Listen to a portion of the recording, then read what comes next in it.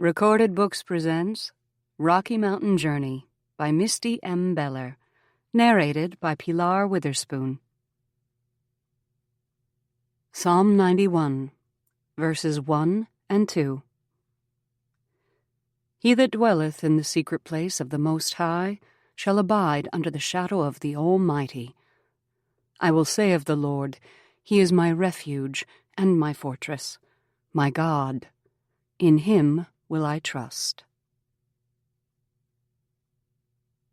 Chapter 1.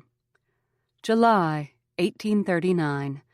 Green River Valley, future Wyoming. The stallion's muscles coiled beneath Faith as the massive animal prepared to rear, but she wouldn't let him throw her, wouldn't lose control. Exhaling slowly to keep her own body from tensing, she crooned, "Easy, boy."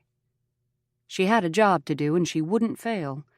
The sooner she finished this horse's training, the sooner the family could continue their search for steps right. She gripped the reins tighter and pressed her weight deeper into her heels.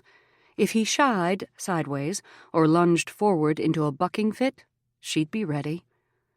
This stallion's determination and endurance were not to be underestimated. Those qualities would make him an excellent cavalry mount, if she trained him into a solid riding horse first. In this moment, she needed him to walk around the corral without attempting to throw her. The stallion's front legs lifted off the ground, and her lungs froze as she steadied herself. Then he landed on his toes. He'd risen just enough to threaten a full rear. "Walk on." She nudged him forward with her heels. No matter what, she couldn't let him feel the fear that gnawed at the edges of her confidence. Too much depended on her finishing this animal's training. He settled into a flat-footed walk for a half-dozen steps, then his muscles coiled again. The warning came only a heartbeat before his front legs rose up in a full rear. Her heart surged, and she leaned forward to keep their balance upright, loosening her reins and flicking the ends on his shoulder. "Walk on." The words came out more as a roar than a shout, but her tone accomplished her goal. The stallion dropped his front legs to the ground. She dug her heels into his sides and said again, "Walk on." He obeyed, jigging forward a few steps, then finally settled into a calmer walk. She worked to make her body relax again. Horses fed on tension. If he sensed it within her, he'd act out more. "That's enough for today, Faith." Rosemary's commanding voice sounded across the yard from the front porch of their cabin. "End on a good note, then come help me with the food." Not now. She was just making headway. Surely Rosie understood she needed to take advantage of every moment when the stallion would cooperate. Faith let her focus dart toward her sister for only a second before returning to the horse's ears, which were now pointed firmly in the direction he stared, toward Rosie and their 1-year-old niece Bertie, who was propped on her hip. Distracted like that, he could startle easily. Faith shook her head and kept her tone pleasant for the horse's sake. "I think he needs more time cantering to wear off his extra energy. He's still not focusing." "Save it for tomorrow. I need you in the house." She grunted her frustration, but kept her reins loose so the horse didn't feed off the emotion. Didn't Rosie understand how important it was for her to work the stallion when she could make headway? Why were her plans and goals always the ones that had to be delayed to help the rest of the family? It wasn't as if she was being selfish in riding this stallion. Training the younger horses was one of her main jobs on this ranch that she and her sisters owned together. They were supposed to be running it as equals, but she was the only one who bent to the others' needs. She halted the stallion and slid to the ground, then led him toward the corral gate, using her sleeve to wipe the sweat running down her temple. July in this mountain country wasn't as hot and humid as it had been back in Virginia, but an afternoon working with the horses in the piercing sun had stripped the strength from her weary body. As she led the horse toward the barn, a little voice called from the cabin, "Da, da, da, da, da." Bertie stood at the top of the porch steps, her pudgy arms waving. Just the sight of her niece's sweet smile lifted a bit of the exhaustion from Faith's shoulders. Bertie had been walking since Christmas, but still always seemed on the verge of losing her balance, and often did. She tied the stallion to a hitching rail, then strode across the yard toward her niece. She could unsaddle the animal in a moment, but right now she needed the joy that came when she played with Bertie, and to make sure she didn't tumble down those steps. She clomped up the porch stairs, then bent low and scooped up her niece. "Hello there, my sweet one. Can you say Auntie Faith?" Bertie grinned, her round cheeks appling as she revealed a mouth full of mostly new teeth. "Da, da, da." That was the sound the child made most, perhaps because her Dada Riley doted on her so. Faith chuckled, then gave the girl a quick tickle in her belly. "Where's your mama and Aunt Rosie?" Rosie had disappeared inside when Faith approached the porch, probably rushing to stir something on the cook stove. Rosie had been working hard to prepare a spread of food for the celebration meal to be held that evening, a special farewell supper for their missionary friends who'd been visiting for the past week. Goes Ahead, Elise, and their children would leave tomorrow to continue traveling through the mountains, working with the tribes and sharing their faith. "I'm right here," Rosie said from inside the cabin. "Keep Bertie outside, though, so she doesn't wake Juniper." Faith turned back to her niece. "Is your mama sleeping?" Being in the family way again sapped the strength from Juniper. Though her and Riley's cabin on the ranch wasn't far, her sister caught a nap in Rosemary's room when she could, if she and Bertie were helping with something in the main house. "Mama." The child gave a slow nod, the motion bouncing her brown curls. "That's good." Juniper seemed to be faring better this time around, not casting up her accounts every few hours, as she had done with Bertie. Still, June carried dark shadows under her eyes, and her face had swelled early. "Keep her and the babe safe, Lord, please. Lorelei, too." So much had happened since they'd traveled to this land. The other of their sisters, who'd recently married, had just announced last week that she and Tanner were expecting. So far, she'd shown no signs of sickness, only a constant glow that made her beam all the time. Bertie rested a hand on Faith's cheek, then seemed to catch herself. She pulled her hand back and ducked her chin, peering up at Faith with a shy smile that nearly melted Faith's heart. She pulled her close and gave her a tight squeeze. "I love you, Bertie girl." Bertie squirmed, as she often did when constrained, and Faith released her, adjusting the girl on her hip. "Owie." Bertie reached into the pocket on her pinafore, as though something had poked her during the hug. "Did I squeeze you too tight? I'm sorry." Bertie pulled out something that flashed in the sunlight. "What's that?" Faith squinted against the sparkle. Whatever it was, the child probably shouldn't be playing with it. Had she absconded with Rosemary's locket that had been passed down from their mother? At least Rosie had something of Mama's. Faith pushed down the old familiar twinge of jealousy. The one thing she'd had to remember Mama by, the stones the two of them had collected together, had been lost when they moved from their Virginia ranch to Richmond after Mama's death. The child tucked her hand behind her back, her lips pinched, likely knowing she wasn't supposed to have the item. Faith reached for Bertie's arm. "I'll bet Aunt Rosie wouldn't want you to have that." She kept her voice light and pleasant. "Can you give it to Auntie Faith?" When she pried Bertie's hand from behind her, the girl finally raised the trinket with her precious grin. "Da!" Faith's breath caught as she focused on the necklace in her niece's hand. This wasn't the locket on its thin gold chain. She reached for the blue crystal beads, But when Bertie tried to pull them away, Faith caught her wrist instead. "No, ma'am." Bertie's face pinched, and she made a fussing sound, so Faith eased her grip. "You can't play with these, honey. They're very special." She used her other hand to pry the child's fingers open and slip the strand out of her hold.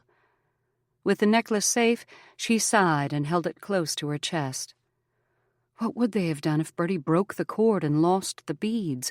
This keepsake could never have been replaced, not even if they somehow found the exact same type of beads and string to repair it. The meaning of this treasure would be lost. Rosie poked her head through the doorway.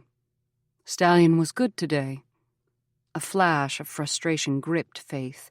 These beads were far more important than pleasantries. "Rosie," she held up the necklace, "look what Bertie had in her pocket." Rosemary squinted into the sunshine, then flashed a dismissive smile. "I was showing it to her yesterday. She must have seen which drawer I put it in." Faith fought to keep anger from her tone. Why would you keep the beads where she could reach them? She might break the cord or the beads themselves, and the entire thing would be ruined.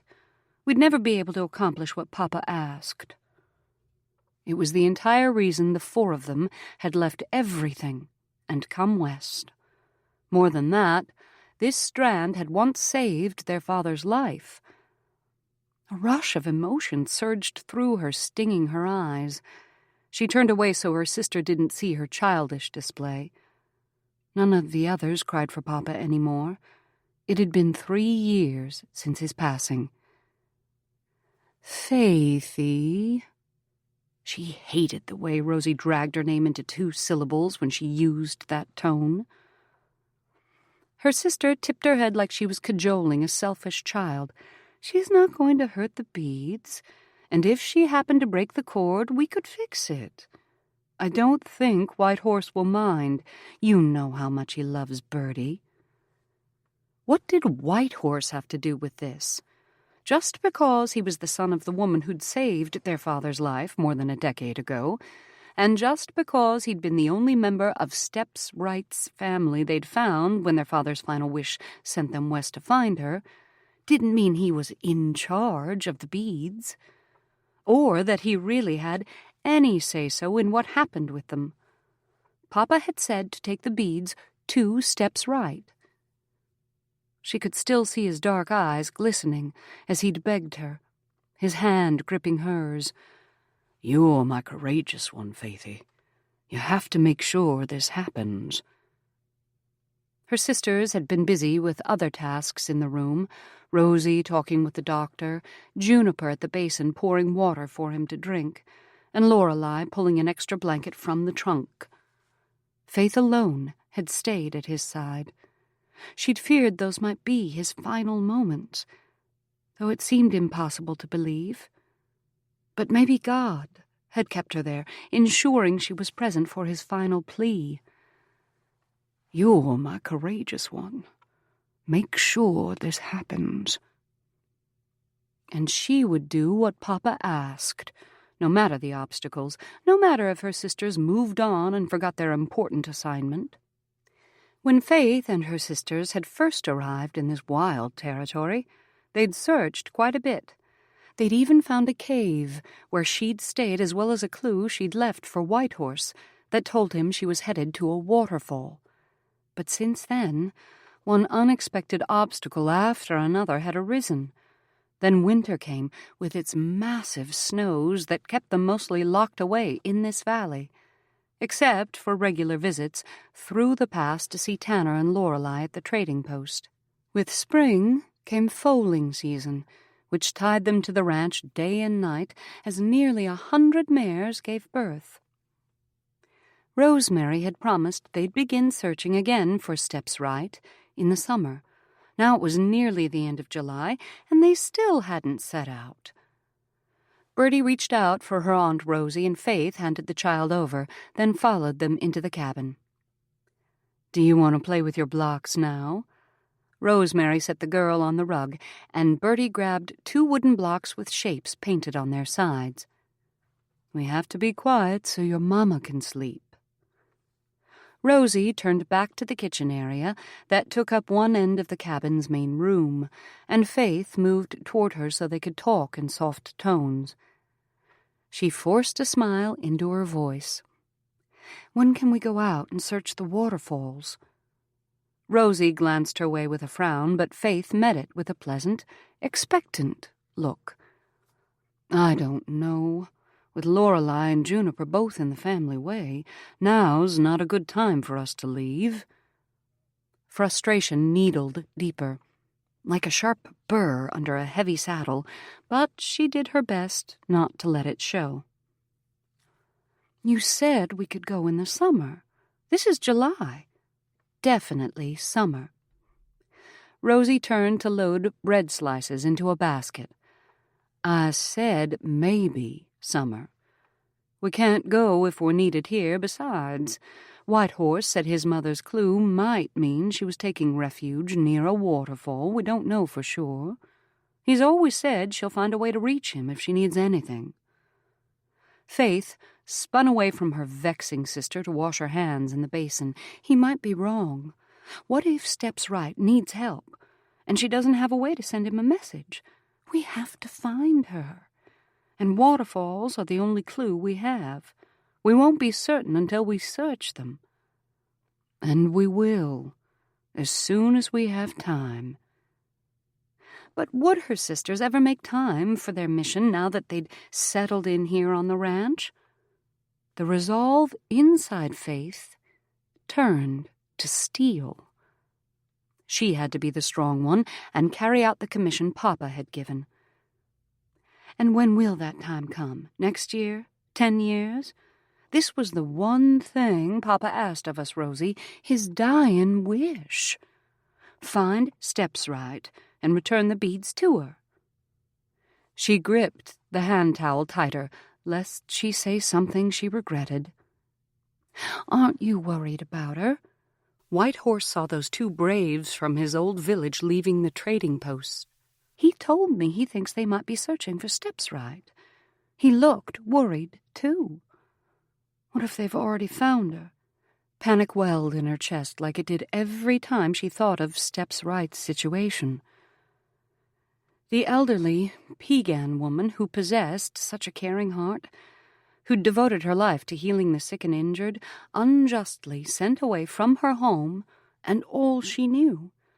She'd been hiding in these treacherous mountains for 3 years. What would those warriors do to her if they found her? Take her back to the village and make her endure some kind of trial or punishment? A shiver slid through her, and she glared at Rosie. "I'm beginning to think you don't care, but I do." The burn of tears swept in fast. She was going to lose control if she didn't stop talking. She dropped her voice for the last bit. "I do care. I care about a helpless woman out there alone in the mountains, and I care about Papa. I will accomplish what he asked of us." Rosie studied her, brows knit as though she didn't understand why Faith was so upset. She reached out and touched Faith's arm, and it took everything within her not to jerk away. "I care, Faithy. We all do.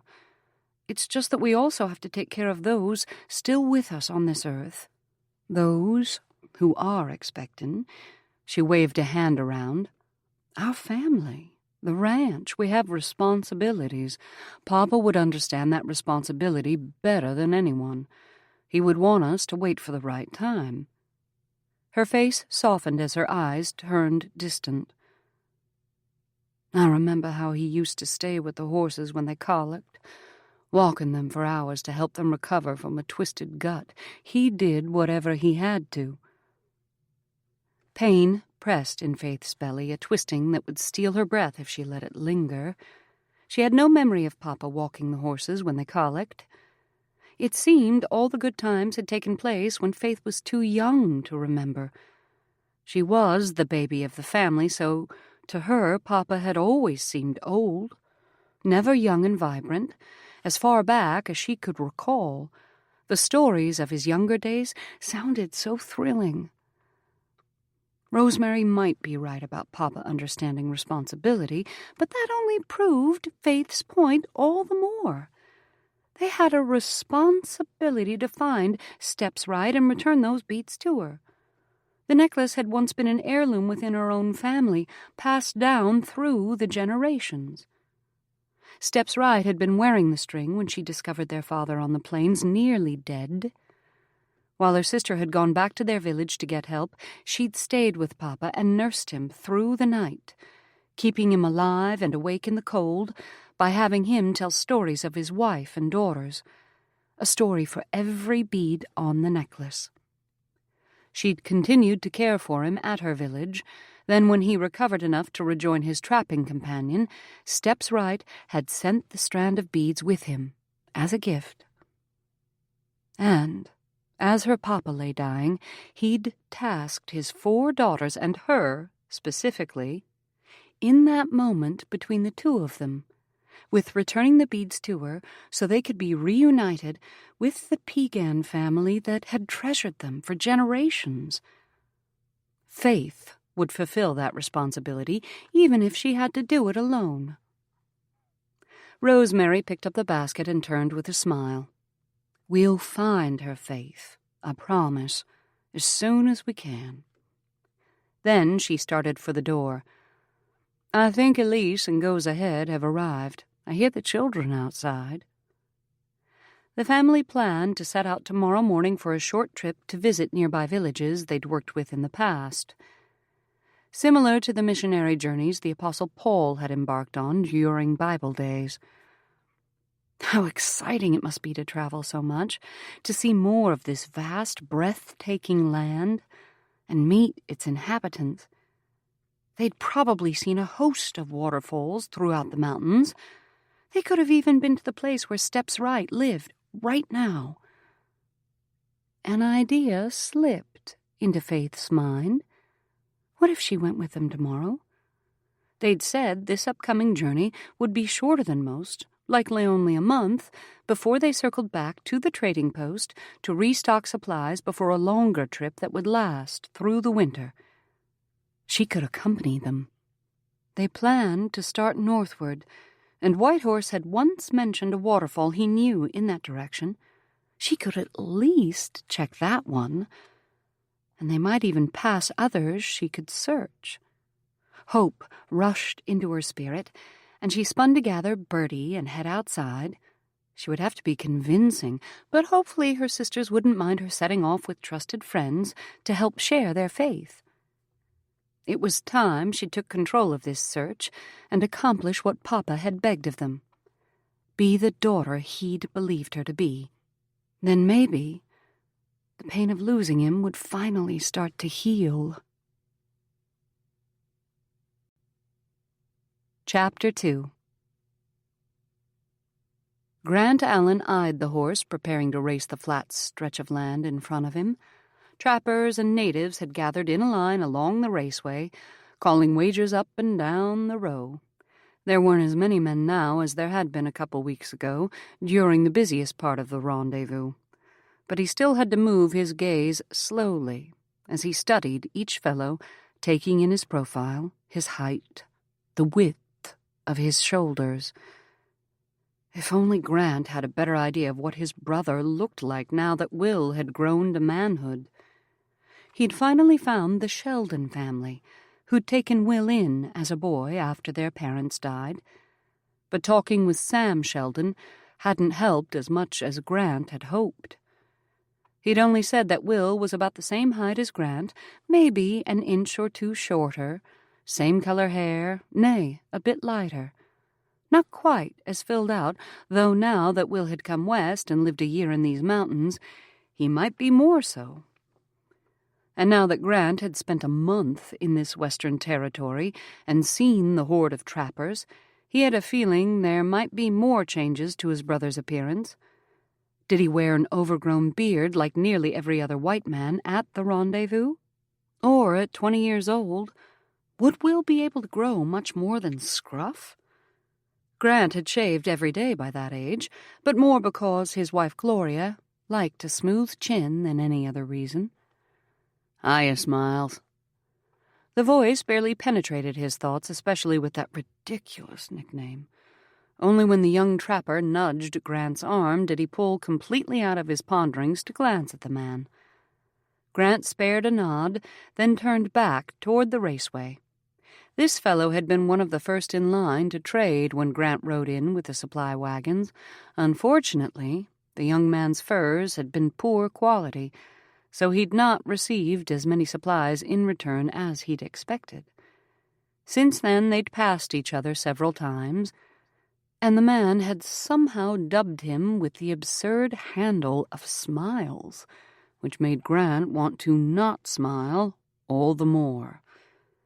The young trapper gestured toward the horses. "Already placed your bet?" Grant shook his head.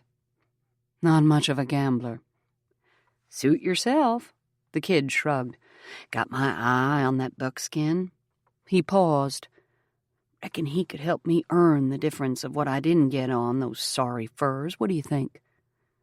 Grant eyed the animal. The dusky coloring with that black mane and tail was striking enough to catch any man's eye. But it was the animal's eyes that concerned him. The lack of excitement there, and you could just see the flash of white at the corners. Growing up in St. Louis, the gateway to the West, he'd had plenty of chances to sit on a street bench and listen to the old men talk about horse flesh. He'd once heard a gray-haired man say you could never trust a horse that showed the whites of his eyes. Grant hadn't spent as much time around horses as a lot of fellas here, but he'd paid attention from that day on. More often than not, the man's words proved true. Even so, he'd rather stay out of this youngster's business. The fellow had asked Grant's opinion, though, and if he bet on the buckskin against that leggy bay with the itch to move out, he'd lose even more of the supplies he needed to survive the winter. Grant glanced sideways at him. He was about the age Will would be, 20 years. He couldn't actually be Will, though, not with that shock of blonde hair. But if Will were about to make such a poor decision, Grant would want someone to knock sense into him. He turned his focus forward again. "Save your trade goods." The trapper spit a stream of tobacco juice onto a rock in front of him. "I need to win enough powder to fill my cartridges through the winter. You think the buckskin's the way to go?" Grant shook his head. If the fellow was going to be bull-headed about it. "Saw the bay run yesterday. I'd put my money on him." Except he wouldn't. He knew far better than to waste his funds on a wager. "All righty, then." The man trotted off to place his bet, and Grant shifted his focus to those lining the far side of the raceway. He'd already questioned many of them, but none had heard of Will Sheldon, nor Will Allen. He couldn't be sure whether his brother had used the surname of the family who took him in, or kept their real name. As he finished studying the figures on the far side, the horses moved into position for the riders to mount. It would be a few minutes before they shot the starting gun. And there came that young trapper, trotting back toward him, a grin as wide as the Mississippi River spread across his face. They should call him Smiles. Grant couldn't help a surge of sympathy. He'd been a boy once, desperate to make sure he'd have enough to eat, willing to take a chance. He'd thought his choices had paid off once upon a time. He'd managed to secure a wife far above his position in St. Louis society, and he'd become son-in-law and assistant to one of the leading solicitors in the city. He should have known it wouldn't last. The trapper settled in beside him to watch the race. "Thanks for the tip. That bay is a real beauty." Grant nodded. Was it too much to hope the fellow would catch on and learn to appreciate silence? "I heard something that might help you. A tip in return, you might say." He spared the annoying man a look, but still held his tongue, just raised his brows, and waited. "Didn't you say your brother's name was Will? Shelton or something?" Grant's pulse quickened. Sheldon. The trapper nodded. "That's it. I was standing at Parsons' campfire, sharing a cup of coffee and talking about the best places to trap this winter. I heard a couple of fellows on t'other side of the flame say the name Will. Got nosy, I did. And when I asked about this Will fellow, they said it was a friend of theirn who was living in a cabin somewhere up on the Shahila River. Said they thought they might find themselves there come the first snow and see if they could bed down out of the weather." Grant worked to keep his breathing even and not grab the man's shoulders to shake more details out of him. "Where's the Shahila River? Who's Parson?" He'd not heard of a trapper by that name. Was that a surname or a profession? The men in these parts seemed to have a penchant for labeling each other with strange handles. The boy turned and lifted an arm to point toward the lodges scattered around the valley. Before he could speak, a surge from the crowd lining the raceway spun him back toward the horses. They're about to start. With the blast of the gunshot, the voices around them surged almost as fast as the racing horses. Beside him, the trapper jumped and fisted the air, cheering on the bay with a colorful assortment of encouragements. "Come on, you mangy piece of hide. Stretch those toothpicks. Move on past that dog-nosed blighter. Move on, I tell you." Grant didn't worry about tracking the animals down the raceway. His mind could only focus on what this overly friendly lad had revealed. The Shahila River. It wasn't on the map he'd purchased before coming west, a sketch created from the details William Clark had drawn during the expedition he and Meriwether Lewis led to the Pacific Ocean. As soon as the bay crossed the finish line, 2 lengths in front of the buckskin, the young trapper started to run toward the crowd gathering around the winner. Grant grabbed his arm just in time and held him back. He couldn't let this first lead slip out of his hands. The fellow tried to pull away. "I have to collect my winnings." Grant gripped him harder. "Tell me where to find those men, the ones who know my brother." The boy pointed again toward the lodges. "That bigger teepee with the square tent pitched beside it. Tell 'em Riggs sent you."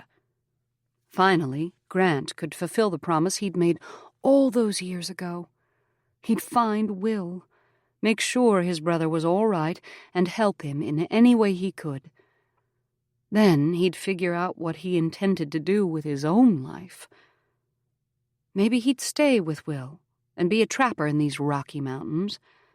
2 brothers, finally reunited after being torn apart so many years ago. Maybe. The roar of water crashing against massive rocks filled Faith's ears as she stepped closer to the waterfall. Mist rose from the cascading flow, creating a rainbow of colors in the pale morning light. She squinted into the icy spray. Was there a cave behind? Whitehorse said some waterfalls in this area covered hidden tunnels, and he suspected his mother had taken refuge in one of them. Wouldn't it be wonderful if Faith located her on this very first search? She couldn't tell if there was a cave here or not. She'd have to move closer to investigate, to see if there was a path leading behind. Steps right wouldn't stay at a place where she had to drench herself, and maybe even be injured by the heavy flow every time she came into or out of her home. Faith moved to the edge of the falls, where a path would be located. The mist sprayed a fine layer of wet over her face and hair, even her clothing, her favorite green cotton work dress. This was the only skirt that allowed her to move freely without tangling in her legs if she lengthened her stride. She'd taken to wearing trousers most days, but this had been one of Rosemary's requirements for her to accompany the missionary party. She had to wear a skirt at all times so the people they met would be able to distinguish her from the eldest boy in the family, 15-year-old Walking Bird. Faith couldn't help if she was less filled out than her sisters. She'd always thought it was her youth that made her look more like a sapling than a woman, but at 19, she'd more than reached the age she should have grown more curves. It didn't matter to her if people confused her with a half-grown boy, but wearing a dress was a small price to pay for finally getting the chance to find steps right and fulfill her responsibility to Papa. Her heart gave a skitter of anticipation. She was so close to finding the woman she could feel it. But there was no path leading behind this curtain of water, only slick, wet rocks. Maybe the thick mist concealed a ledge, and a person simply had to step out in faith. She moved forward and crouched, feeling through the edge of the water's spray. Liquid pounded on her arm, drenching her sleeve. Her hand met only a solid rock wall. Maybe on the other side of the river. She stepped back to study the far bank, but her boot slipped on wet stone. She stumbled, reaching out to catch herself. Her left foot slid out from under her and over the edge of the rock, toward the river below, spreading her legs wide. She landed hard on the boulder, sitting spraddle-legged. But too much of her weight was tipped toward the water, and the stone beneath her was slippery from so many years under the spray of the falls. She slid sideways, crying out as she scrambled to grab something solid. Her hand caught a jutting rock just as she was about to tumble into the rushing water. Heart pounding, she clung to the stone with all her strength, both feet dangling over the edge. Chapter 3. Faith sucked in hard breaths, her heart racing as she struggled to get a foothold. Her boots only slipped off the wet rock. Should she let go and fall into the water below? It must be at least 3 body lengths down. She couldn't give up so easily. What if she hit rocks in the pool? Or the waterfall sucked her under, raining down its powerful flow on her body. Could its strength break bones? Gathering her strength, she used her arms to pull herself up and managed to get her chin above the rock.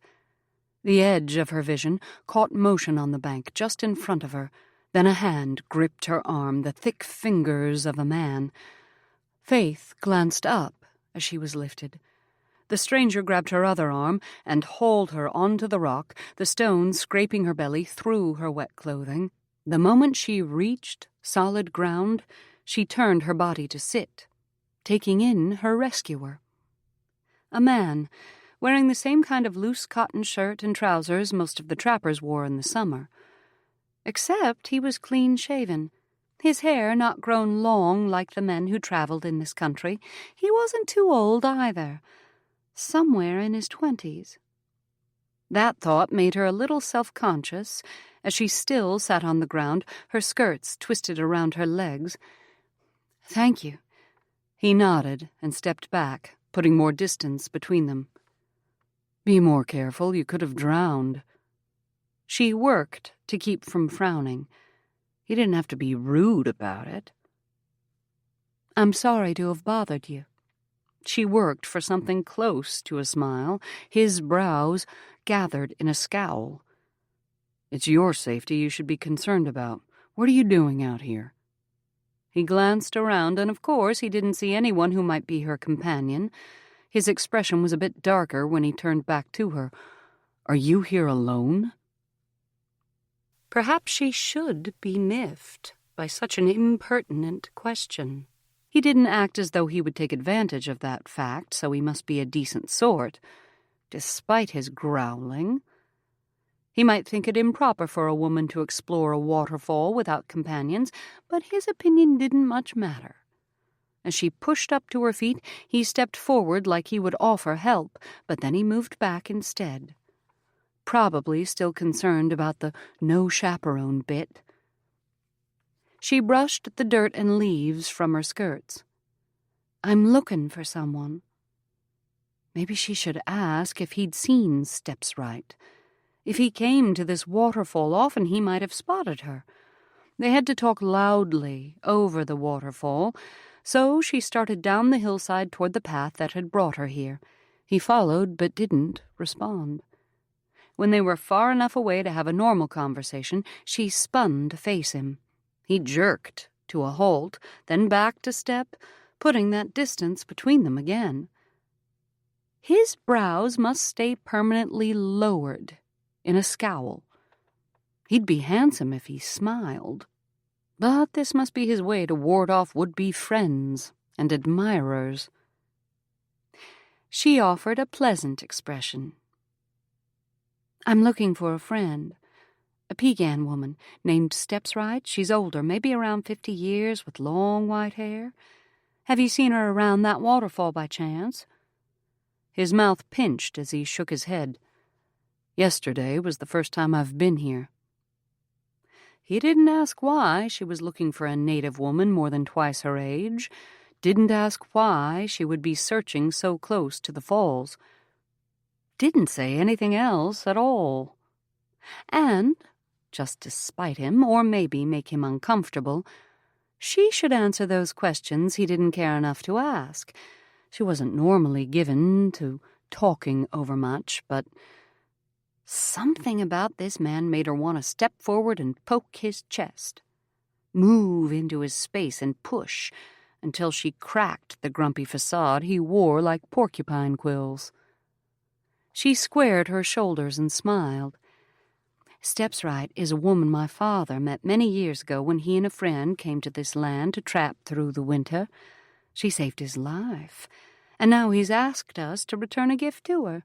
We've located her son, but are still looking for the woman herself. We have reason to believe she might be staying near a waterfall. This is the first one I've searched, and I thought maybe there would be a cave behind the water. That's why I got so close. But there's not a cave here. I guess I'll have to keep looking."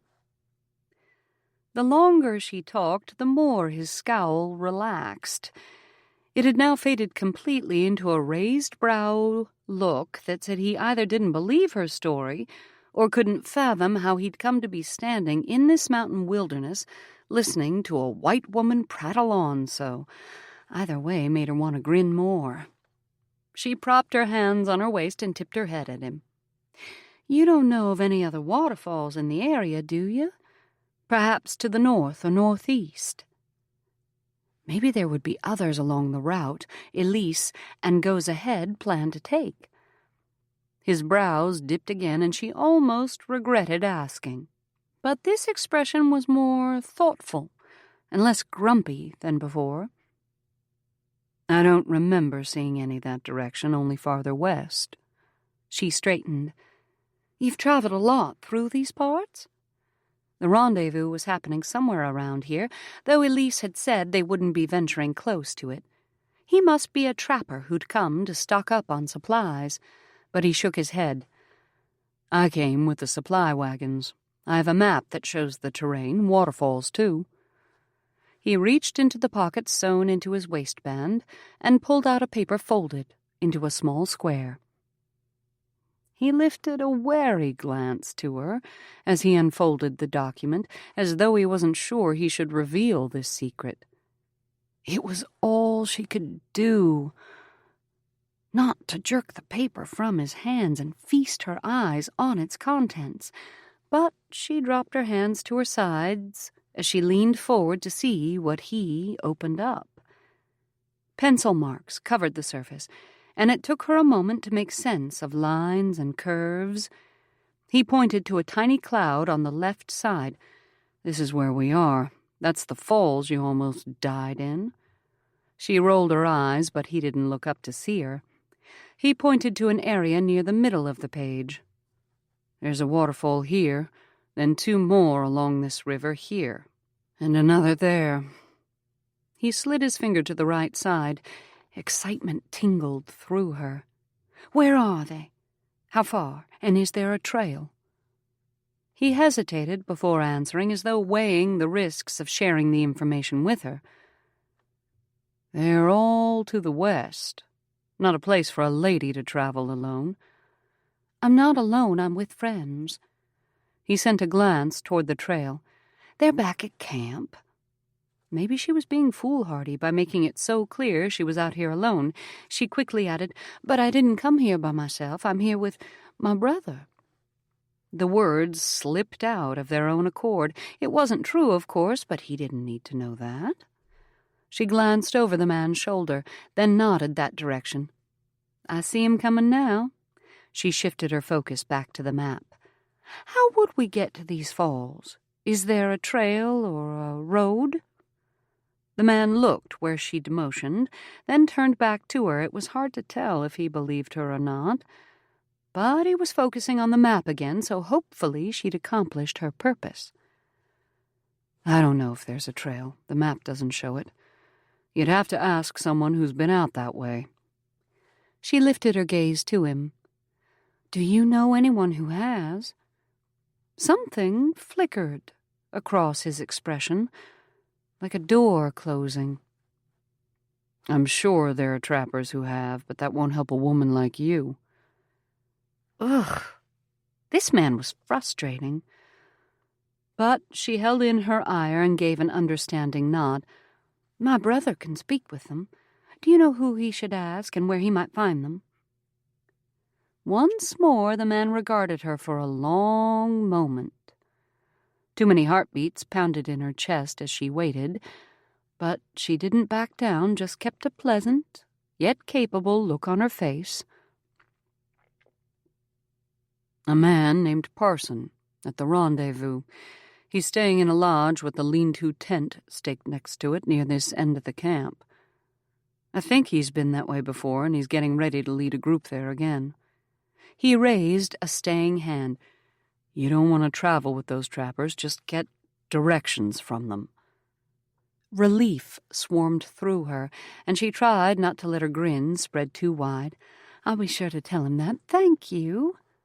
The man nodded, then turned toward the trail. He didn't say goodbye, but he certainly seemed to be leaving. Probably worried she'd ask more questions he didn't want to answer. As he strode away, an impish thought slipped in, and she couldn't help herself as she called out to him, "Wait, I didn't catch your name." He paused and glanced back, his expression guarded. "Allen, Grant Allen." Now she couldn't help her grin. "Thank you, Mr. Allen. It was a pleasure to meet you." Once more he nodded and turned away. This time she let him go. She had much to figure out in order to keep going on this search for steps right. She couldn't disappoint or worry her family, but she also couldn't lose her first viable lead. Was there a way she could possibly accomplish both? Chapter 4. "Are you sure you want to go alone?" Faith held Elise's hands, the woman who had been so kind to her these past days. She met her gaze, though it was hard, knowing she was misleading these wonderful people. "I'll be fine, really. I'm leaving early enough. I bet I can even make it home in one day." If she were going home, which she wasn't. Elise studied her face, not letting go of their joined hands. "I'm not sure your sisters will be pleased with me." Faith gave a gentle squeeze. "They'll be fine. They know I'm stubborn, but they also know I'm capable. I've lived here in the territory for 3 years now. I can ride a day or two by myself." Elise nodded, though she still looked uncertain. "This land does make you strong." Then she pulled Faith in for a hug. "I'm sorry you didn't find steps right. We'll keep looking on our journey and send word if we find her." For just a moment, Faith let herself breathe in the warm security of the embrace. How long had it been since she'd been truly held by a mother figure? Her sisters would slip an arm around her shoulders sometimes, but not a true hug that wrapped her fully, made her feel loved and cared for. The burn of tears stung her eyes, and when Elise pulled back, Faith blinked to keep from letting them show. "Thank you for everything. I've loved getting to know you and your family." Elise smiled and reached for her husband, Goes Ahead, who stood back a few steps with Faith's gelding, Two-Bit. The gros ventre man came to his wife's side. "We will pray your journey is safe, and you find the grandmother you seek." Faith tried to keep her smile bright and not allow the shyness that always tried to creep in around this man. Though he spoke clear English, he carried himself like the warrior he'd once been. Elise and Goes Ahead's story was fascinating. How they met nearly 7 years ago when Elise and her brother came to this land as missionaries. Goes Ahead had been mourning the death of his Salish wife while trying to travel through the mountains with his infant daughter and young son. Elise and her party had helped them, and by the end of the journey, Goes Ahead had come to faith, and the two of them had developed an affection that became the start of a beautiful marriage. All 4 of their children traveled with them now as they continued their missionary work, even 15-year-old Walking Bird and 7-year-old Pretty Shield, the pair who had brought them together in the beginning. Faith nodded in response to Goes Ahead's words. "Thank you." Then she reached for her horse's reins. "I'd better get going." Once she'd mounted, she glanced over the campfire where Walking Bird knelt. The rest of the children still slept in the early light of dawn. The youth nodded to her. "Ride safe." She returned the nod, then offered a final farewell to Elise and Goes Ahead. "I'll see you again, soon." At last, she nudged her mount's sides and started on the trail south toward the Collins Ranch. Surely she could find the exact location of the waterfalls on Mr. Allen's map, search them all, and get back to her sisters before these friends finished their route and came back through the trading post next month. She rode southward until a hill separated her from view of the camp, then continued a bit farther until a cluster of trees also stood between them. She reined in 2-bit and slipped to the ground. "All right, boy. Now's the time to get ready for the rendezvous." She'd worked through this setup in her mind all day yesterday, then worried too much about it when she should have been sleeping. Moving quickly, she pulled her trousers and work shirt out of her pack and slipped them on. For once, her stick-straight figure would be helpful. The shirt fit loosely enough that she didn't even have to wrap her chest to conceal the few curves she possessed. She tucked the pouch containing the blue crystal beads 4 steps right under the neckline. Maybe it was too risky to have brought them, but if she couldn't get steps right to come back to the ranch, at least she would be able to return this long-lost treasure to her. She straightened and reached to pat her head. Her hair would be a bigger challenge. Should she cut it? Maybe leave a little length on her neck like a young man who'd spent a few months out here? She wouldn't be able to add even the start of a beard, though, so it'd be better to look fully trimmed, like someone who'd come fresh from the east, ready to start exploring. But she couldn't bring herself to cut her hair that short. Not for a single trip into the rendezvous camp to get better directions. She simply had to pass for a young man long enough to get the information she needed. And tucking her braid up into a hat should accomplish that. After securing the wide-brimmed hat in place and pulling on her boots, she glanced down at herself once more. Too bad she didn't have a mirror to check the part she couldn't see. Her clothes were dirty enough to pass for a man's. Her hands, though. She dropped to her knees and rubbed mud from the dew-dampened ground over her exposed skin. Her hands, her neck, even her face.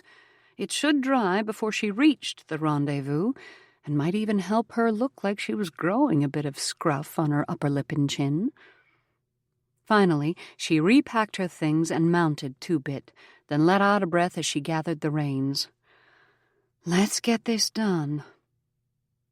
From the details her family and the missionaries had said, she knew approximately where the rendezvous was being held this year, and Mr. Allen's pointing yesterday had confirmed the direction she'd thought. Hopefully she could reach that valley in a couple hours of steady riding. It turned out to be nearer to 3 hours, Before the telltale signs of smoke rising above the crest of the hill gave her the first clue she was nearing her destination. Her heart quickened, and she urged Two-Bit up the slope. At the top, she reined in where she could just see the valley, but wouldn't be conspicuous to anyone looking up this way. There weren't nearly as many lodges as the first rendezvous she'd seen 3 years before, when she and her sisters first came west. There were gaps between the campsites here, though, which probably meant a number of trapping parties had already left. The festivities were winding down. She inhaled a breath for courage, then released it. "Protect me, God, and help me get what I need here." She nudged Two-Bit forward, then adjusted her posture in the saddle so she sat more like a man. As they descended the slope into the valley, she could make out trappers wandering through the camps. A few looked her way, but she didn't hold their interest long as they continued with whatever they'd been doing. A lodge and tent came into view that matched Mr. Allen's description, so she steered her horse a bit to the left toward that camp. 2 men sat in front of the fire, but she was too far away to see their expressions enough to know if they were watching her. She did her best to look nonchalant. She would need to deepen her voice. How should she begin? Should she ask for the man named Parson? Or simply say she'd heard they were setting out to a place where they'd see waterfalls? Faith took a deep breath as she neared the edge of the camp, then reined in Two-Bit and dismounted. She left the reins hanging so he would stay ground-tied as she'd taught him, then ambled forward. One of the men looked older, with graying hair and weathered skin above his full beard. The other possessed a youthful face and a scruffy beard that hadn't fully grown in. They both regarded her as she stopped a few feet from their campfire, but the younger man showed more open curiosity. Both seemed to be waiting for her to speak first. She started to smile, but caught herself, and shifted her expression to something a little cocky, yet not unfriendly. "Howdy." She made her voice as deep as possible without sounding silly. "Is there a fellow named Parson here?" The older man tipped his head a little. "Who's asking?" "That must be him." "I heard he was headed west on a trail that might lead to a few waterfalls." The lines across the man's brow deepened. "Might be." Parson certainly wasn't a trusting man. Should she smile a little to show she was friendly? Men didn't reveal emotion as often, but the younger fellow beside Parson didn't seem to be trying to conceal his curiosity. She tried for an affable, open look. "I'm hoping to get some directions from him. Maybe find out the best trail to find those falls. I've a friend who said she'd be staying near one of them. Not sure which one, so I might need to check all the falls in that area." Parson narrowed his gaze. "Your friend's a woman?" She barely kept from cringing. Why had she revealed that? He probably thought she was a fellow trying to meet up with a sweetheart from one of the tribes. "She's an old grandmother from the Piegan tribe, a healer. She asked me to bring her something." She couldn't breathe as she waited to see if that would satisfy his questions. The way he was eyeing her, he must be trying to decide if he believed her. She didn't let herself shift under his scrutiny. She didn't exactly meet his gaze full on, but she waited, keeping herself quiet.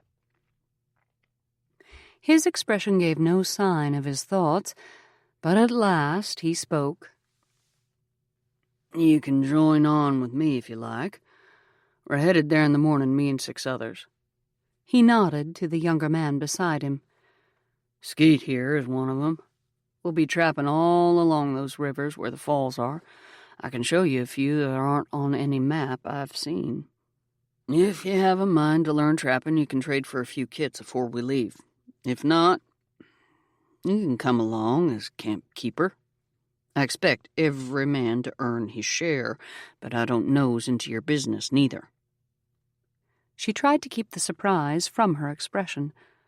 She hadn't expected an offer to join the group, trap with them. She'd always wanted to try her hand at it, but she didn't have time to learn the trade now, maybe later, but not with a group of strange men. She gave a nod of thanks. "I appreciate that offer. Any other time I'd say yes and thank ye." That was an expression she'd heard the trappers use. "But I need to move faster this time. My friend needs what I'm bringing to her. Could you maybe draw me a map or point me to a trail that will take me to the area?" If he would include more falls than she'd seen on Mr. Allen's map, all the better. Coming here had certainly been the right choice, maybe even a direction from God. But he shook his head. "There's not a trail. There's too much ground to cover to draw it out." He eyed her. "Besides, it's not a route a fellow should go on his own, especially not one who's green to the area." At least she'd been successful in her disguise. But the disappointment pressing in her chest didn't feel like success. He pressed his hands to his knees and stood, releasing a little groan with the effort. "If you want to see the falls right along with us, you can tend the fire and cook meals, help with the horses. I got enough supplies to feed you. Be here at sunrise." He turned and ducked into the lodge, a clear signal he was done with the conversation. The other fellow still sat by the fire, but as she met his gaze, he raised his brows. "You in?" That was the question, wasn't it? She pinched her lips. "Maybe. Need to do some thinking, I suppose."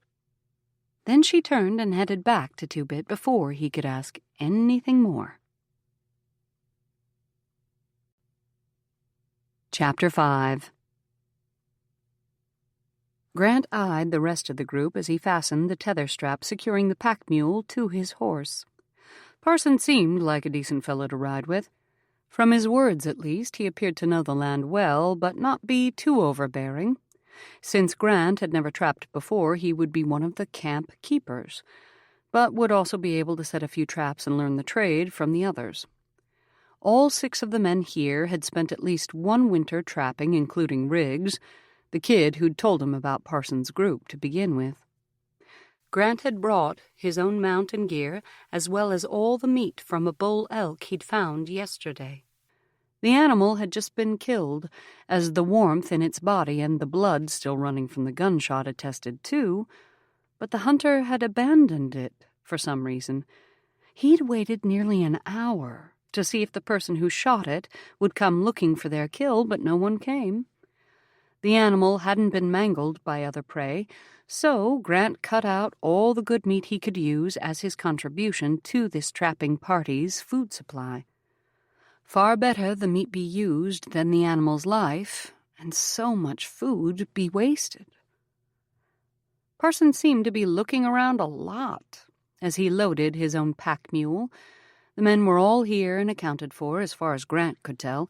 Even now, though, their leader was staring out at the hill that lined one side of the rendezvous camp.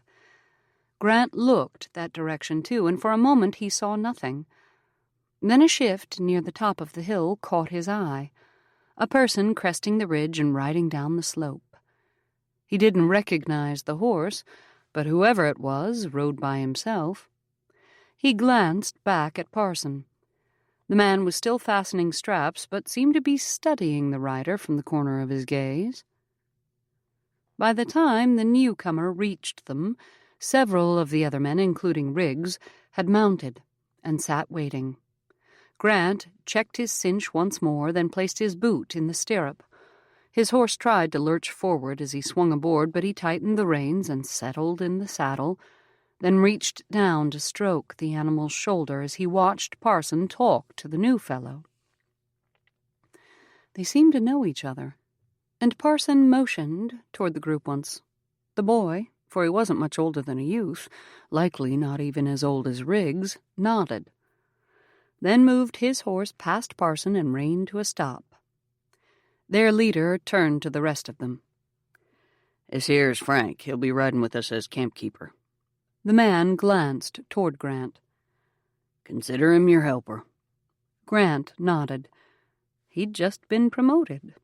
No longer the newcomer to this land. Frank looked his way, and the lad's eyes widened a little. Grant studied the man. Boy. Scrawny and dirty. But something about him seemed familiar. Had he come to trade while Grant was working at the supply wagons? He couldn't pull up a memory near the wagons that included this fellow. In fact, he seemed younger than any man Grant had seen out here. He couldn't have come to this land by himself. Was he the son or little brother of one of the trappers? He took in the face once more, studying the nuances, small features. Those blue eyes were familiar. Then realization settled over him. Those eyes looked like the woman he'd met at the waterfall, the one who'd nearly cracked her neck on the rocks. This must be the brother she spoke of. Parsons started his mount forward, calling for them to fall into line behind him. Grant guided his horse in with the others, moving closer to Frank. Maybe he would have a chance to ask more about him and his sister. Not that he meant to poke his nose into their business. He had no desire to tangle himself in anyone else's affairs. He simply wanted to find Will, as he'd promised to do when they were separated all those years ago. But in the meantime, he could ask a few questions, find out the story with these two. Frank must be here because of Grant mentioning Parsons' group to the boy's sister. What was she doing while her brother joined on with these trappers? For the first hour or so, Grant watched the boy. He rode with a tense posture, as if he was uncomfortable being around the other men. What would Grant have done if he and Will were in the shoes of these siblings? He wouldn't have sent his younger brother out into the wilds with a group of unkempt mountain men. He would have gone himself, but of course this boy's older sister couldn't do that. So, if Will had set out on a journey like this, mostly at the mercy of the men he traveled with, Grant would hope at least one of his companions would take him under his wing, look after him, and see that he stayed safe. Help him learn the ropes, so to speak. He nudged his horse a little closer to Frank's. "How old are you, boy?" Frank jerked his gaze to Grant, his eyes widening a little. He sure was a nervous sort. 19. Grant couldn't help raising his brows. He would have staked money this lad wasn't a day over 15. He'd let it pass, though. He moved his gaze forward so the lad didn't feel like he was being interrogated. "I think it might have been your sister I met a few days ago, near a waterfall, southeast of the rendezvous camp. She was looking for a friend, I think."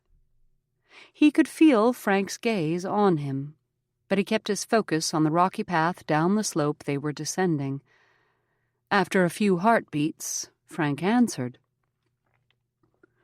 "She said she met someone there, a fellow who showed her a map of more waterfalls." He nodded. "I assume that's why you're riding with Parson, to find those waterfalls and look for your friend?" He slipped his gaze to Frank to catch his reaction. The boy looked forward as he nodded. "I'd like to see that map again sometime, if you don't mind." Grant frowned again. He must have meant to. Maybe he'd not been able to attend school. Grant himself had been lucky in that area.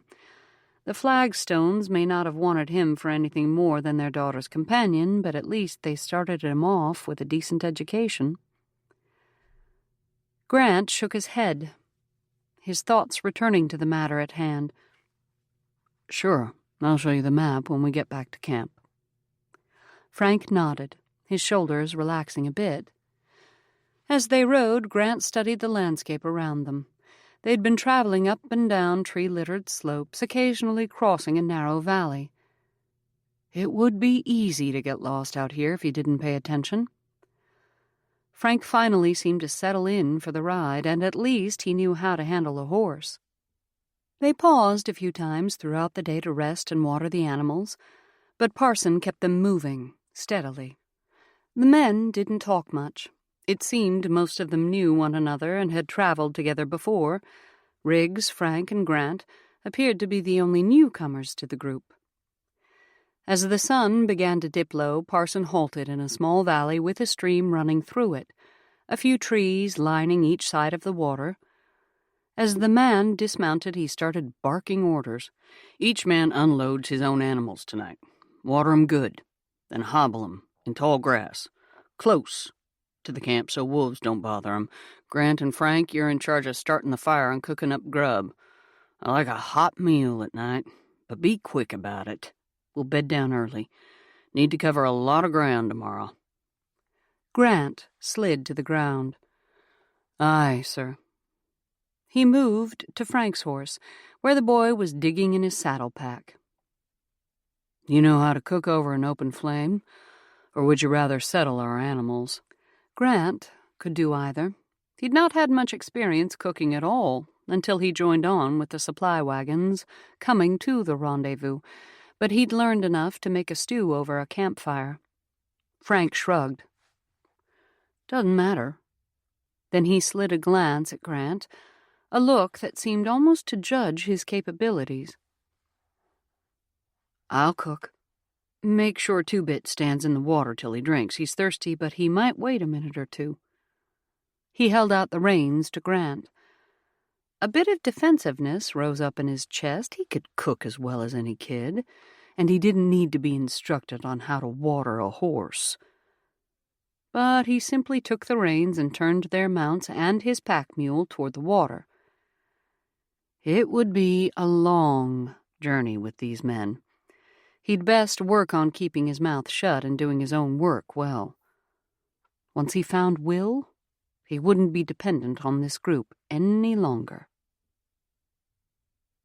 Faith stirred the stew in the pot as the men worked around her to set up camp.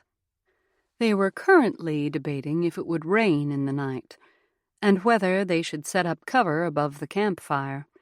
Two of the men, Skeet and Hooper, were convinced the sky would open up in a downpour while they slept, and they almost had Riggs swayed to their opinion. Parson and Willard waved the notion off, and the old-time trapper in the group hadn't chosen a side yet. The man hadn't said much, actually, just sat back a little from the fire and sorted through one of his packs. Grant had gone to gather more firewood, enough to keep them through the night and heat the remaining stew in the morning. So far, he hadn't realized she was actually the woman he met by the waterfall. She'd thought he recognized her at first. The panic nearly made her spin her horse and canter away. But she'd held her ground and finally realized he assumed she was the brother she'd mentioned at the waterfall. The lie sat like a bad piece of meat in her middle, churning her insides.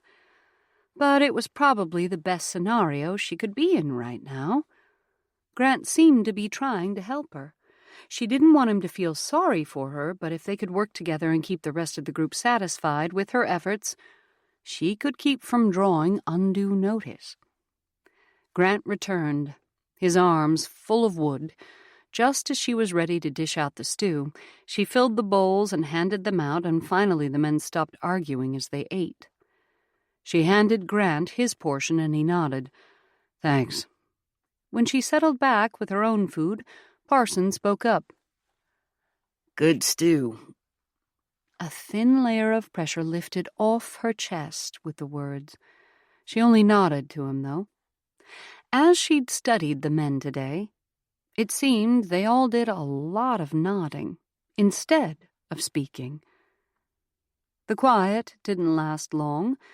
When Parson finished downing his portion, he tossed the tin dish beside the fire.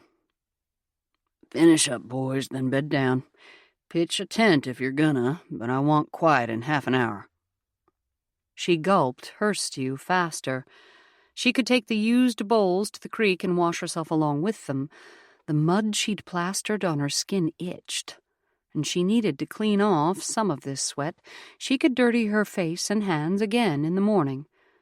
She also needed to find a protected place to relieve herself. Maybe if she went to check the horses and mules. Tomorrow would be easier, now that she knew what was expected of her, and now that she'd made it through a full day without ruining her disguise. She could manage the rest of the trip. And maybe, in the next few days, they would reach the first waterfall and she could begin her search in earnest. Chapter 6. Grant woke as the first rays of light turned the eastern sky gray. But someone already knelt by the fire ring, stirring the coals to life. It must have been the dropping of a log that awakened him. He'd planned to be the first one up to get things going before Frank arose. The boy was probably tired after their first day out. Grant sure had been weary that first week after leaving St. Louis with the supply wagons. Riding all day in the saddle used muscles a man didn't know he possessed. Even now, he could feel the effects of the few weeks' rest during the rendezvous. His back was stiff and his thighs burned as he sat upright and pushed his blankets aside. His motion must have startled Frank, for the boy twisted to face him.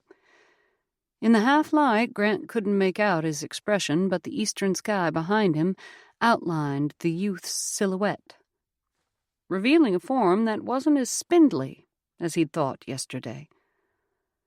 Maybe that was a trick of the shadows, but it sure did look like Frank had curves.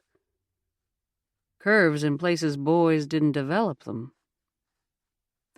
The lad turned back to the fire without speaking, and Grant squeezed his eyes shut, then reopened them. He needed coffee. He must not be awake enough to see straight. He slid his stockinged feet into boots, then stood and reached for the kettle. "I'll get water," he whispered. As he returned with a full container, a few others were beginning to rise, including Parson. They'd be hungry, then their leader would likely push to saddle up and get on the trail. While Grant added coffee grounds to the water, Frank continued to nurse the flame. He'd already placed the pot of remaining soup close enough to heat. Neither of them spoke until Frank straightened. "Watch this soup, will you? I'm going to the creek." Grant nodded as the boys slipped out of camp. He didn't go to the water closest to them, though, but moved downstream a ways, disappearing into the brush beside the bank. As the coffee finished brewing and the soup warmed enough to eat, Grant handed out full plates and cups. Frank still hadn't returned. He must be taking care of personal matters, but was there something more? Had he been hurt? Or maybe he found something he needed help with, but was afraid to call out? Grant took up his own cup of warm brew and stood, then ambled toward the water next to the camp. He might be able to see the boy downstream. He dropped to his haunches by the flow, washing the food residue from his fingertips in the cold current. He could just see part of Frank's body near the bend in the creek. He looked to be washing his face, maybe. That was good. The boy had looked a bit like a street urchin yesterday with all that dirt on him. "Time to load up." Parsons' call came from behind, and Grant stood, then turned back to the camp. He could load his and Frank's animals while the boy put away the cooking supplies. When Grant led the saddled horses to camp so they could load the last of the packs, Frank stood and hoisted the satchel that contained the food and cooking pots. He seemed to work hard to lift it. Grant reached to take the load. Anything else need doing? Frank shook his head as he scanned the camp. "Just tie on our blankets."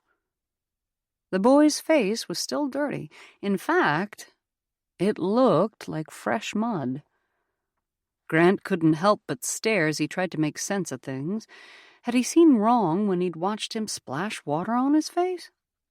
Either Grant was losing his eyesight or maybe his ability to think through what he was seeing, or something wasn't right with this boy.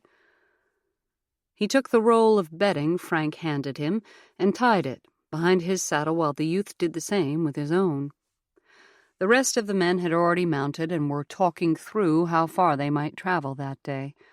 Parson wanted to reach the first possible trapping spot by midday tomorrow, early enough they could set a few traps and see if enough catch still lived there, or if they'd need to move on to a larger lake.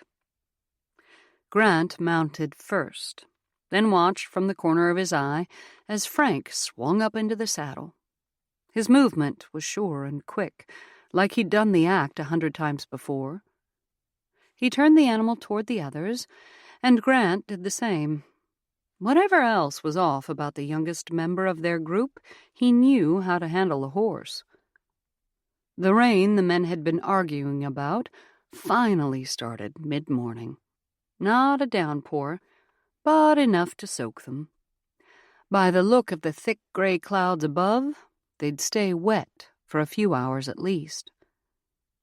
The trail Parson led them on was an animal path through a mountain pass, not overly steep or rocky. Frank rode in front of Grant, with Skeet behind him, mumbling about how he'd told everyone it would be a gully washer. Maybe they'd believe him next time.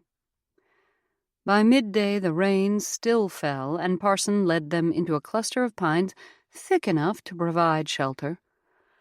"Let's eat a bite here and rest the horses." The food pack was strapped onto Grant's pack mule, so he dismounted and worked to pull out the smoked meat and cornbread Parson had cooked up before they left the rendezvous. Frank came to his side and took the food Grant handed him. Something about the younger man standing so close beside him brought a sensation of familiarity, as if they'd stood like this before. He glanced sideways, but Frank's hat shielded most of his face since he was shorter than Grant. He could see the man's shirt, though, and again, that familiar feeling swept through him, along with an awareness of the way the wet cloth clung to his body, revealing definite curves. His mind struggled to catch up with what he was seeing, to process what it all meant. Then a flash of memory slipped in. Him, standing next to the woman by the waterfall, showing her the map he kept in his pocket. She'd been wet, drenched from the spray, her dress clinging to her frame, to her curves. Exactly the way this shirt outlined the form of the person standing next to him. Realization swept through, souring in his gut. This was no boy, not the brother, the woman herself. She must have realized something in him had changed, for she looked up at him, tipping her hat to reveal her wide eyes. Drips of water had run down her cheeks and chin, clearing away the mud she'd plastered there, and revealing smooth, tanned skin. His gaze dropped to her hands, which held a pack of meat. Fingers too small to be a boy's. They weren't delicate and pale like his wife's had been. The nails were short and dirty, the skin darkened from hours in the sun, but definitely a woman's hands. He took a step back as his mind processed what this meant on the journey. They couldn't allow a woman to travel with all these men. He jerked his gaze to her face again. She could possibly be the 19 years she'd claimed. When Gloria was that age, he'd just begun courting her. She'd been fashionable and coy and, he found out later, determined to catch him, if only to frustrate her father by setting her sights beneath his plans for her. This woman was completely opposite of Gloria.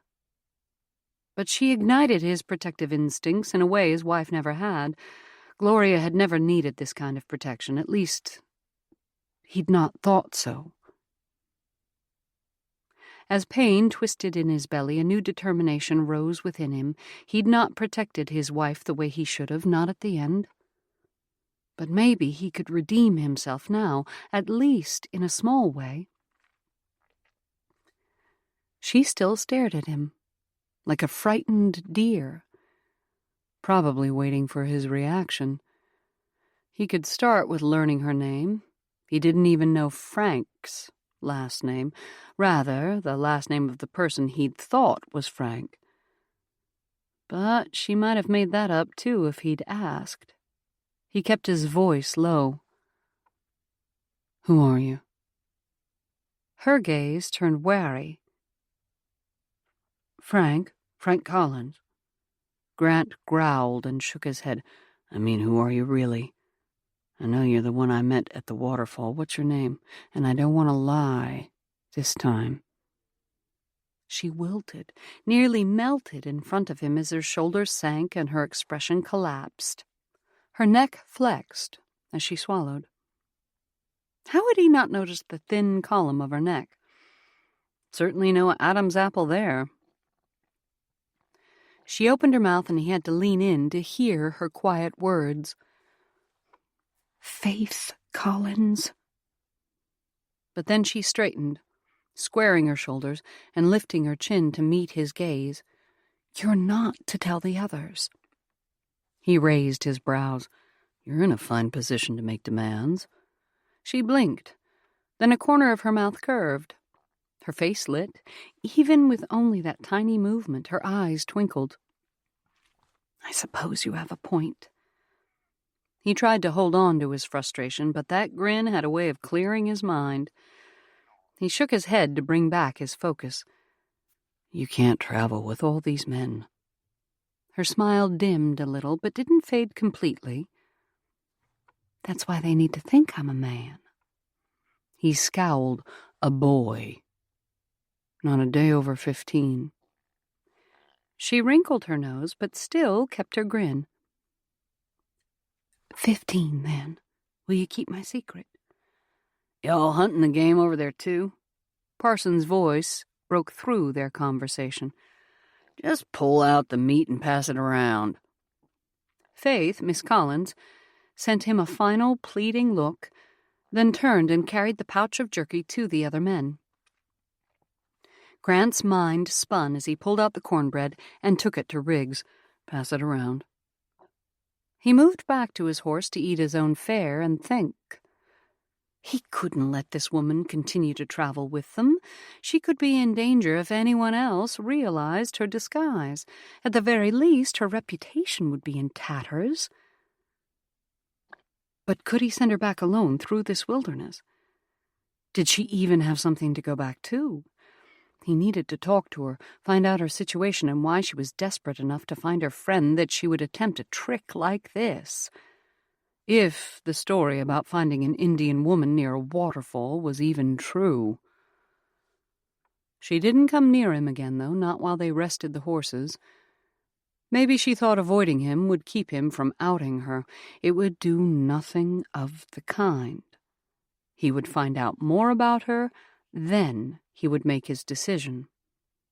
When they were back in the saddle, the rain finally began to ease, and the group continued their journey in relative silence. Grant kept his horse a few paces behind Frank, or rather Faith, as she rode with the other men in the front. He studied her profile as they rode, the line of her jaw, the curve of her cheekbone. She was a beautiful woman, even disguised as a boy. Clearly, though, she was far tougher and more adventurous than the kind of women he knew in St. Louis. He couldn't even imagine what Gloria would do in a place like this, riding up the side of this mountain in the midst of a group of grizzled trappers. They rode in the same order as before, with Skeet bringing up the rear. They'd been climbing the slope of a mountain at an angle, rounding the side of it. And as they began to descend the other side, Skeet moved his horse and pack-horse around Grant, trotting up toward the front of the group. He slowed his animals to a walk beside Parson, and the two rode side by side for a few minutes. They must be talking, though their posture never revealed it. Just ahead of him, Miss Collins glanced back at Grant, her eyes a little wide. Did she think Skeet had realized her secret too? Maybe she thought Grant told him. Part of him felt a bit of triumph. When a person deceived people, they lived in fear of being found out. But Miss Collins must have had a good reason for going to such lengths to find her friend. As soon as they camped, he would find a way to talk to her, even if it took dragging her away from the others. Chapter 7. Parson must have read his mind, for the man halted them to set up camp earlier than the previous night. They were beside another stream in a wider meadow than last night. "We'll sleep here." Parson hadn't yet dismounted, but scanned the land around them, his gaze roaming up the slope of the mountain they'd just crossed on the left side of the valley. Grant glanced that way too, but there was nothing they hadn't already seen. He dismounted and kept part of his gaze on Miss Collins, lest she try to slip away and evade his questions. She couldn't go far, though, not for long. Parson kept a firm handle on his group. When they'd all dismounted, Parson began speaking to those nearest him, Skeet, Willard, and Riggs. Grant edged closer, but Parson was already motioning those three men to set off. Then he waved for the rest of them to approach him. He spoke in a low voice. "Here's someone watching us. Been following all day, I think.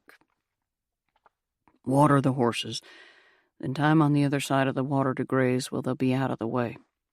We'll camp over there, too, and set a watch." He motioned for them to carry out his order, even as his gaze shifted back to the mountain. Grant's gut clenched even tighter than before. He'd been so busy worrying over Miss Collins, he'd not even thought about an outside threat. That must have been what Skeet rode up to speak to Parson about earlier. If Grant had kept his wits about him, he might have seen the shadow of a follower, too. He led his animals to the water behind the others, and while his horse and mule drank, he studied the cliffside once more. That mountain ran almost straight into the next, and he focused on the ridge line, then let his gaze move down over the trees and boulders. No sign of movement. Parson still watched from the edge of the trees, so Grant turned his focus to his work. They needed to set up camp and settle the animals, and he still needed to talk with Miss Collins, all while being far more aware of his surroundings than he'd been. He would need to help with a watch in the night, too. He took charge of the animals again while Miss Collins started the fire. Now that he knew she was a woman, her preference to cook made more sense. She'd likely had experience preparing food over an open fire. After seeing to his and Miss Collins's horses and mule, he unloaded Parson's two animals so the man could stand watch behind one of the trees lining the bank. The men kept quiet for the most part, tension spreading through the group as they worked to unsaddle and hobble the animals. Everyone brought in firewood this time, which meant he wouldn't have to spend extra time gathering it, as he had last night. Miss Collins looked to be preparing something in the pot that included dumplings, and he crouched in front of the fire near enough that they could talk quietly. "Can I help?" She shook her head. "It's almost done." He kept his voice low and glanced toward the trees to make sure the others were still gathering wood or talking with Parson. "While it finishes, maybe you can tell me why you need to go to those waterfalls so badly you'd risk your reputation and virtue, and even your life, in such a way." She frowned at him. "I told you. I'm looking for a friend. I have something important to give her." He narrowed his eyes at her. "Something that will save her life, because it would need to be that vital to take such a risk." A woman wasn't always so logical, though. It hadn't taken him long after he and Gloria were married to realize she thought through things differently than he did. He'd not always been as willing to slow down and listen to her reasoning as he should have, especially at the end. He should have taken her complaints seriously, but he'd thought her pains a passing ailment. She raised her chin. Not her life, but something incredibly valuable to her. Before he could ask more, Riggs approached and dropped his load of sticks and logs. That grub sure does smell good. Miss Collins turned her focus back to the pot as she stirred, and when she spoke, her voice dipped into that deeper tone. I think it's about ready.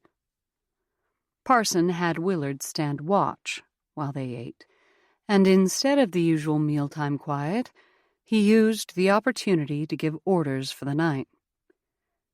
We need a guard posted at all times. We'll each take 3 hours. He looked to Grant. You and the boy take the first shift. Wake Skeet at midnight, then Hooper at 3. When light dawns, we'll ride out. Grant nearly grinned at Miss Collins. He would have 3 whole hours of quiet with her. He'd get all his questions answered. Who do you think is out there? Blackfoot? Riggs sounded almost eager for a threat. Parson shook his head. Don't know. Can't get a clear enough look at him. Just one person that I've seen, but he might be a scout.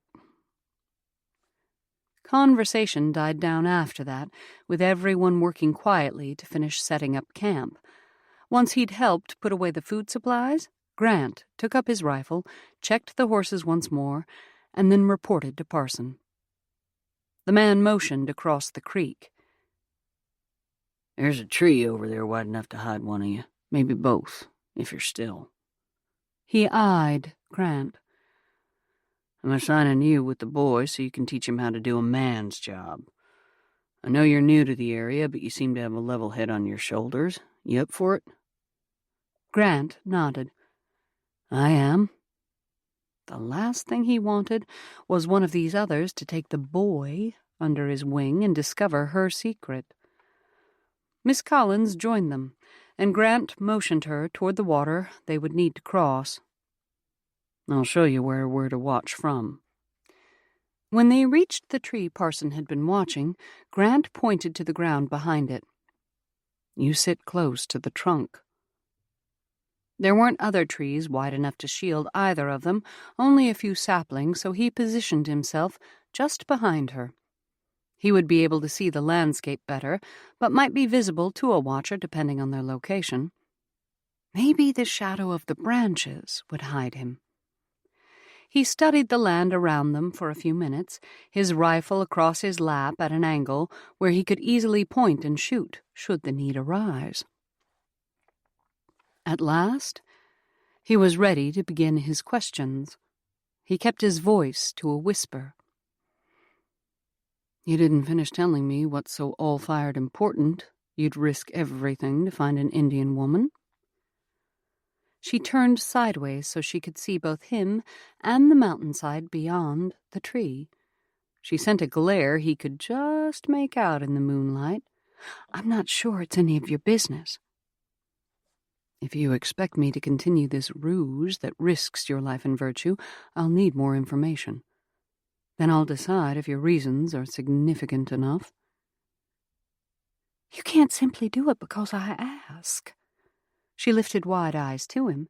Maybe that was supposed to be a pleading expression, but in the shadows, he could only see the whites of her eyes. She simply looked frightened. He tried to gentle his tone, though it might not matter since they were whispering. Miss Collins, I was once a solicitor. I've been trained not to take a case until I know the details and decide if I'm willing to defend the client against the charges. Well, he hadn't actually been the one defending, not yet. He'd been promised that once he learned the trade from the bottom up, he'd be appointed one of the partners. And part of that education had been how to decide if a potential client was a good candidate for their services. She didn't answer right away, but something changed in her demeanor. She must be deciding how much to tell. His chest tightened a little more. He wanted to know everything, and he'd keep pushing until he learned all. But a pang of regret pricked. He wouldn't like someone forcing his hand, requiring him to spill all his secrets and intentions. Certainly this woman should be allowed the same courtesy. He simply needed to know enough to determine if he should send her back to the rendezvous, or maybe waste precious time taking her there himself, or keep her ruse and watch over her as they continued on with this group. When she spoke, her voice was barely louder than a whisper, easier to understand, though still quiet. "I told you the woman I'm trying to find is Steps Right, one of the healers in the Piegan tribe." He nodded. "She knew my father more than 20 years ago when he came west for a season." He nodded once more. She'd told him that before as well. "When my father was dying, he asked us to find Steps Right and return a bead necklace to her, an heirloom that had been passed down through her family." "We?" She probably meant she and her mysterious brother, but he couldn't assume that. "My sisters and me. I'm the youngest of 4. He tipped his head. "4 sisters? Any brothers?" "No." He nearly snorted. She was silent. Maybe he'd offended her, but in truth, he should be offended. Still, he gave a verbal nudge. "What next?" She let out a sigh. "After we settled his affairs, my sisters and I decided we wanted to come west and give her the beads ourselves instead of having the solicitor send someone to deliver the gift. Papa had told us so many stories of his time here, and we wanted to see the place that had meant so much to him." She shrugged. "We traveled with the supply wagons 3 years ago, arrived at the start of the rendezvous." He raised his brows. "You and 3 other women came to the rendezvous of 37?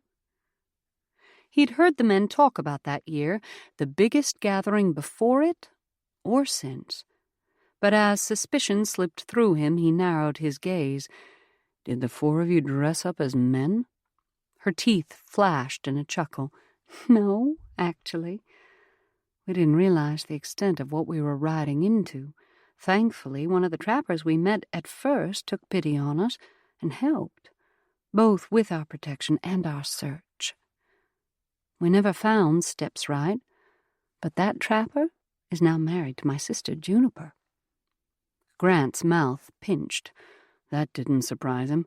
Most men around here probably hadn't seen a white woman since they left Missouri, which might have been years for some of them.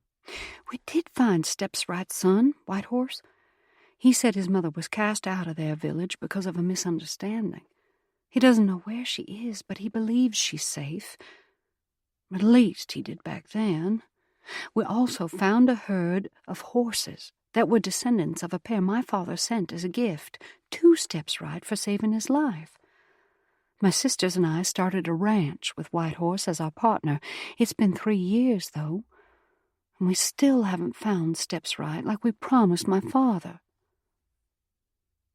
He was beginning to understand the bigger picture, and it made his chest hurt. A promise to a loved one she hadn't yet been able to keep. Maybe the 2 of them had more in common than he'd suspected. He had a few more questions, though. "If you haven't found her in 3 years, what makes you think you will now? And why waterfalls?" Her voice rose a little, not enough to put them at risk, but enough to show her emotion. "It's frustrating. We started off looking for her all the time, but then as we were establishing the ranch, we didn't have time. Then winter came, and one of my sisters was in the family way. We did find a clue in a cave where Steps Right had been, and White Horse is pretty sure she was telling him she would be staying near a waterfall. But before we could start searching for her, another of my sisters got married. And we had to build a cabin for Juniper and Riley, one thing after another.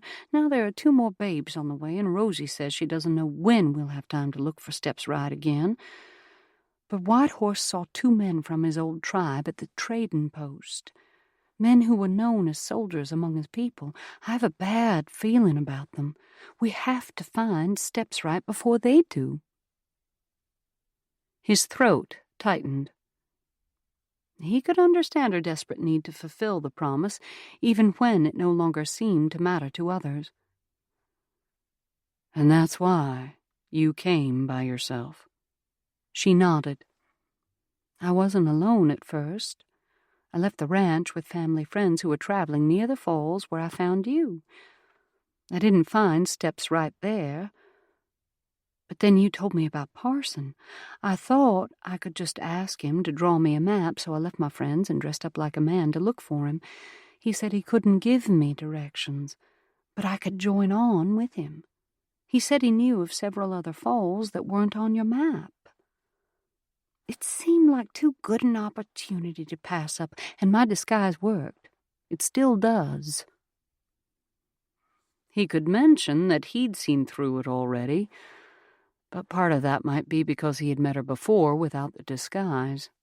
The others didn't seem to pay her much notice, and with this new threat, their attention was even more distracted from her, but that wouldn't last forever. "How do you intend to search the waterfalls once we get close to them?" "I doubt Parson will escort you himself. He'll be busy trapping." She nodded. "He knows I'm here to see the falls, not trap. He said he'll give me directions once we get close." She did seem to have most of the details sorted out, except... "And what will you do once you find this woman, if you find her, that is? She may have moved on already. Or she might not still be alive, but that seemed an unkind thing to say aloud. I hope to bring her back to our ranch. I suppose I'll sort through that once I meet her." That part was not a solid plan. Maybe he could work out protection for them on the journey back. Perhaps he would have found Will by then, and his brother would be willing to go with him to accompany the two women safely to her sister's. He studied her, as much as he could see in the darkness. If he refused to keep her secret and forced her to return to her sister's, he had a feeling Miss Faith Collins would find another way to leave and search for this elderly Pegan woman, and she might not stumble across someone who would ensure her safety like he would. In fact, chances were good she wouldn't find a protector. He nearly snorted. He'd already proven ill-suited to protect a woman in his care, but if he was the only one here to do it, hopefully he could be better than no one. He sighed. "All right, I'll keep your secret." She let out a breath. "Thank you, Grant. Thank you so very much." He couldn't help adding, "But if at any point I think my silence is putting you in danger, I'll speak up. I won't stand by and let harm come to you." Her teeth flashed in the darkness. "I appreciate that." Chapter 8. The men were still on edge the next day, yet Faith could finally breathe again. Knowing that Grant not only knew her secret, but also promised to help her keep it and protect her, should she need a hand in that area, well, she'd never realized how wonderful it was to have a friend. She usually had one or all of her sisters around during a new adventure. In fact, she couldn't ever remember going on an excursion without one of them. Grant hadn't treated her differently today, though every now and then he gave her a long look that might garner notice from some of the others, if they weren't so preoccupied with watching for whoever was following them. Grant had also stumbled when speaking her name once, nearly calling her Miss Collins. She needed to make it clear he should think of her, even in his mind, as Frank. They'd finally reached the lake where Parson wanted to set traps this afternoon. Most of the men had already unloaded their possibles, sacks, and metal traps, and headed in different directions to claim an area they thought most likely to produce results. She and Grant had been tasked with unpacking the animals and preparing the evening meal. Now, they'd just about finished hobbling the horses and mules. Grant straightened and patted the bay he'd just secured. "I'll get a fire started. I thought I'd make another stew tonight and start some beans soaking so we can cook them in the morning." That would be a nice change from meat stew every meal. After the dumplings last night, Parson had mentioned she should try to avoid using flour more than once a week. They'd only brought one small barrel of cornmeal, too, which didn't leave much except beans and meat. After tightening the knot in the hobble securing her last mule, she stood and stroked the animal's shoulder as she readjusted the pouch, holding the necklace for steps right beneath her shirt. "Enjoy that grass. We'll be back to water you before nightfall." She strode toward the camp, picking her way around the animals tearing at the rich grass that covered this valley. Grant had already gathered a pile of wood and now held the tinderbox, preparing to strike the flint and steel. She moved to the food sack and reached down for it, but a flash of light jerked her gaze up. Grant threw the tinderbox into the air just as a boom exploded in a puff of powder. Shouts sounded from the others, and her heart surged into her throat. Was that a gunshot? Had Grant been hit? He stood there, hands spread, staring at the tinderbox as it landed on the ground in shards. "Are you hurt?" She moved to his side and touched his shoulder. That contact seemed to push him into action. He stepped back, gripping her arm and pulling her with him. "Get away from it. I don't know what happened." Parson came running, his breaths heaving as he halted beside them. "What happened? Are you shot?" Grant motioned toward the tinderbox, releasing her arm as he strode forward to pick it up. "Not shot, but this exploded when I lit a spark." "Let me see it." Parson took the tinderbox from Grant's hand and examined the mangled case. His mouth pinched tight as he looked up at Grant. "There's residue from gunpowder in here." She blinked. "How did that get there?" Grant jerked his head to her with a frown. Only then did she realize she'd forgotten to deepen her voice. Parson didn't seem to notice, though. The man looked around at the others who'd gathered. "Anyone know why there'd be gunpowder in the tinderbox?" He swung his gaze around them slowly, even eyeing her before turning to Grant himself. "You think one of us put it there?" Grant raised his brows. "You think I'd blow my own hand off?" Parson straightened. "I didn't say what I think, I simply asked a question." Grant didn't back down. "It's my own personal tinderbox. I'd be the last one to tamper with it." Parson frowned. "It looks like the one I brought for the campkeepers to use." Grant shook his head. "It came from the supply wagons like yours did, but this was a gift for my service on the journey out. You'll find my initials carved on the underside." Parson flipped it over, his brows drawing lower before raising again. He looked up and turned to the others again. "I'll say it again. Does anyone know who put gunpowder in Grant's tinderbox?" The knot in her middle pulled even tighter. Who would do such a thing? Was it a prank done by someone who thought it was the general lighter? She couldn't help a glance at Riggs. He seemed the only one young and reckless enough to do such a thing, but even he would know a trick like that would be dangerous. But the shock and horror in his expression couldn't be feigned, could it? Willard was the first to speak, his voice a bit of a growl. "It's a serious thing you're accusing us of." He glanced around at the others. "Any of you boys put gunpowder in the man's tinderbox?" The men responded with "No," and "Course not." Willard turned back to Parson. We didn't do it. I expect you better look elsewhere for your scoundrel. He sent a glare past Parson to Grant. Maybe he's trying to get notice for himself, make the rest of us look bad. She stiffened.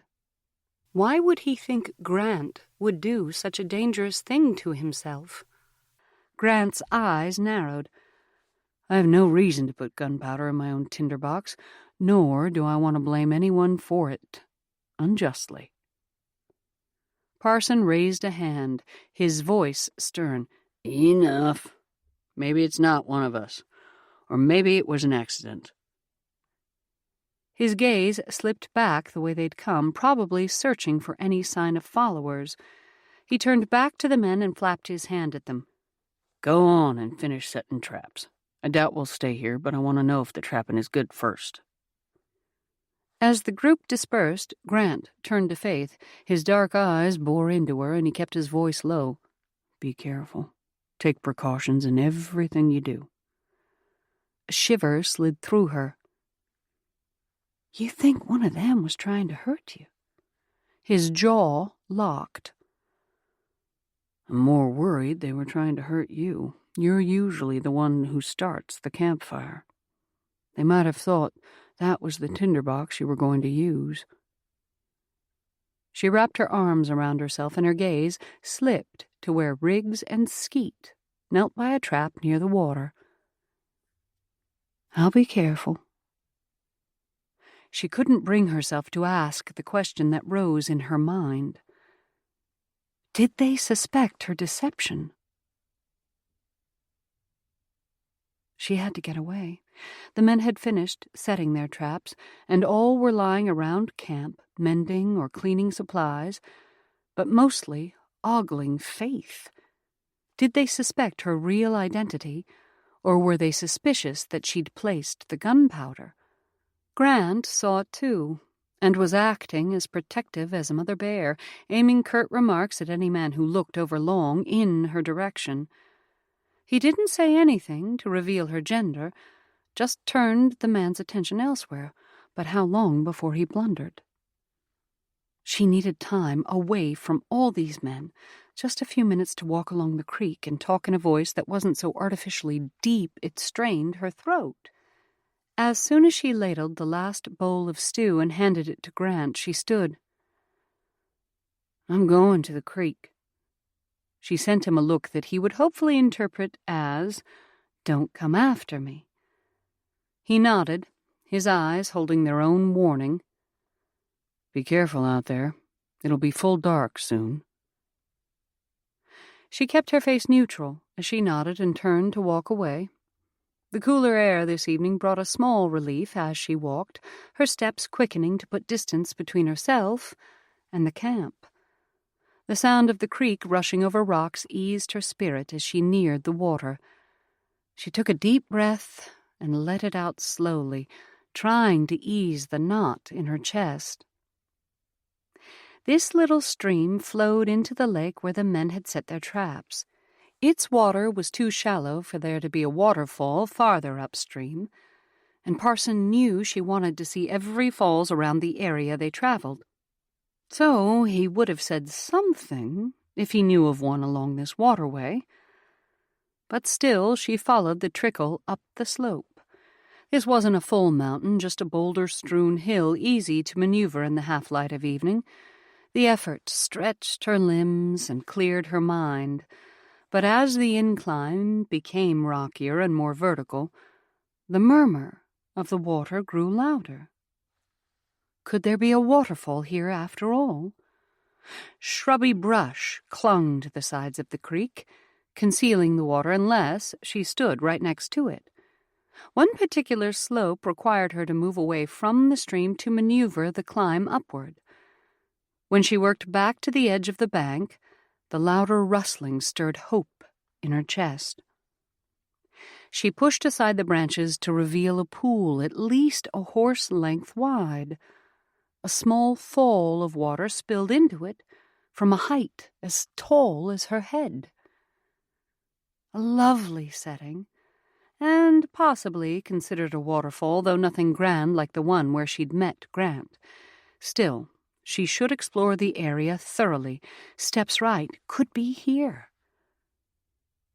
The rock behind the falling water clearly held no opening, so she climbed farther up the slope, then searched a distance away from the stream in both directions. With so many boulders, she had to take care to push aside the grass and brush around every one of them. Whitehorse had showed them how easily a cave could be concealed by a small tree and a rock placed at just the right angle in front of the opening. She found nothing, though. This must not be the right waterfall. She hadn't really thought it would be, but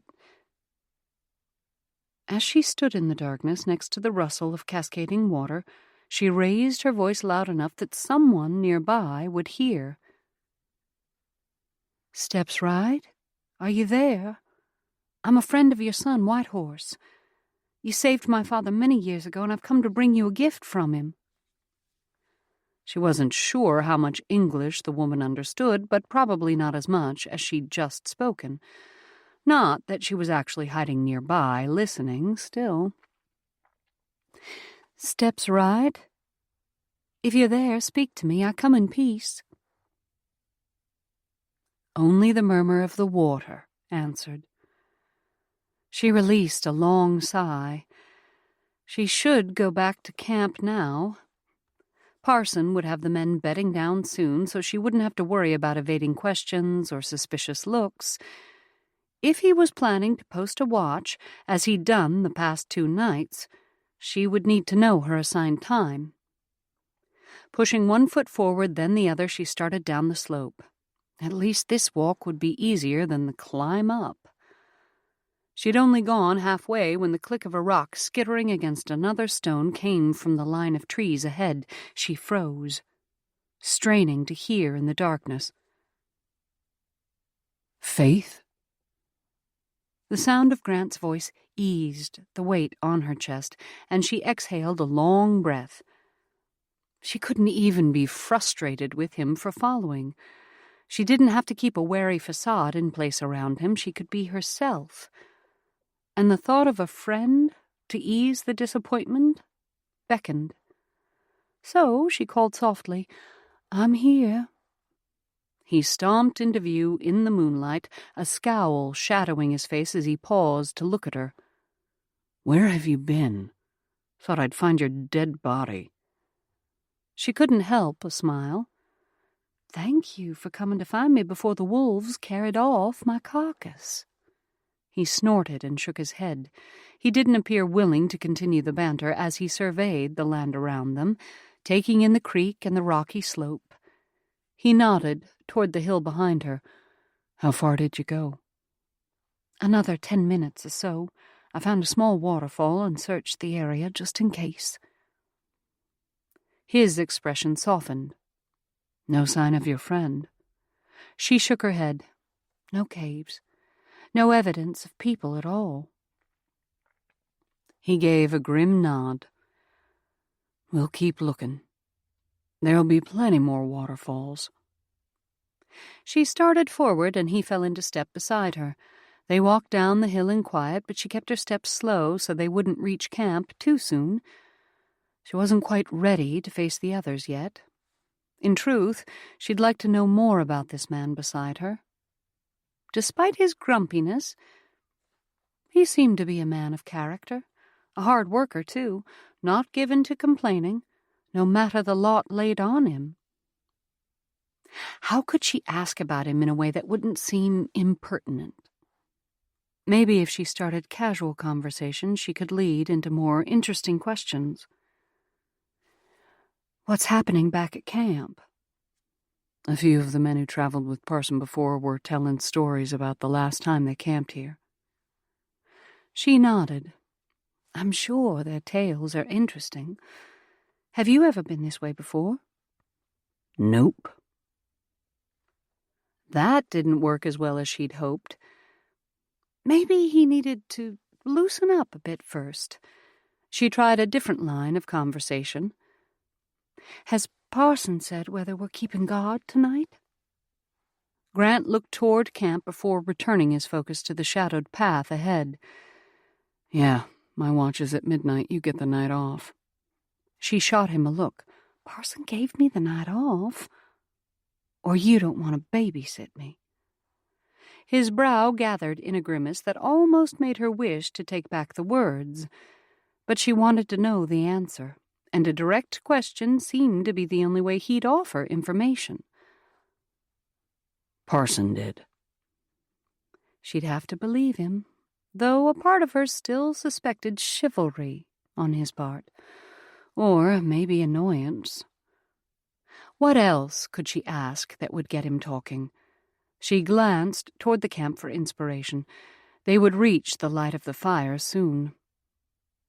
Her foot slipped on a rock, shooting forward so fast she couldn't catch herself before crashing flat on her rear. Pain shot up her back, slowing her efforts to right herself. Chapter 9. Faith sucked in a breath against the pain as Grant reached out for her arm to stabilize her. She was already sitting on the rocky ground, though. Are you hurt? He seemed uncertain whether he should pull her up or not. Her bottom ached, but otherwise she wasn't injured. I'm well, just clumsy. From the angle she'd fallen, and with pain radiating through her middle, she might need to turn on her hands and knees to rise. Not a ladylike position. Maybe if she sat for a minute, she could recover enough not to make a fool of herself. She extracted her arm from his grip and motioned to the hillside next to her. This is actually a nice place to sit. Won't you join me? The stars are already coming out. She wasn't certain whether he would settle beside her, especially when he eyed the sky above, as if to see whether her claim was true. He finally settled in beside her, an arm's length away, but near enough it could be said they sat in companionable silence. He stared upward, and she lifted her gaze to the sky, too. A few dim stars twinkled above, the first of many more that would come on this cloudless night. The sky in this land was so vast. It filled with stars on summer nights. Grant lifted his hand to point. There's Vega, the buzzard star. She looked upward, taking in the murky darkness, the few sparkles lighting the black canvas. He was pointing toward the center, where one star stood by itself. The buzzard star? Why do you call it that? He shrugged. That's what the Greeks called it, back when they named the stars. Vega marks the beak of a buzzard carrying a harp in its mouth. She couldn't help turning to stare at Grant. A harp? Who was this man who'd materialized beside her? Grant Allen didn't speak of stars and Greek astronomists and harps. He rarely spoke at all. His mouth curved as though he could read her thoughts, but his gaze stayed lifted to the sky. The harp belongs to the god Orpheus. I think the Greeks call it a lyre. Orpheus could play such a pretty tune it charmed the rocks and trees. A bit of humor slipped into his voice. Unfortunately, he made a bunch of women angry and they chased him shooting arrows. In the ruckus, he dropped his harp. A buzzard swooped in, scooped it up in its beak, and flew into the sky with it. He pointed to the star again. And that's where they stand still today. The buzzard carrying the harp, suspended in the sky. Silence settled again, but she couldn't help smiling at the tale. That's quite a story. Do you know the secrets behind the other stars? She pointed to another star closer to the eastern horizon, like that one. That's actually the planet Jupiter. She raised her brows. Oh. Then she slid a glance at him. Does that mean you don't know its story? He chuckled. I do, but it's a long one. This side of Grant, the quiet knowledge, felt almost whimsical and definitely intimate. It made her want more, to know the stories of his past. What made him take such an interest in the stars and Greek mythology that he'd learned them both so well? She studied him. He felt her scrutiny, she had no doubt. But she wanted him to. Clearly, she had to be direct with this man to get answers.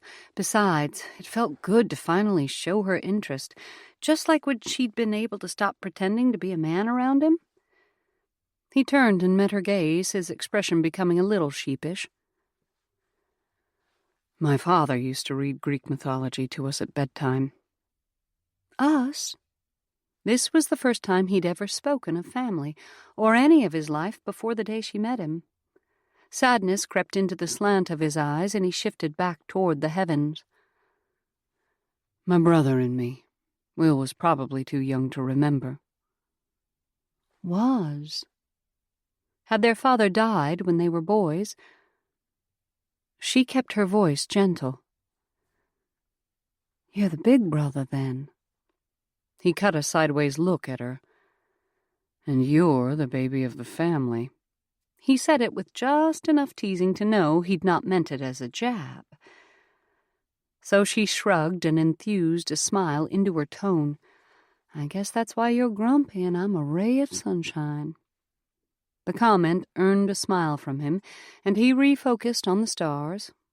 Or maybe on his memories, for when he spoke again his tone held nostalgia. Will and I would catch fireflies in the evening, then lay out and look at the stars.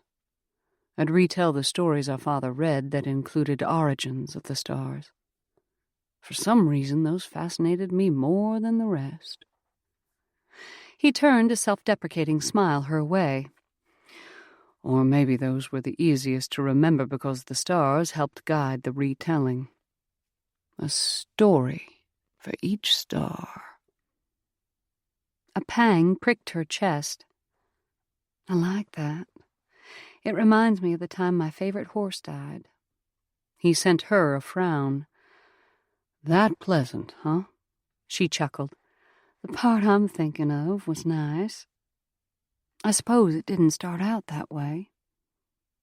I was out riding with my father at the far edge of our ranch, and Frances stepped in a gopher hole and broke her leg.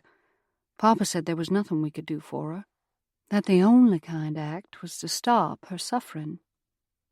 She pinched her mouth and did her best to pretend pain didn't still rise from the memory.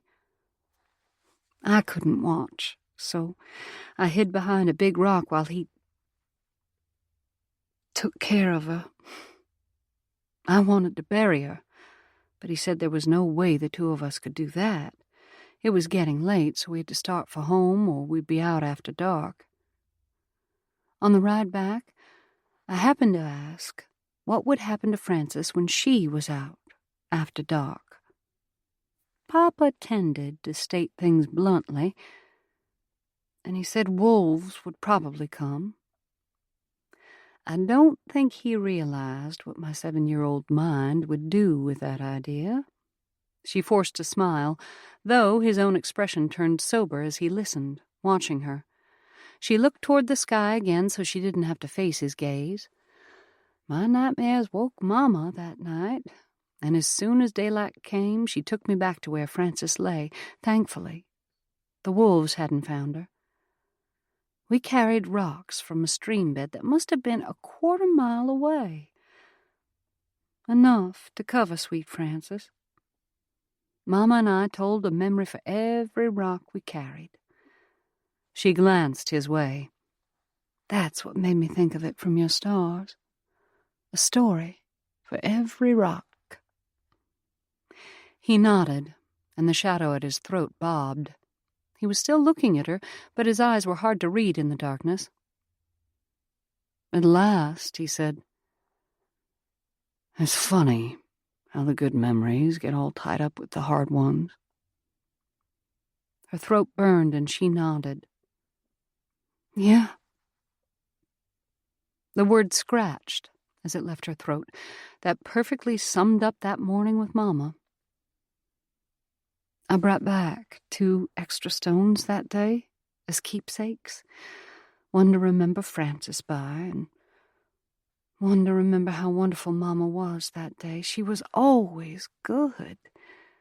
But what she did that day meant... Her voice caught, interrupting the sentence. She swallowed to gather herself. Anyway, somehow the rocks got lost when Papa sold the farm and moved us to Richmond. I'm sorry. His words came quick and soft, but the next ones meant even more. It's hard when something important gets taken away from you, then lost. She studied him. He spoke as though he'd experienced a similar loss. He didn't look like he would say more, so she asked, "What was taken from you?" He sent another sideways look. My brother. After our parents died, he was young enough that a family wanted him for their own. The day they took him away, I promised I'd find him, that I'd keep us together. He stared into the darkness ahead. I didn't keep that promise for a lot of years, but that's why I'm out here now trying to find him. She blinked, then glanced at the night around them. Your brother's here? Not in this exact spot. A smile played at the corner of his mouth. But in this Western Territory somewhere. Skeet and Hooper said they met a man named Will Sheldon last winter who was staying in a cabin along the Shahila River. That's why I'm traveling with this group. They're headed back to that place. Pleasure washed through her. You're going to be reunited. That's wonderful. She touched his arm to congratulate him. The contact seemed to surprise him, so she turned it into a light shake. I'm so pleased for you both. How long has it been? His eyes glimmered with amusement as he watched her. 14 years. She pulled her hand from his arm. I can't wait to meet him myself. And it was probably time the two of them returned to camp before she made an even greater spectacle of herself. After pushing up to her feet, she dusted the dirt from her hands. All right, then. Let's be off. Chapter 10. Grant studied the camp from his position at its edge as he stood watch later that night. He was supposed to be staring outward, searching for any sign of predators, human or otherwise. But he couldn't shake the pull Faith seemed to have on him. A draw strong enough that he'd told her about Will. He'd only mentioned the stars on a whim. That alone should have warned him how close she was getting. But then she'd shared about her horse and her mother and the rocks, and she'd lost those rocks. He knew how loss could eat at your soul, chip away until you would do almost anything to repair the damage. She might never be able to find those exact stones, but he had a feeling that loss played into her determination to find this Indian woman. They had this in common, the two of them, the ripping away of something special and the desperate search to make it right again. He let his gaze linger once more on the shadowed place where she slept, a little apart from the others. He didn't mind keeping watch. Not when it allowed him to ensure she stayed safe. He turned back to scan the land around them, just as a powerful blow struck the side of his head. Black swam through Grant's vision, but he struggled to keep himself upright, to fight back against whatever struck him. Help! He needed to alert the others. A shadow moved in front of him, and he lifted his hands to block another blow. Cold metal struck his face and arm, and he cried out as the force of it knocked him backwards. He grabbed at a tree to catch his balance and blinked, to see through the haze of his mind and the dark of the night. His cry had sounded the alarm, for shouts echoed from the camp. How many attackers would they have to ward off? His gaze finally focused, but no one was in front of him, not that he could make out. He forced himself to turn, gripping tighter to the trunk as his vision spun. Trees lined the creek beside him, looking too much like people. "What happened?" Parson said from just behind him, and Grant jumped at the sudden loudness. "Someone attacked." His hand came up to where the first strike hit just behind his temple. That was the hardest, though his face stung from the second attack. "Hit me." Parson shouted commands to the others, but Grant didn't worry about keeping up with the words. His head throbbed like a smithy struck a blow with every beat of his heart. He leaned against the tree and clutched his skull in both hands, trying to lessen the pounding. "Where are you hurt?" Faith's voice sounded beside him, far quieter and less painful than Parson's had been. Her hand rested on his shoulder. "Come back to the fire so I can see. Can you walk?" He eased upright and took a step away from the tree. His head swam and his vision blurred, but he turned in the direction the camp should be. Her hand stayed on his shoulder, her fingers gentle and warm. He shouldn't let her see so much weakness. But in truth, he might not have made it to the fire without her guiding. When they reached the center of camp, her hand pressed down on his shoulder. "Sit on this log." He bent his legs and thankfully landed on the stump they'd used for a bench by the fire. She crouched beside him, peeling his hands away from his head as she examined him. "You've got a gash on your cheek and a knot already forming on your head here." She gently probed the place he'd been hit first, and it took everything in him not to wince away. "How did this happen?" She moved so she was right in front of his face, waiting for his answer. He barely caught himself before shaking his head. "I don't know. I looked at the camp for a second. Then when I started to turn back toward the mountain, he hit me here." He pointed, but didn't quite touch the spot. She frowned. Who was it? He pinched his mouth, trying to remember anything that would identify the attacker. "I don't know." "Could you tell if it was an Indian?" Parsons' voice sounded from the darkness. Then the man stepped into the light to stand just behind Faith. Grant could only give the same answer. "I don't know. He got in 2 blows. I think they were both from a rifle or something solid. I know the second was metal, though not sharp like a knife." Faith brushed a finger down his cheek beside the place that stung. "That must be what caused this. The skin's split. It's more like a tear than a slice." She pushed to her feet. "I'll get the salve. If we take care of it, maybe you'll heal without a scar." He nearly groaned. That's all he needed, a scar down his cheek to remind him and everyone he met about his time in the Western Territories. Parson hammered a few more questions at him about where the attacker had gone and the person's size and hair color, none of which he could answer. When Faith returned to kneel in front of him, their leader turned back to speak with the others. "Here's a cup of water. You can drink if you want, then I thought the cool tin might help if you hold it against that knot." She placed the mug in his hands, and their fingers brushed in the exchange.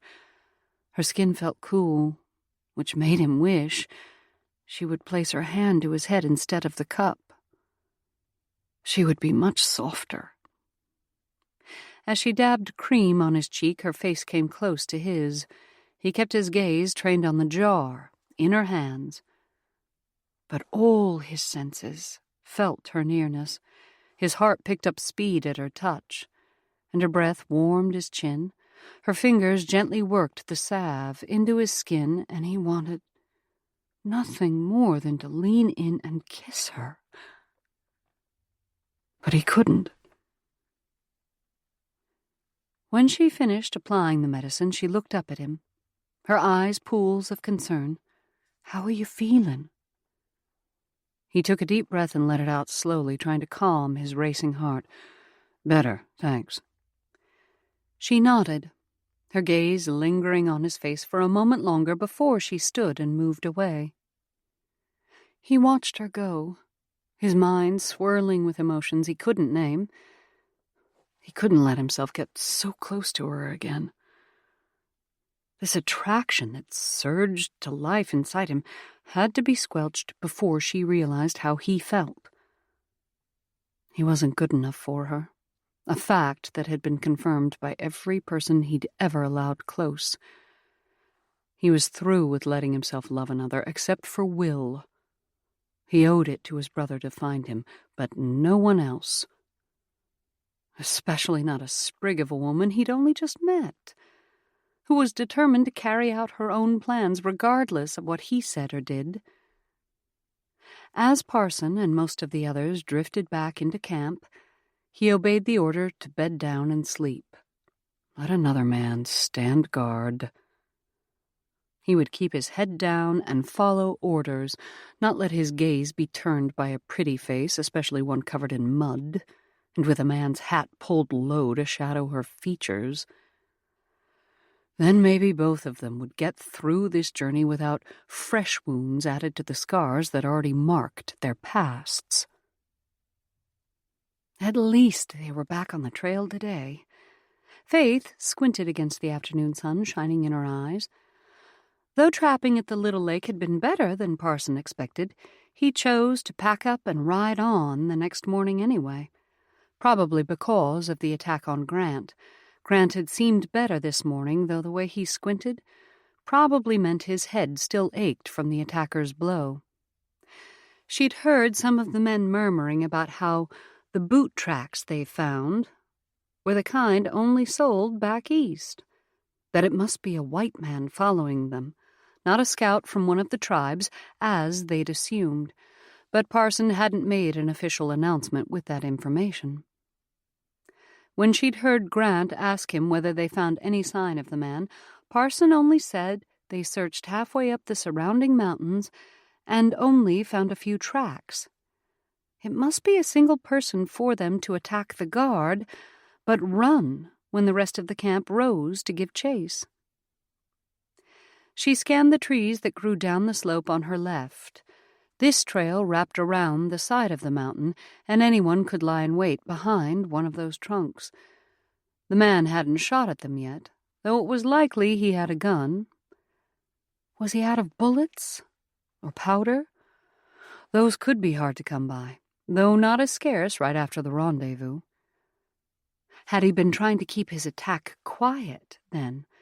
That seemed more likely. He could pick off the group one at a time if they didn't all come charging at once. He might be able to do the same if he had a good hiding place where he could shoot them down one by one. Her skin prickled, and she tried to peer into the shadows between the trees that lined the trail ahead.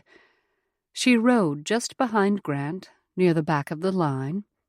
Skeet followed behind her, probably because he was one of the more seasoned trappers, able to handle himself and make quick decisions should something happen up ahead. With a long line of men in front of her, she should have nothing to worry about. No trouble from snipers hiding in the trees. Someone else would take the bullet first, though that thought didn't exactly relieve her. "Halt!" The call came from Parson, then echoed down the line as men repeated it. She fought the urge to wipe the sweat from her brow with her sleeve. It would only smear the mud she'd spread on that morning. Parson must think the horses needed a break from the heat. Maybe a small stream trickled down the mountainside. Some of these peaks still held pockets of packed snow, even now that August had nearly reached them, and the melt ran down in a steady rivulet. The line shuffled forward slowly as the men and their animals spread down the slope to drink. They had indeed found a trickle of water to satisfy their thirsty horses and mules. Behind her, Skeet split off into the trees down the slope at an angle. This'll take forever if we stand here and wait. His grumbling was right. Grant glanced at the man, then at her. He shrugged and turned his horse to follow Skeet's. She nudged Two-Bit after them. She didn't want to be the one at the tail end, holding the entire group up. In the shade of the pines, the heat wasn't so fierce, though she had to brace against the lower limbs that slapped at her. One particular tree had several scraggly branches draping across her route. She ducked under it, as Skeet and Grant had done. A hand closed around her mouth, and another around her waist, pulling her sideways off her horse.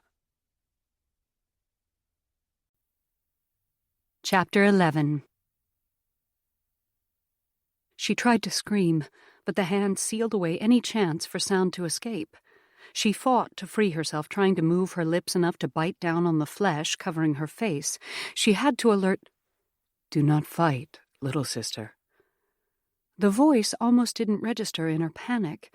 Its tone and cadence were too familiar, rote, like something she heard every day. Faith. He spoke her name just as her mind was beginning to comprehend, her racing heart slowing enough to realize, but she couldn't piece together exactly what.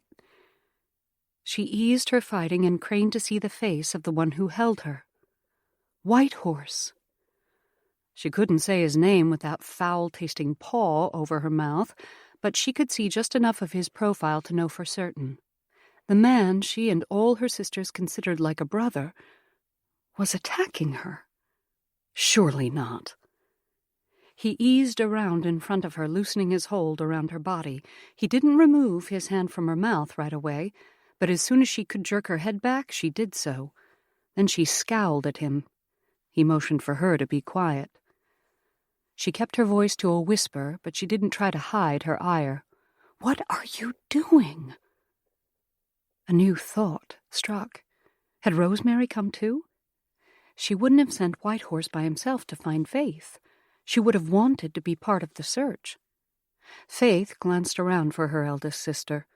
No sign of her, but Grant and Skeet had spotted Two-Bit running free. They were already starting to call for her. She spun back to Whitehorse. "Why are you here? You don't need to hide. I'll tell them you're my friend." He shook his head. "Another looks to hurt them. They will not believe. I need talk to you. Tell them you need Tree alone." She shot him a look. "I'm not going back to the ranch if that's what you've come to talk about. I'm looking for your mother." That should turn his thinking. Grant had spotted her and was riding her way. She had to distract them.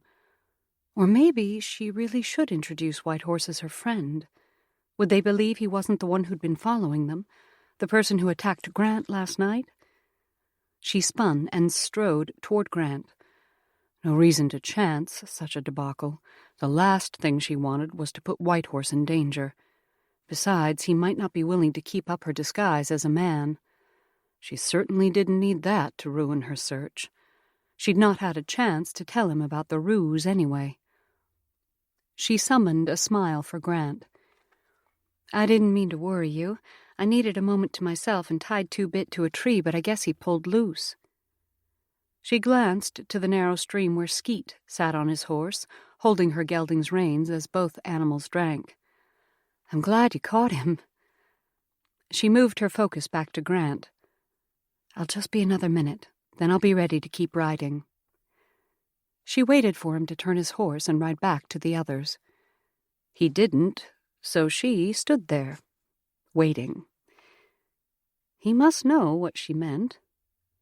Still, he eyed her, as though he suspected something more. His frown seemed stronger than he'd show from a lingering headache. She shot a look at the rest of the group. "They're going to be ready to ride and looking for me. I need a minute." His mouth pressed in a thin line, but he finally turned and nudged his mount back the way he'd come, without saying a word. The knot in her middle coiled tighter, but she didn't have time to worry about Grant and whether he suspected something amiss, or whether he was disappointed in her lying to him just now. Even as the thought squeezed in her chest, she pushed it away and moved back behind the tree that hid Whitehorse. She scowled at him again. "Why are you here?" She didn't bother asking how he'd found her. Whitehorse had ways of knowing things that seemed impossible to know, which was why it seemed so strange he hadn't located his mother yet. That thought she pushed away as well. She could only hope he hadn't been trailing her all the way since the rendezvous. A new suspicion slipped in, one she had to know the answer to. She braced her hands on her hips. "Did Rosie send you to follow me when I first left the ranch? Even when I was with Elise and Goes Ahead?" A tiny grin touched his eyes, but he shook his head. "I trade 2 spotted horses at rendezvous. See you look like boy warrior. Follow." Heat flamed up her neck, though she tried to stop it. To cover, she shook her head. "I'm not going back with you. This group is going to trap in an area that has a whole bunch of waterfalls. I think I'll find Steps Right there." He stared at her. She met his gaze, letting her glare fall away, but also making sure he saw the depth of her determination. He formed his own scowl. "Your sisters will not wish this." She rolled her eyes. "Rosie, you mean? She still thinks I'm with the missionaries. I'll be back before she has a chance to worry." Sadness touched his gaze, and maybe a bit of his own worry. His expressions were hard to read sometimes. "She concerns from her love." She couldn't help a little smile at his wording. "I know, but I think she's forgotten about another love. That for our father. He pleaded with us to find your mother to make certain she received the necklace back." She pressed a fist over her heart. "I have to do this for him. I can't let it rest the way my sisters have been able to." Again his brow lowered in what looked like a scowl. That stemmed from worry, too. She stepped forward and rested a hand on his arm. "I'll be safe. Most of the men think I'm a boy. There's one, Grant, who knows who I am, and he's helping make sure I stay safe. Tell Rosie I'll be back around the same time I would have been before." He looked down at her hand covering his loose cotton tunic. Then his gaze lifted to her eyes, and his own showed he was on the cusp of a decision. Had already made it, but was calculating whether he should still change his mind. At last he spoke, his gaze still hard on hers. "I go with you. Just we two. Leave these others. I know the waterfalling you speak of. We go to them, look for my mother. Then go to your sisters." She caught her breath. That wasn't quite what she intended, but would it be better? Traveling with Whitehorse would certainly be safer and more pleasant than being servant to these men. Except for Grant. She couldn't let him figure into her decision, though. Maybe they'd meet again later. Taking in a breath for courage, she nodded. "All right. I'll go with you." She hesitated. How would it be best to leave the group? Should she tell them about Whitehorse, or just that she was heading out on her own? "I'll go too." The voice broke through her thoughts, and she spun to find its source. Grant stood behind her, his expression a determined mask as he stepped forward. His gaze flicked between her and Whitehorse, and her insides clenched tighter. She motioned toward her old friend. "This is Whitehorse, the one I told you about who's a partner with my sisters and me on the ranch. His mother is the one I'm looking for." Grant gave a single nod as his gaze met Whitehorse's. "Hello?" Whitehorse only made a sound, and she dared a glance his way. He didn't show much of his thoughts in his expression, but she could make out distrust. She tried to redirect his attention. "This is Grant Allen. He's been a good friend, helping me and making sure I'm not in danger." Whitehorse's mouth only pinched tighter. He would need to see Grant's kindness before he was convinced. Better to address Grant's comments now. She turned to him. You're looking for your brother, though. Shouldn't you stay with this group so they can take you to him?" Again, Grant flicked his focus to Whitehorse before honing on her. His voice softened a little when he spoke. "I've questioned them enough that they think I can find Will with the directions they've given. I actually think he could be near the cluster of waterfalls on my map, at least along that same river." The lines at the corners of his eyes tightened. "I'd much rather travel with you than them. For one, we'll be moving faster. I'll reach Will sooner, and maybe I can help find Steps Right." His words drew a longing inside her. This way she wouldn't have to say goodbye. Not yet, anyway. She glanced back at Whitehorse. He still didn't look happy about a stranger tagging along. Would he refuse to allow it, even if she pleaded? Surely she wouldn't have to resort to that. Surely these two men could simply get along. She squared her shoulders and nodded to Whitehorse. "Grant is right. I trust him, and if we're both going to the same area, it makes sense we travel together." She put all the pleading she could in her gaze, willing Whitehorse to understand. At first, he barely looked at her, but when he did glance her way, he must have seen her silent begging. He blinked once, something he rarely did in conversation. It was almost as though he was trying to shake off the effects of her efforts to persuade. She pressed harder, adding words. "He'll be a benefit to us. I'd like to have him along." Whitehorse met her gaze once more, and his begrudging showed clearly in his slow nod. Then he turned his focus on Grant, his eyes as imposing as a stormy sky. "You ride with us." Unspoken was a warning she didn't want to unpack. Relief eased through her, and she exhaled a shaky breath. "Good." Turning, she leaned around the tree to see the rest of the group. "Do you think Parson will be angry at our leaving?" "Maybe. I'll do the talking."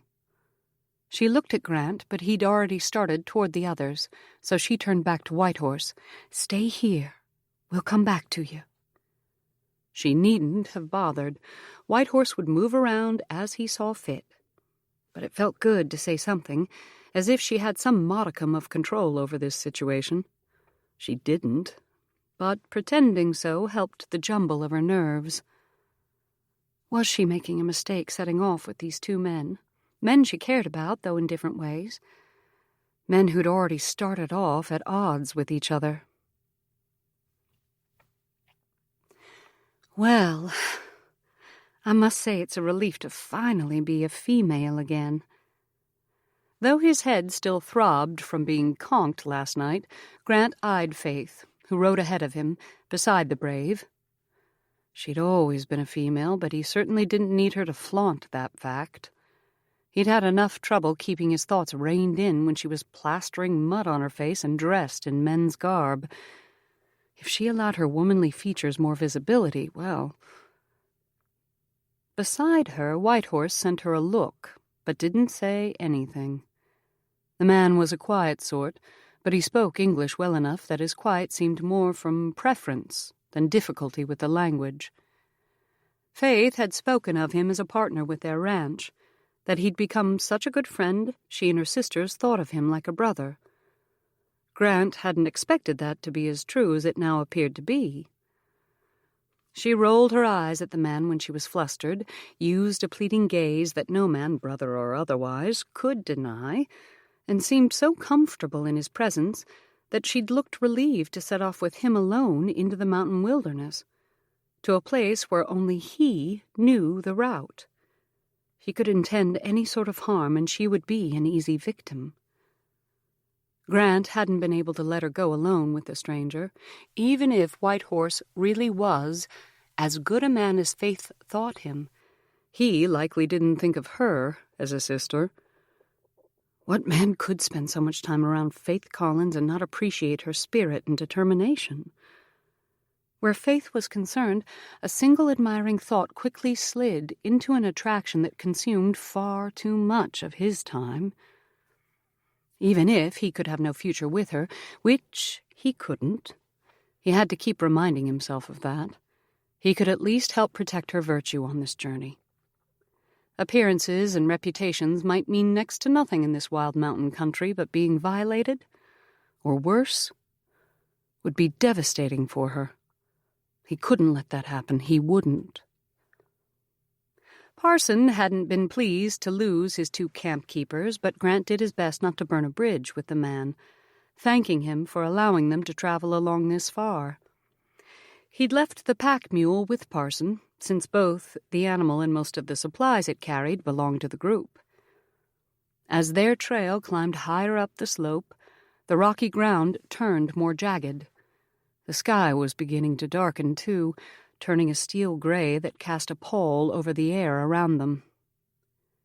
Whitehorse saw it, too, for his gaze kept lifting upward.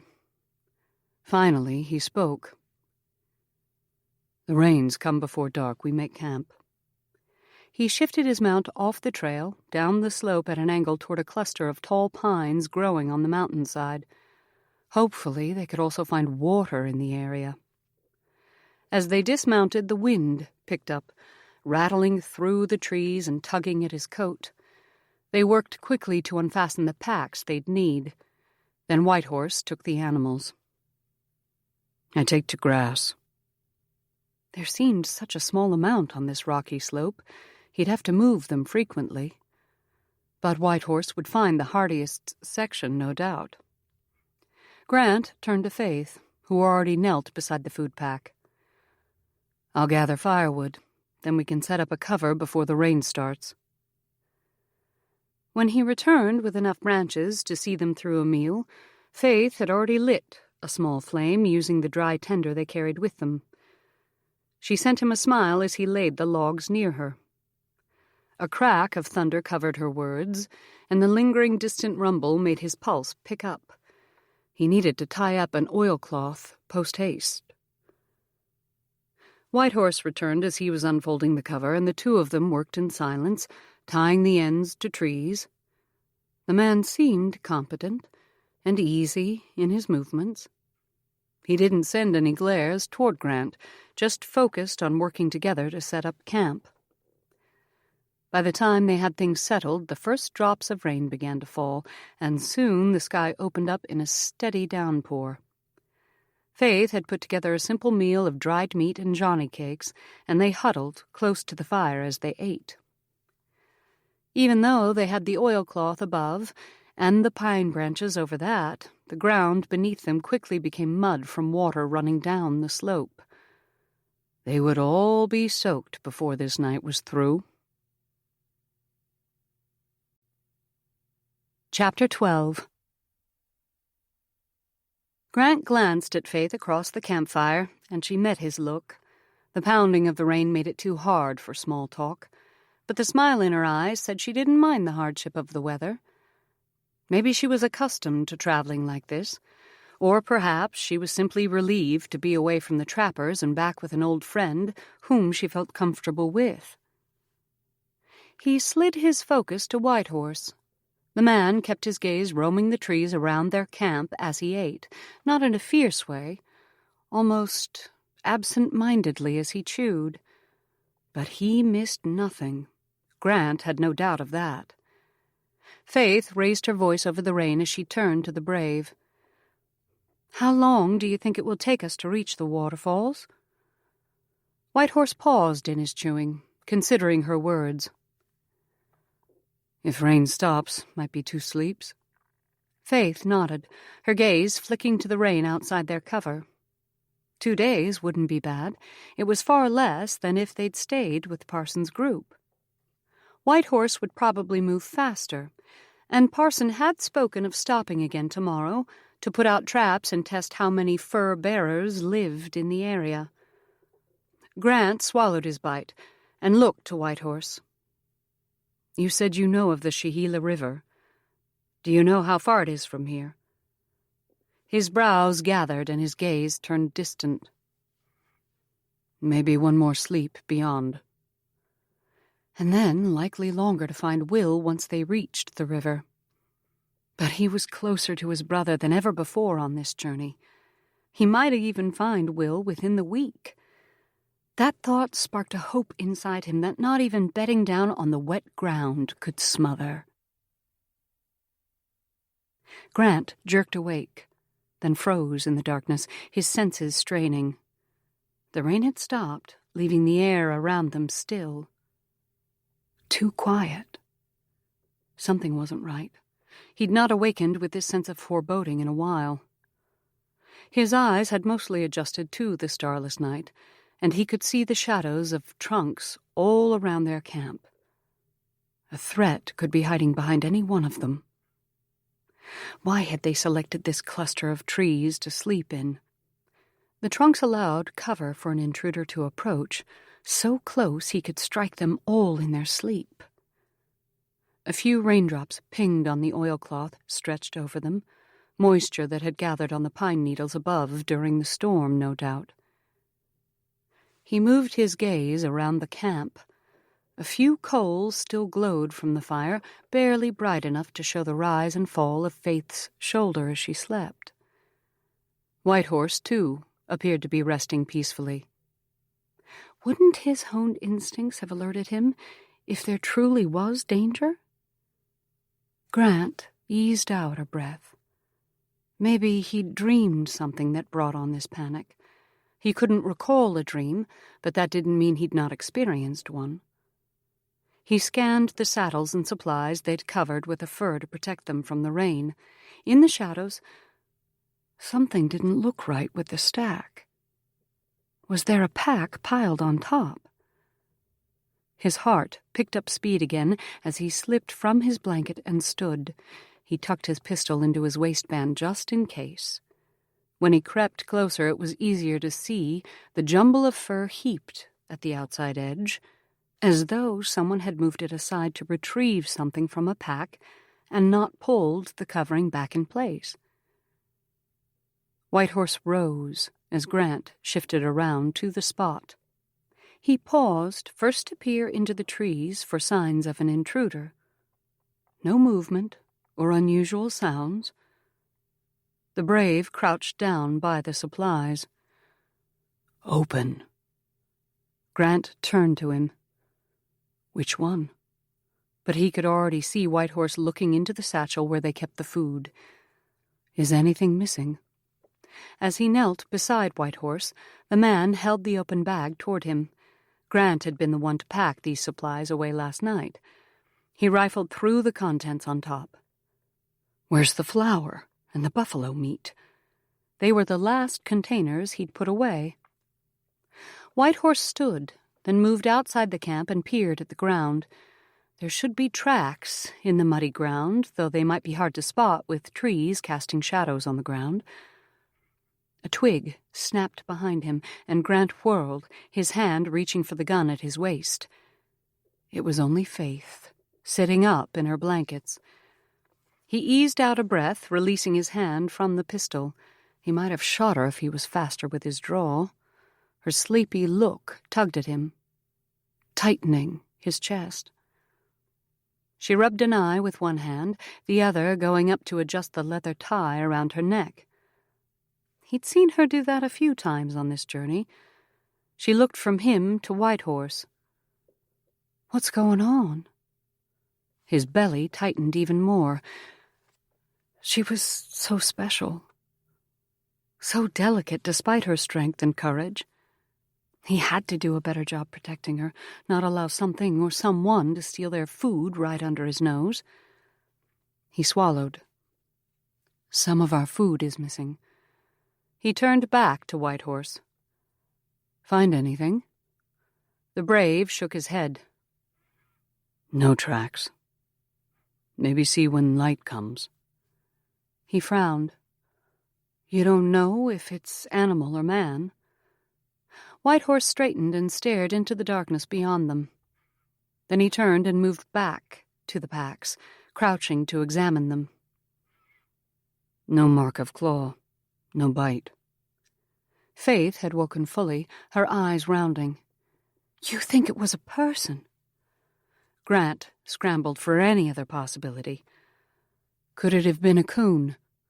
Are there other animals that use their paws like hands around here? He'd seen more than one such creature in St. Louis extract food under the cover of darkness without leaving a sign. For a long moment White Horse frowned at the ground in front of the pack. Then he lifted his focus to Faith, though he was quiet for another moment. Something shifted in his eyes, a faint softening. He stood. "I will watch until light."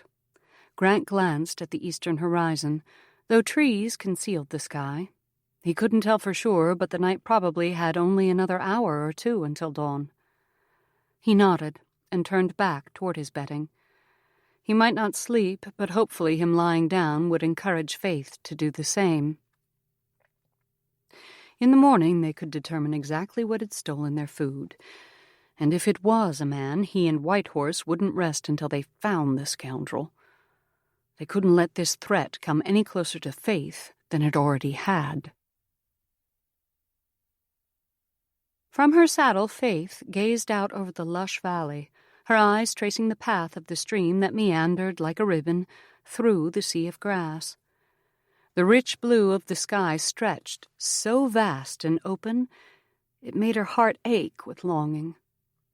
Grant sat on her left and White Horse on her right, all three of them pausing on this mountain pass to take in the view. She eased out a breath as the beauty seeped into her soul, loosening the tension that had coiled within her all day. They'd found no sign of tracks around their campsite that morning, except for their own prints. No sign of what had stolen their food. Maybe it had been only a raccoon, like Grant said. Creeping away silently with the food grasped in its tiny paws. Believing that eased the worry knotted inside her. This view soothed her even more. "Beautiful, isn't it?" Grant's voice rumbled beside her. She smiled. "It reminds me of the valley where our ranch is."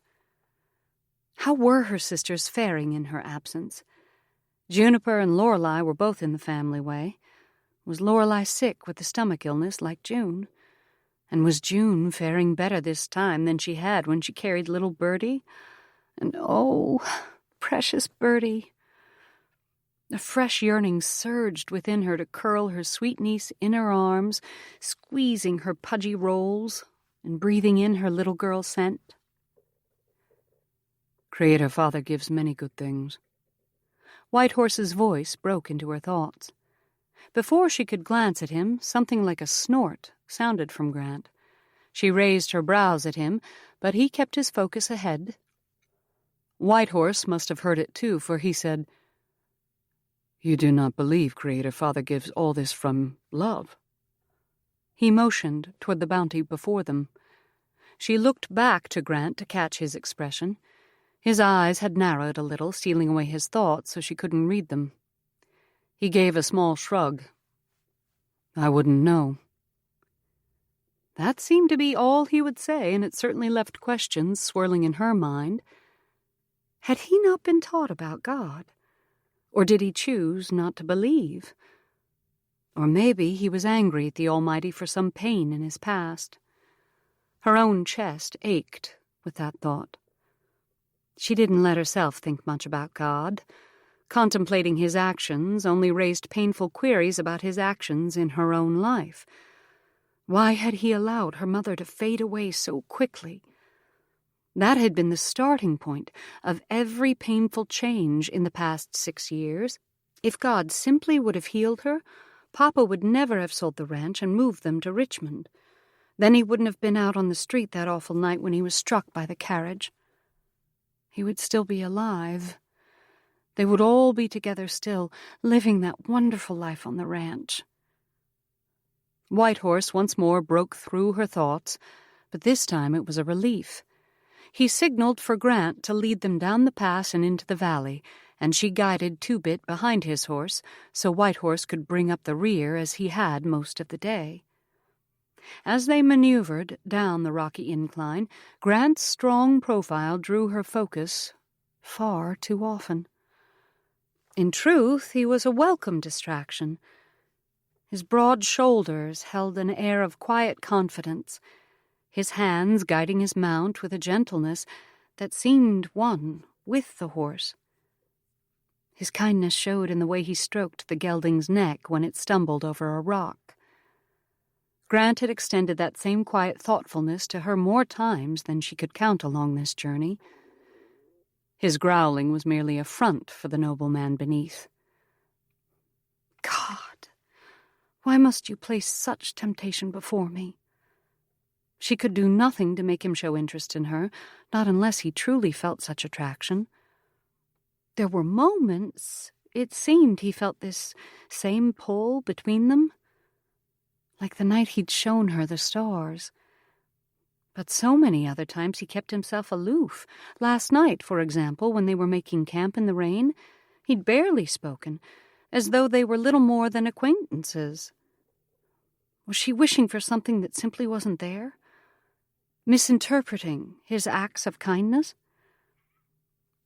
Faith, Grant called out, turning to look at her with worry in his expression, as if sensing her internal struggle. Is everything all right? Yes. She nudged two-bit faster down the last of the slope, heat rushing to her cheeks. She'd slowed him too much, creating distance between her and Grant. A subconscious way of protecting her heart? Good. He waited for her and Whitehorse to catch up with him, and his eyes softened for a brief moment before returning to the path ahead. After allowing the horses to drink in the stream, they followed its route for about an hour. At the end of that valley, the once gentle creek grew more turbulent as it fed into a wide river. A high cliff bank rose up along the water's edge on both sides, creating a canyon the current flowed swiftly through. They all reined in near the edge, and Whitehorse dismounted. Faith glanced at Grant, who met her gaze with a shrug. They did what Whitehorse did, their dauntless leader. The horses dropped their heads to graze, and she moved to stand beside her old friend, with Grant coming up on her other side. Is this the Shahila? Grant's voice rose above the rushing water. Whitehorse nodded, then pointed downstream. We ride until sun sleep, then reach First Falls when sun 2 fingers high. In the morning, then, a thrill slipped through her. They might find Steps Right before noon tomorrow, but she might not be at the first waterfall they came to. Faith had to prepare herself for a long search. She glanced at Whitehorse. Are there other falls close to that one? The edges of her friend's eyes crinkled just enough to know he was laughing at her impatience. I do not remember the distance. We know and see. She nudged his arm and grinned. You remember everything. You expect me to believe you don't remember how far apart the falls are? Before he could answer, a shout came from her other side. She spun just as Grant jumped over the edge of the cliff. His arms flailed as he sailed through the air. "Grant!" Faith screamed, her heart surging to her throat. Panic coursed through her veins as he struck the water, then his body disappeared into the churning current below. What should she do? She turned to Whitehorse, but he was already climbing over the edge. "No!" She dropped to her knees to grab him, but Whitehorse lowered himself before she could grab him. He swung from one handhold down to the next, within seconds reaching the thin path that ran along the water's edge. He turned to scan the water, and she shifted her focus there too. Had Grant been carried downriver? Had he hit a rock and drowned? God, no. As she searched the water, a head finally bobbed in the current. Grant. He was a little downstream from them, but not as much as she'd feared. Was he conscious? She couldn't tell for certain.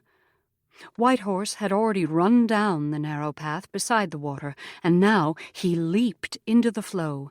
His body disappeared beneath the surface for a moment before emerging, arms churning through the current in quick strokes. God protect them both. She could do nothing to help. Nothing except watch and pray. Whitehorse swam toward Grant, using the current to his advantage. He finally reached him, and the two floated in the water for a moment. Talking, maybe.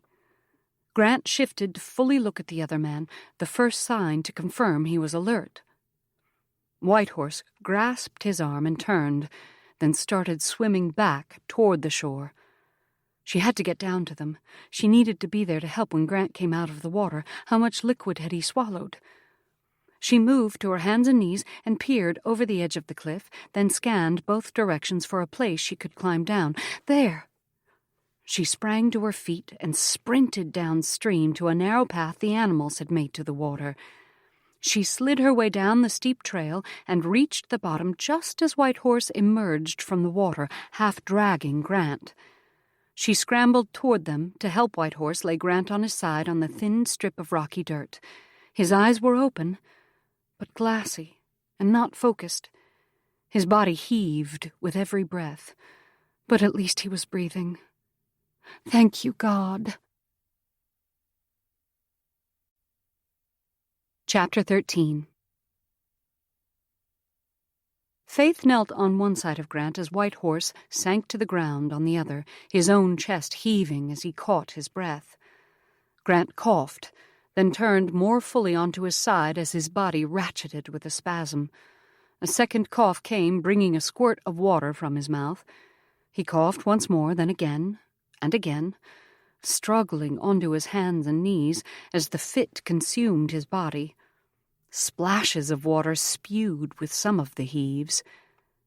She could do nothing to help him, so she rested her hands on both of his sides to keep him from toppling with the force of each retch. Had the water entered his lungs? Would it bring on pneumonia or something more permanent? At last, Grant's cough subsided and he sank back onto his side. He'd begun to shiver now, and no wonder with his clothes soaked with icy river water. She glanced around them. She should have thought to bring blankets instead of sliding empty-handed down the slope. I throw blanket down. Whitehorse stood, reading her mind. We camp here. I start fire, hot water. She sent him a grateful look. Thank you. I'll stay with him and help him get warm. I'm all right. Grant opened his eyes and moved one arm like he was going to push himself up to sitting. His elbow trembled with that small action. She laid a hand on the arm. Rest until we have a blanket. Then you can sit up to wrap in it and get warm.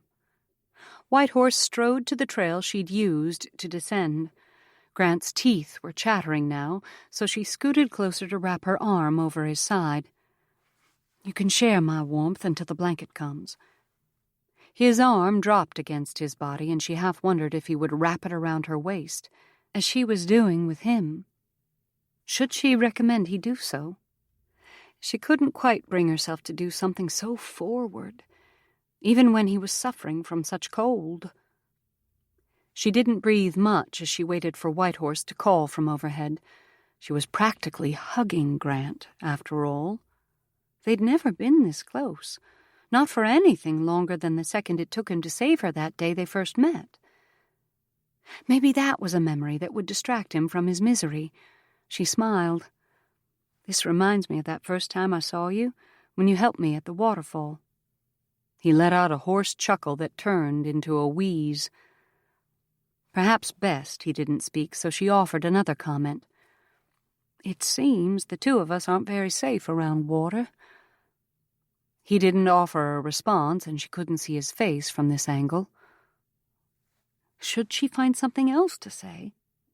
A call from above saved her the struggle. Blanket. She scrambled to her feet and moved to catch the coverlet as it fluttered down. This was one of Grant's wool counterpanes that looked like the kind men purchased in St. Louis when they outfitted themselves to go west. Whitehorse appeared again with another, this time a folded fur from his own belongings. She stepped to the side so she wasn't under the heavy elk skin, but caught it with her outstretched hands. Thank you. With her arms full, she turned back to Grant. He sat up, leaning against the rock wall, and reached for them. He looked more alert now, though his wet hair stuck out in odd angles. She handed him the wool blanket and helped him wrap it around his shoulders. Then she draped the warm fur over his legs. Thanks. His voice was still hoarse from the coughing, or maybe something worse. Could pneumonia set in this quickly? She sank down beside him, facing him as he leaned back against the rock wall, his legs stretched before him. This stretch of the path was just wide enough that his feet didn't dangle into the river. He met her gaze with an exhausted look that he might have meant as a smile, but his jaw still trembled from the cold. It looked like he was clamping his teeth to keep them from chattering. She leaned forward to pull the blanket more securely around his shoulders, so it covered his front, too. "What made you jump into the water?" She was too near to meet his gaze, so she focused on the blanket. "I didn't jump. I was pushed." She froze, taking in the words. He couldn't mean... She drew back and studied his face, met his gaze so close the gold flecks glimmered amidst the green of his eyes. Pushed. Did he mean his horse nudged him from behind? She'd been the only one standing next to him, and she hadn't touched him. But his gaze hardened, and his jaw tensed even more. He looked away from her, toward the rushing river. Someone came from behind and slammed into me with both hands. I only caught a glimpse of black shirt as I went over the cliff. Her chest tightened, her breath stalling. But she managed enough air to shout upward, "White horse?" Her voice came out unsteady, more high-pitched than she intended. He heard her, for he replied from above, "Yes?" She swallowed to strengthen her tone. "Grant said someone pushed him into the river." Whitehorse's expression darkened. He didn't speak for long moments, just turned slowly as his gaze searched the land around them. At last he glanced down again. "Stay until I come back." Faith nodded. "We'll stay down here." Whitehorse disappeared from the edge above, and she settled in to wait. This would give Grant time to regain his strength. It was hard to keep from looking at him. Hard to keep from worrying about what might have happened to him in the water, both the possible outcomes that could have happened in such a quick-flowing, rocky river, and also the potential long-lasting effects that might still come. "Does your chest hurt?"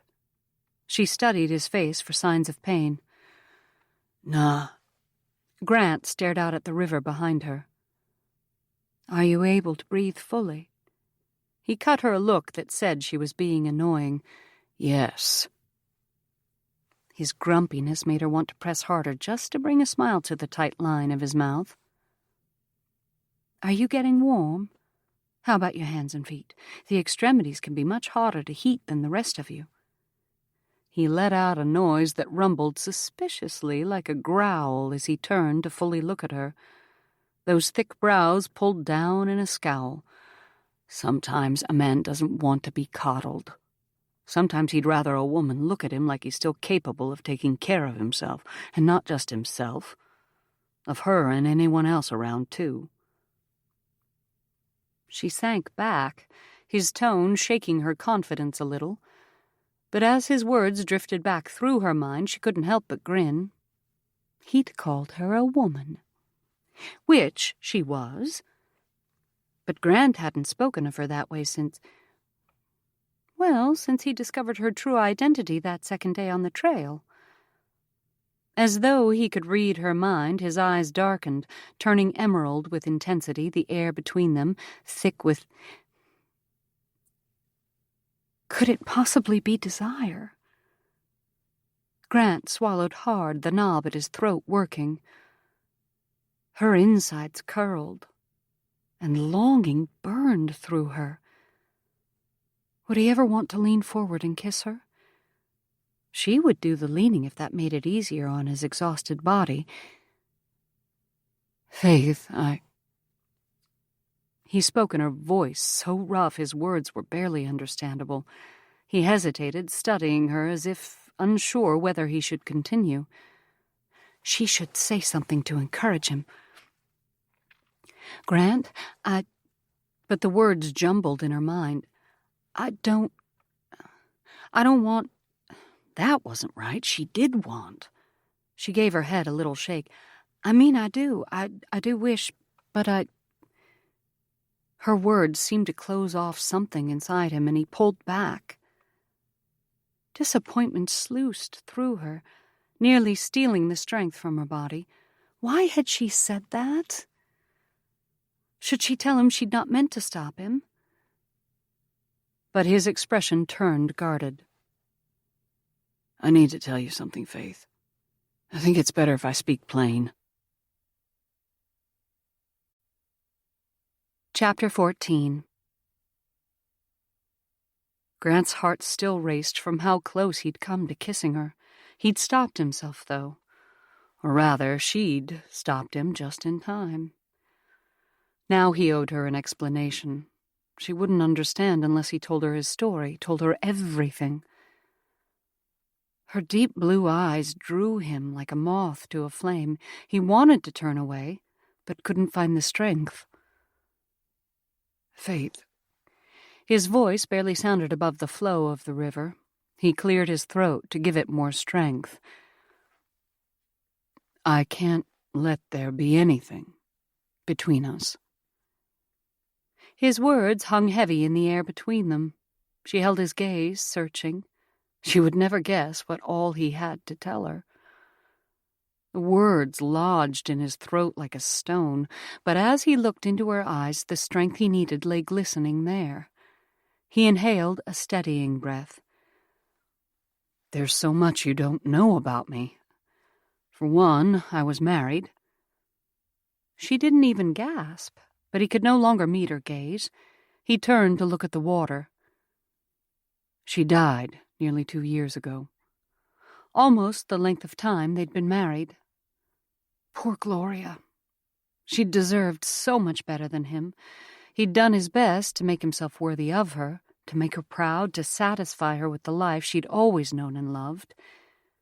That line of thought always brought pain, so he pulled his focus back to the facts. Her liver stopped working. It all happened so fast. She sometimes felt unwell, more so that last year. But she didn't let it slow her down. She lived for her social calendar, even in a frontier city like St. Louis. And then, at a party one night, she began casting up her accounts in the retiring room, and she couldn't stop. I hadn't escorted her that night. Her father went in my stead.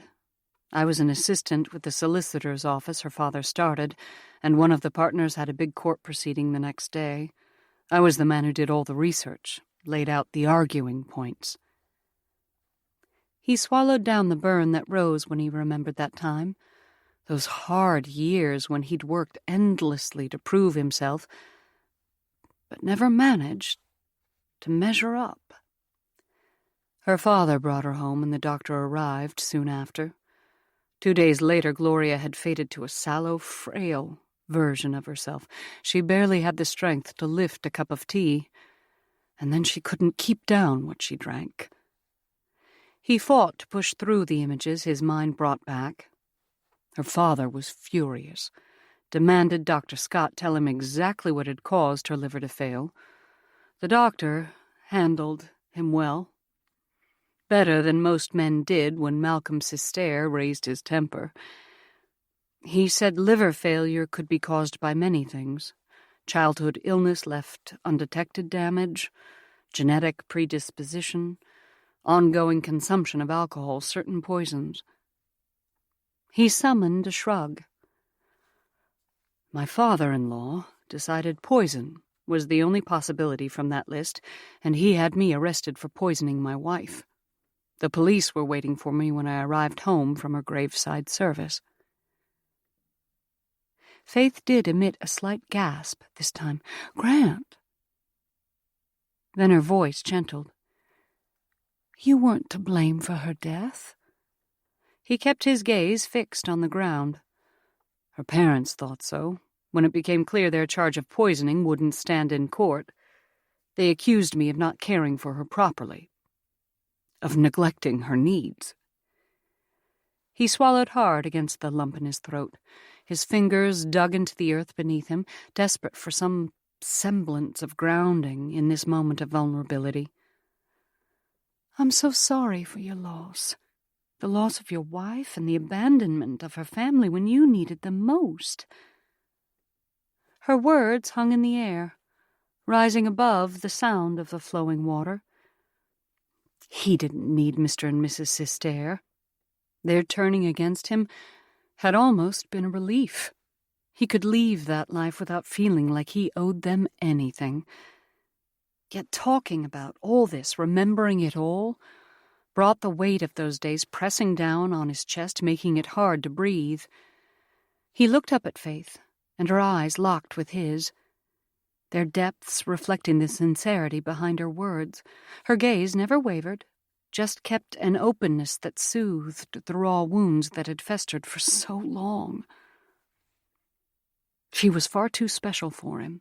He didn't deserve the way she seemed to still care about him, despite learning this dark part of his past.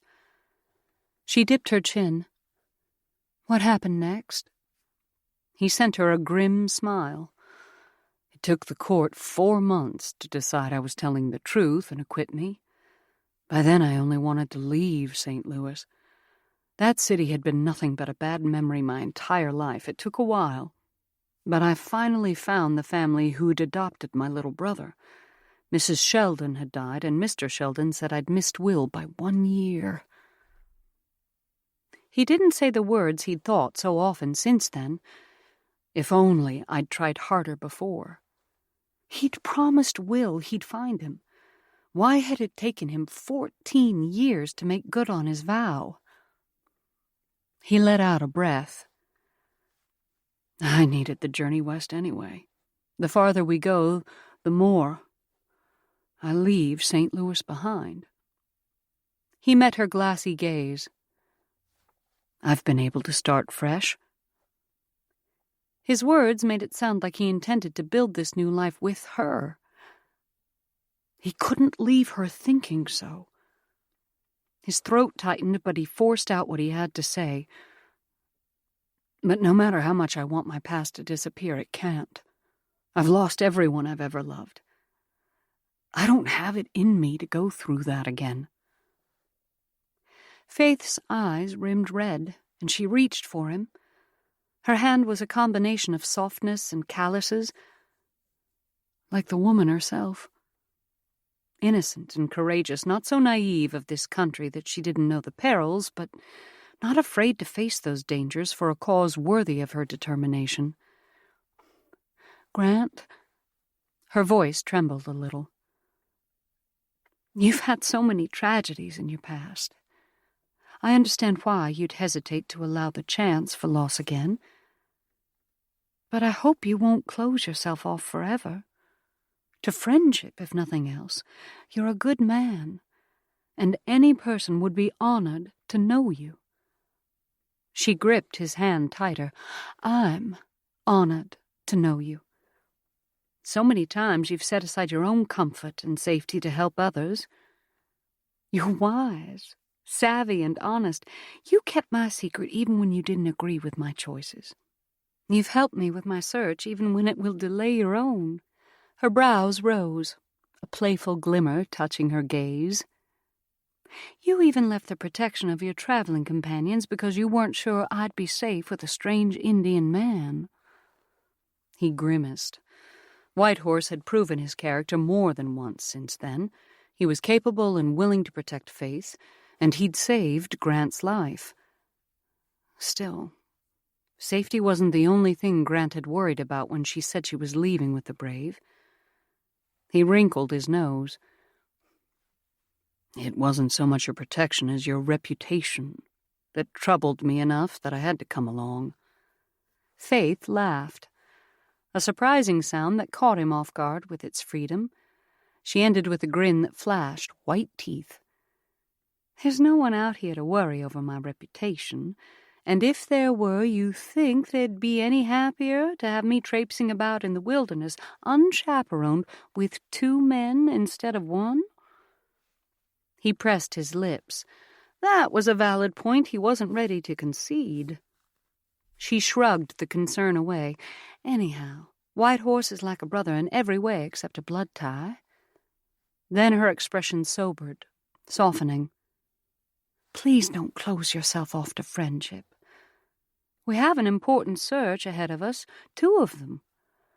I suspect I, for one, will need a good friend to make sure I don't miss anything important. He swallowed. She was offering an olive branch. A chance for them to carry on as they had been, maybe. He should agree. He simply had to make sure he didn't let himself think of her in any way other than as a companion on the journey. A feat that had become harder with each day they spent together. But this was his only option, for he wouldn't abandon her to her search. He couldn't. So he dipped his chin. You're right. She gave her own decisive nod and pushed to her feet. Are you feeling ready to climb up the slope? There's work to be done. The morning sun filtered through the pine needles, dappling the ground with light. Faith breathed in the fresh scent of the trees as she rolled up her bedding. Beside her, Grant grunted as he lifted both their saddles and carried them toward the horses. His eyes were bloodshot, his face drawn. Clearly he hadn't slept well. Because of his near drowning? As her mind brought back the memories from the day before, her chest ached with all the details he'd shared while they sat at the water's edge. So much pain he'd experienced. As if being orphaned and separated from his brother wasn't enough, he'd lost his wife. Then her parents turned against him. No wonder he'd turned grumpy and standoffish. She slung her pack over her shoulder, wincing at the familiar ache in her back. Shouldn't she be accustomed to the rigors of the trail by now? This would be all worth any pain or hardship once they found steps right and finally accomplished Papa's request. The ache in her heart would ease. This pain from knowing she'd not fulfilled what he wanted most, what he'd begged of her specifically. She reached the horses and strapped her pack behind her saddle. White Horse had already finished with his own mount and was fastening the bridle on her gelding. You ready? Grant led his saddled horse toward them. She nodded. I was ready yesterday. He cracked the first hint of a grin she'd seen all day. A snort slipped from White Horse, but he moved to his own mount. When they'd all settled in their saddles, White Horse motioned Grant toward the path along the cliff bank. You ride first. I watch back trail. The reminder of what happened to Grant yesterday twisted a knot in her belly as they started forward. Who could have possibly pushed him into the river? It seemed so outrageous. Not only that someone could have crept up behind them while they were all 3 standing there, but that there was another person in this wilderness at all. They'd not seen a soul since leaving Parsons' group. And someone who wanted to hurt him enough to push him over the cliff? She would have believed it his imagination or a tale he created to excuse clumsiness, except he'd also been attacked that night when he stood watch. He'd been by himself then. The thought that slipped in made her middle coil even more. He wouldn't have made that up. Would he? He'd been injured. He couldn't have done that to himself. The water flowed steadily on their left in the canyon far below, and beyond the river rose a craggy slope that followed the water's edge like a wall. Birds chirped in the trees on their right, and the fresh scent of new morning filled the air. It seemed impossible that anything awful might linger in this beautiful land. Certainly not a stranger trying to hurt them. As they maneuvered along the water's edge, the sun gradually rose above them. Sometimes they passed through trees that shaded, but on the other side, the heat sweltered even more. At last they crested a rise in the trail, and in the distance the sound of rushing water grew louder. Faith's heart leapt. That had to be a waterfall, though she couldn't see it yet. Maybe they were nearing the end of their journey. Maybe Steps Right was just ahead. She glanced back at Whitehorse, and he spared her a quick look and a half-smile before returning his focus to the river ahead. She turned forward again and nudged 2-bit faster, pulling alongside Grant. They were all three riding side by side when she first saw the dip in the water's surface that signaled the top of the falls. She strained for any sign of a cave or another person in the area. They couldn't yet see the cascading water, but the roar of its flow rose too loud to hear each other speak. As they came to the edge of the expanse of tumbling liquid, she saw the river was wide here, creating a massive falls that plunged far down into a deep pool. Mist cast a breathtaking rainbow in the sunlight. She glanced over at Grant to see his reaction. He must have felt her notice, for he turned to her with bright eyes. They spoke a silent question. "Beautiful, isn't it?" She couldn't help a grin that offered her response. Incredible. Part of the weight in her chest had lifted, as if the power of the water had cleared away her worries.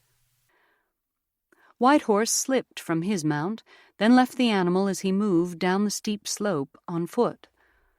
Looking for a cave behind the falls, no doubt. She slid off her own gelding, and Grant joined her as they maneuvered on foot down the slippery rocks to catch up with him. As they descended, the mist billowed around them, making it difficult to see more than a few feet ahead. The sound of the water was deafening. She clung to Grant's arm for balance, his nearness igniting warmth that spread up her arm. Whitehorse had nearly disappeared from sight, and she struggled to keep up with Grant's quick pace. Finally, they reached the base of the falls, where the pool of water looked dark through the mist. Whitehorse had completely disappeared.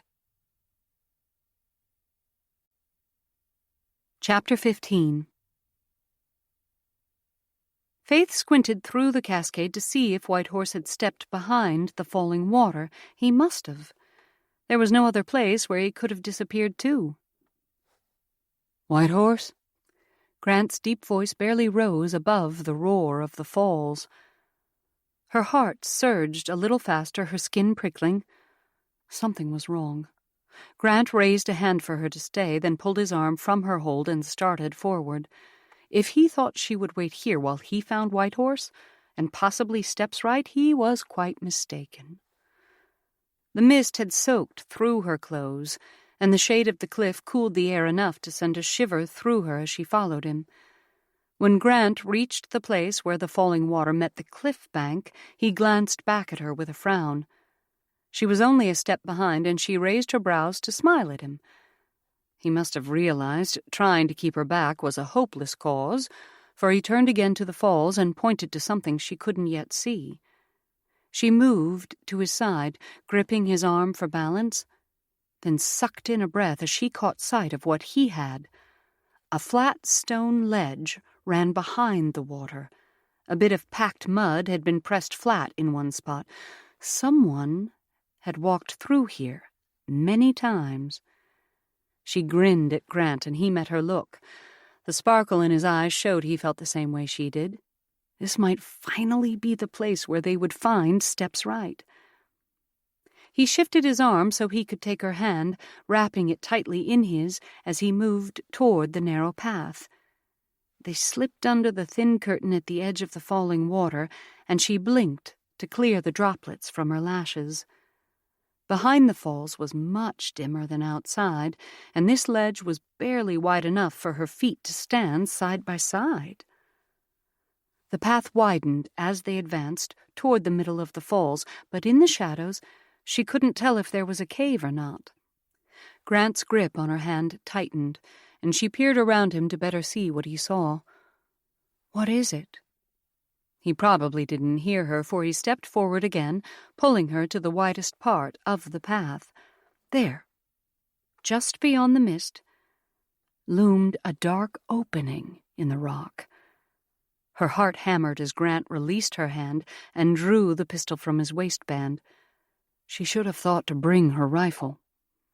Was Whitehorse already in there? Had he found his mother? Her hand crept up to the leather strap at her neck.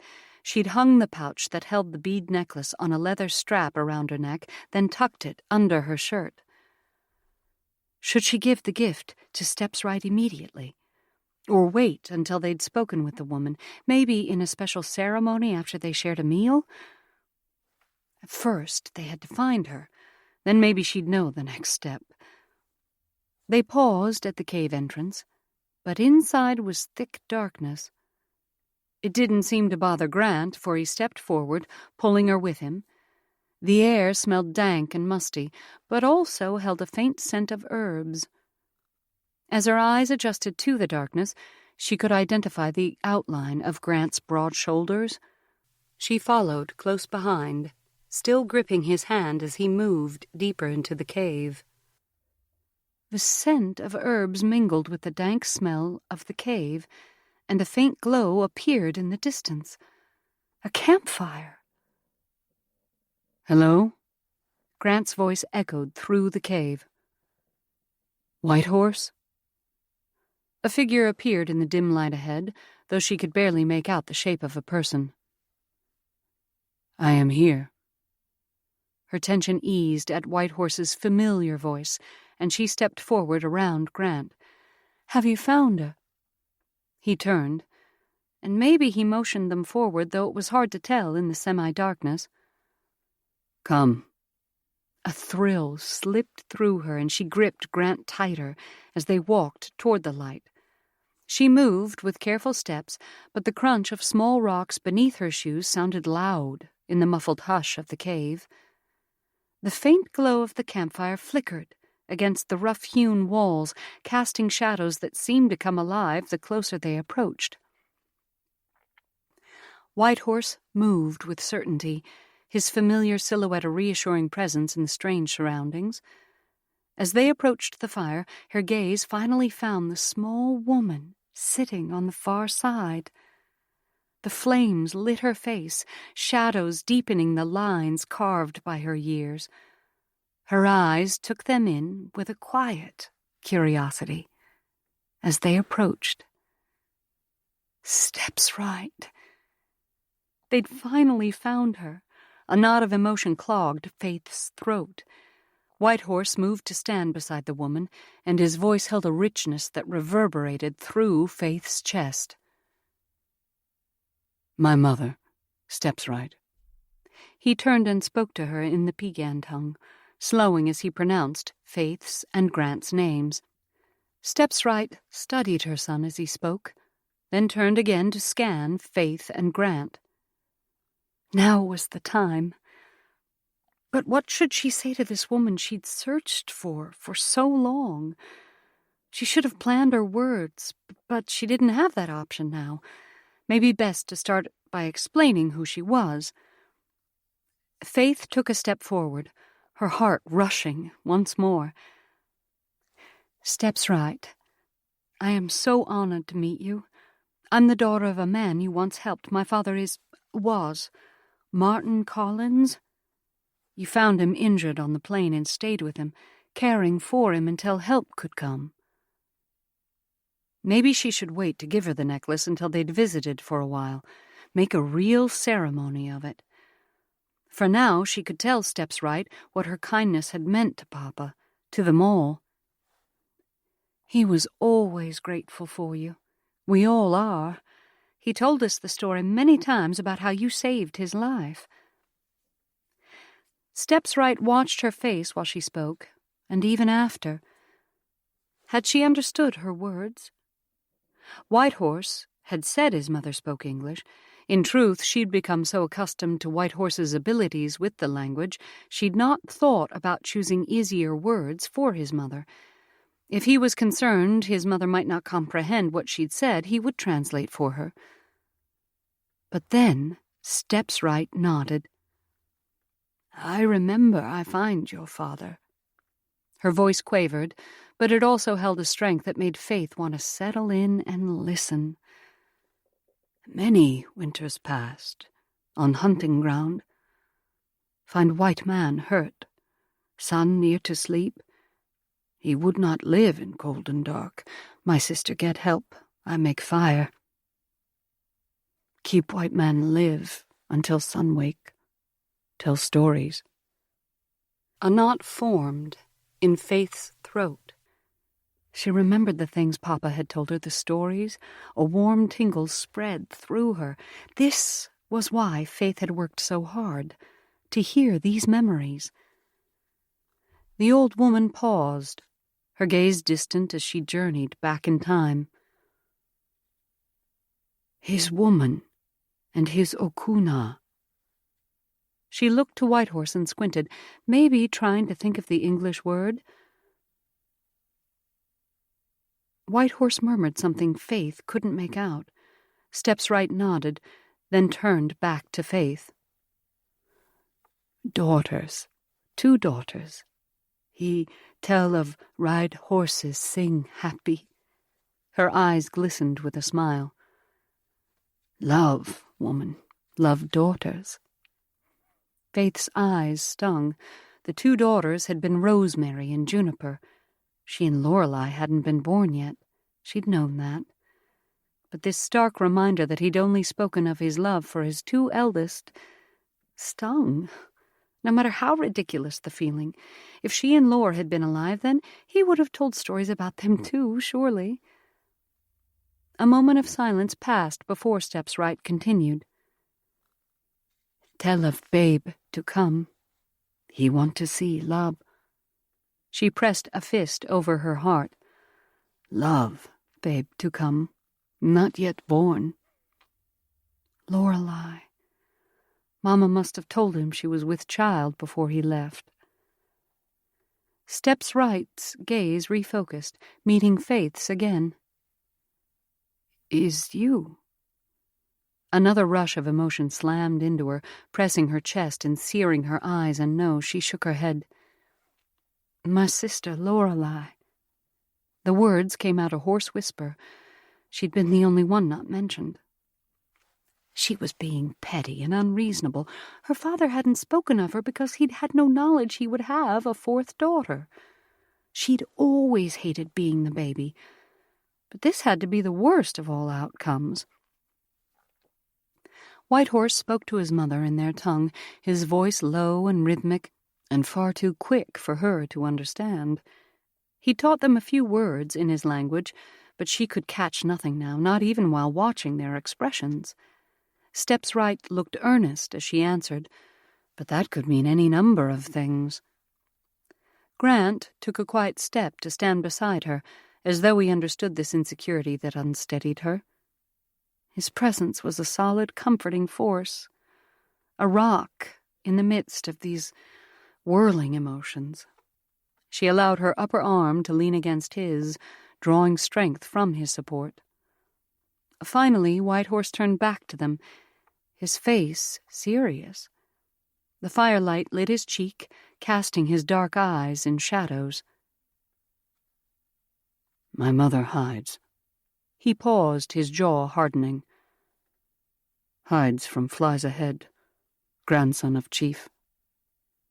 Faith frowned at his words. They had met Flies Ahead and his grandfather, son of Owl, back when she and her sisters first came west to the rendezvous, and Riley helped them search for Steps Right. Neither Flies Ahead nor his grandfather had been helpful in their search, and the younger man had seemed especially untrusting and untrustworthy. Whitehorse shifted, and the firelight showed a flash of anger in his eyes. Send warriors to find her 3 times. He held up as many fingers. The revelation hung heavy in the air, the gravity of the situation sinking in. They'd known Steps Right had been forced to leave her village, the home and friends she'd lived with her entire life, when one of her patients had died despite her care. That patient had been Flies Ahead's father, the man who would have become chief when his father, son of Owl, died. Apparently, Flies Ahead hadn't been satisfied with the punishment of sending an old woman out into the wilderness by herself. He'd decided to hunt her down, too. Faith studied Whitehorse as that thought settled in a different way. Why would he search for her? He was the one who sent her away. His grandfather make her leave. Whitehorse was doing a remarkable job holding back his anger, though it sounded in his voice. Flies Ahead gone when happen. Go to mountains to... He searched for the word he wanted and found it quickly. Grieve. For father no more. The situation was becoming far clearer, and her own belly churned with anger, too.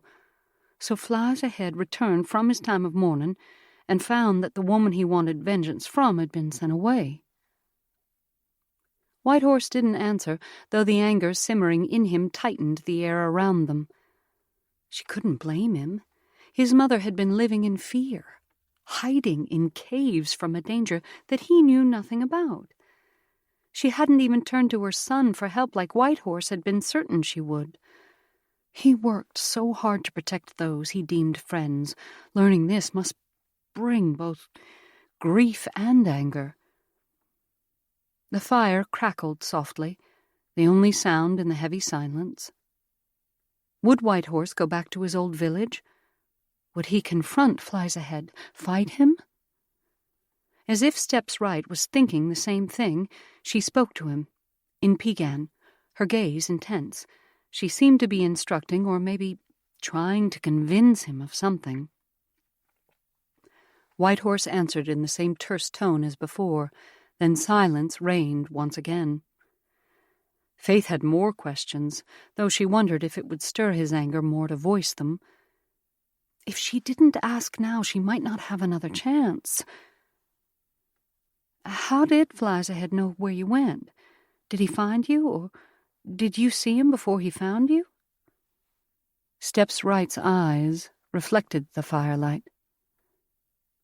Not find me. Warriors come, I see, I move. Not find me. She must have decided they'd spoken enough of her plight, for she motioned to the ground around the fire. Sit. Eat. She reached for a wooden bowl placed close to the fire. Whitehorse sometimes used the same kind of dish to cook with in his lodge. They moved to sit by the fire with Faith, settling between Grant and Whitehorse. Grant had been quiet through the conversation, maybe thinking he was an outsider when it came to what they'd been discussing.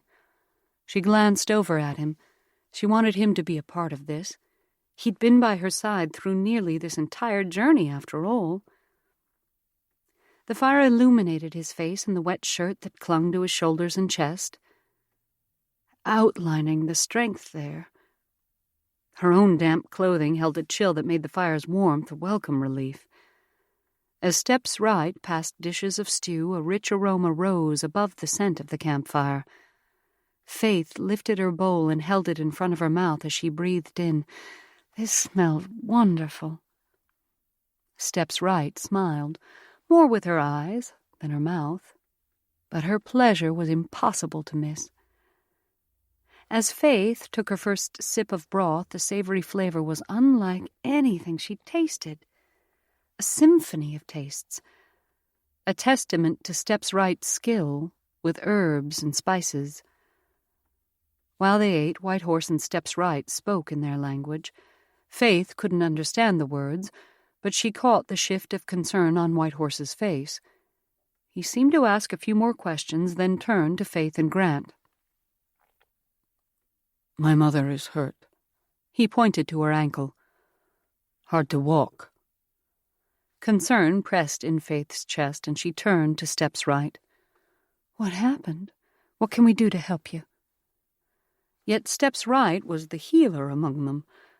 Was there anything more that she'd not been able to do on her own? The older woman shook her head. I fall. Need sit heal. Maybe a sprained ankle, then. Faith studied the woman's foot, but the way she had it positioned, her buckskin dress covered most of the appendage. She looked back up at Steps Right. "We'll make sure you get all the rest you need. If there's anything you want, just ask one of us." Steps Right returned a kind look, but didn't seem to want to say more. Whitehorse spoke up, though. "We take my mother back to the ranch, soon." She met his gaze. He likely wanted to get her to a safe place, away from flies ahead.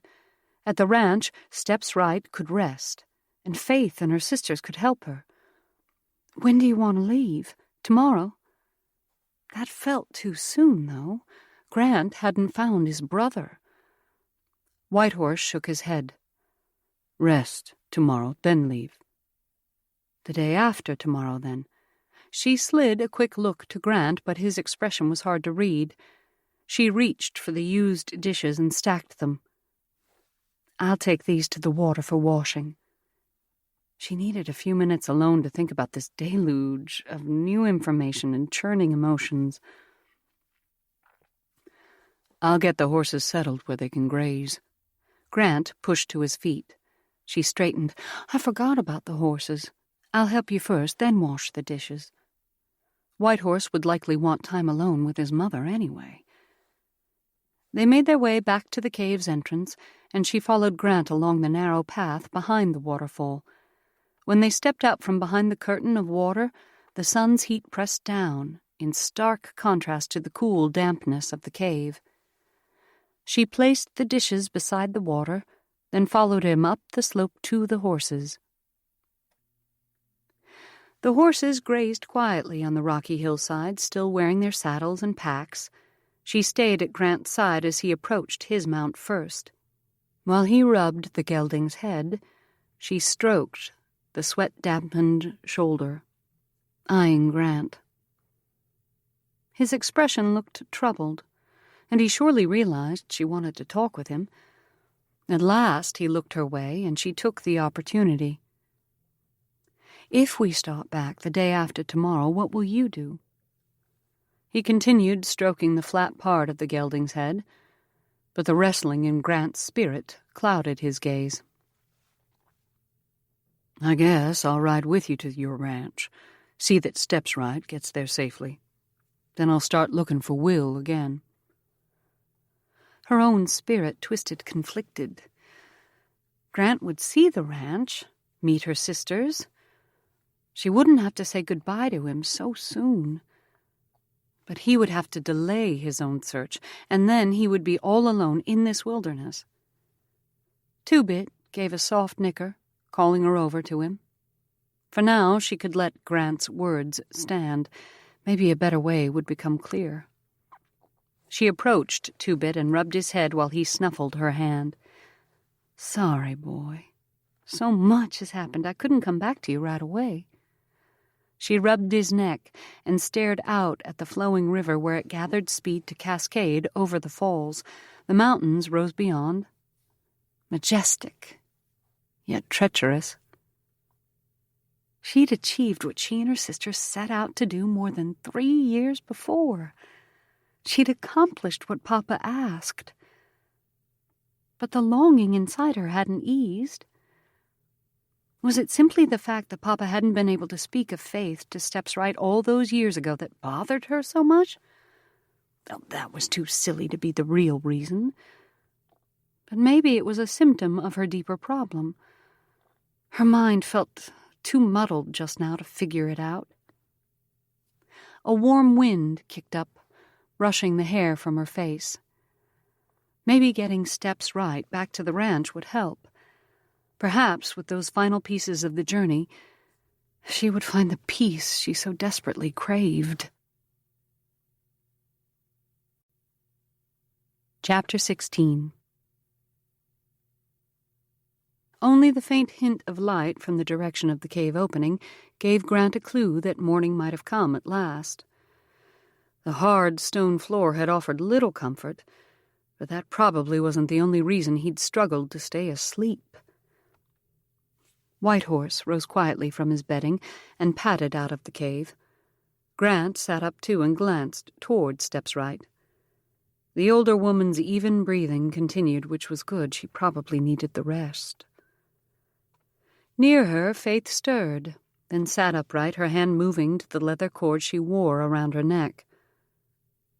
The soft light of the fire gave her an angelic glow, and her sleep-rumpled hair made her look so adorable. When she sent a tired smile toward him, his heart quickened. Keeping himself from falling for her was becoming harder each day.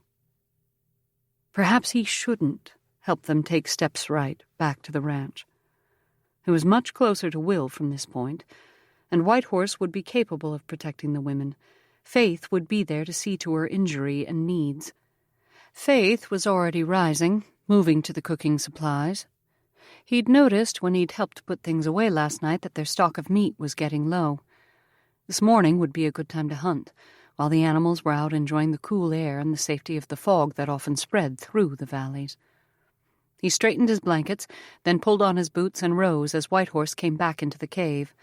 Grant checked his rifle, then reached for his possibles sack to make sure he had enough bullets and powder. Faith moved close enough to whisper, "What are you doing?" "Going hunting." He secured the clasp on the bag and looped the strap over his neck. "Can I come too?" He met her gaze, which held far too much pleading. "Why?" She glanced toward the cave opening. "It would be nice to get out." He could certainly agree with that.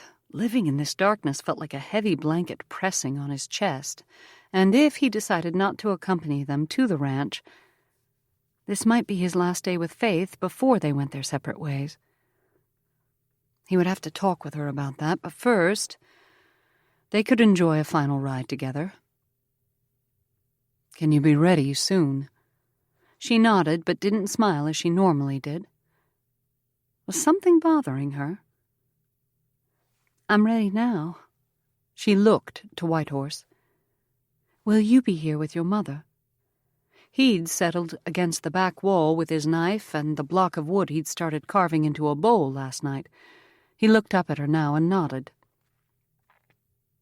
Within minutes, Grant led Faith from the cave, along the ledge, then onto the bank and up the slope. The horses were already grazing in the cool morning air, so he and Faith quickly saddled and mounted, then started down a path that followed the river away from the falls. As they rode, quiet settled between them. The undisturbed calm of the morning made it easier not to speak. But every time he looked toward Faith, the lines pressing her brow showed her mind was already churning. What concerns muddled her thoughts so early in the morning? If there was anything he could do to ease her mind, he would. That would take his mind off the need to make a firm decision about leaving her. As their path left the water's edge and wove through the pines, their horses were able to walk side by side. He took the chance to speak. "What do you think about Steps Wright's situation?" He slid a glance toward her before focusing again on the trail. Hopefully a deer would wander from the trees, and he had to be ready. Faith took a moment before responding, and when she did, her voice carried the same tension she wore on her face. "I'm worried." She paused, but then continued. "If we take Steps Wright back to my sister's ranch, will she be safe there? Or will she bring the danger with her? Will Whitehorse go find flies ahead and end the threat once and for all? Whitehorse is a strong warrior, but against an entire village?" His question had released a dam like water tumbling over the falls. Her words spewed out one after the other. "How will we manage the ranch without him? He's a partner, after all, and he accomplishes nearly as much work as the rest of us combined. Maybe we could handle things for a while, but when Juniper and Lorelei have their babies, I'm not sure Rosie, Riley, and I can do the training and everything else required." Her voice dropped even lower. "And Steps Wright's ankle. Is it only a sprain? How long will it take to mend? Is it only rest she needs or something else? Could it be broken? If so, should we splint it before we start back to the ranch?" The turmoil in her expression made his chest ache. He reined his horse closer to hers, reaching out to take her hand. She lifted her brows at him, but then gave an effort toward a smile as she clasped his hand. That was Faith, smiling no matter how hard her struggle. He gave a gentle squeeze. We'll figure things out. Give it a little more time. They found no deer after a half hour, so he turned them back toward the falls. Yet, by the time they rode the horses up the slope to the grassy area at the top of the falls where White Horse's animal was tied, Grant couldn't bring himself to return to the darkness. They tied their geldings to graze. Then he pulled his rifle from the saddle and turned to walk to the river's edge. The water flowed faster here, rushing to cascade over the falls. The wind ruffled his hair, easing the unrest in his spirit. Beyond the river, the mountains rose in rocky peaks, a few of the taller ones still spotted with snow in some of their crags. Before coming west, he'd never imagined a land could hold this much beauty, such a richness that captivated him. Do you want to walk upriver with me? Faith's voice broke through his thoughts. The sound of it soothed him even more, yet her nearness tightened something in his middle.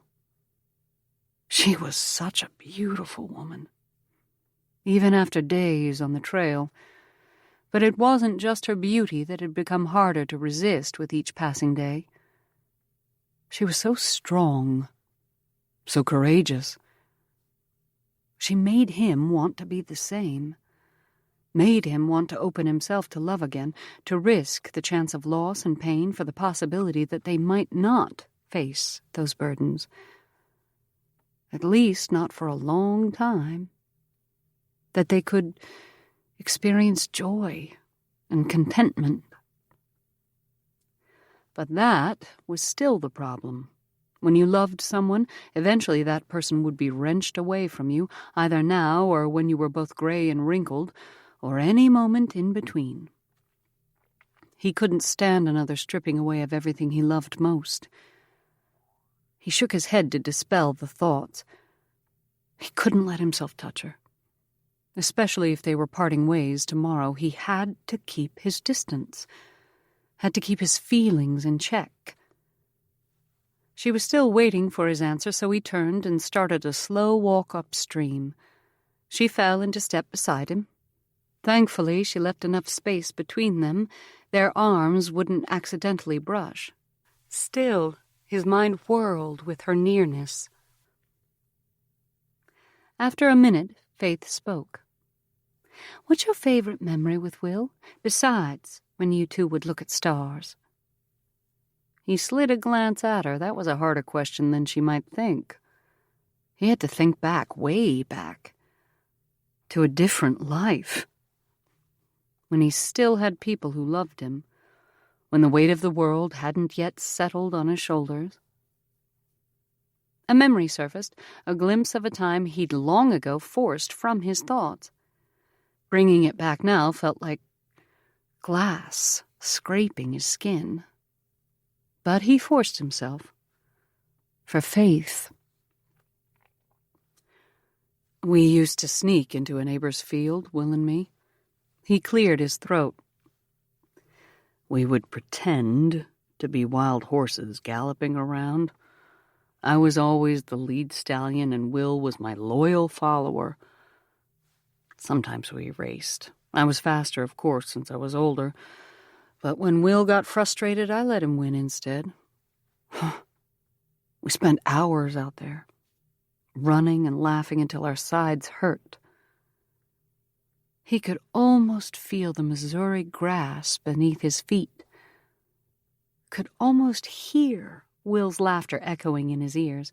For a moment he was back in that field, a young boy with dreams as big as the sky, with a brother who was his best friend and partner in any adventure. For a moment he was home. Faith's eyes took on a gentle smile. Lorelei and I used to pretend we were catching wild horses. She would doctor all their injuries, give them names, and care for them. She slid a look at him. But I always imagined they were trying to run away from the ranch.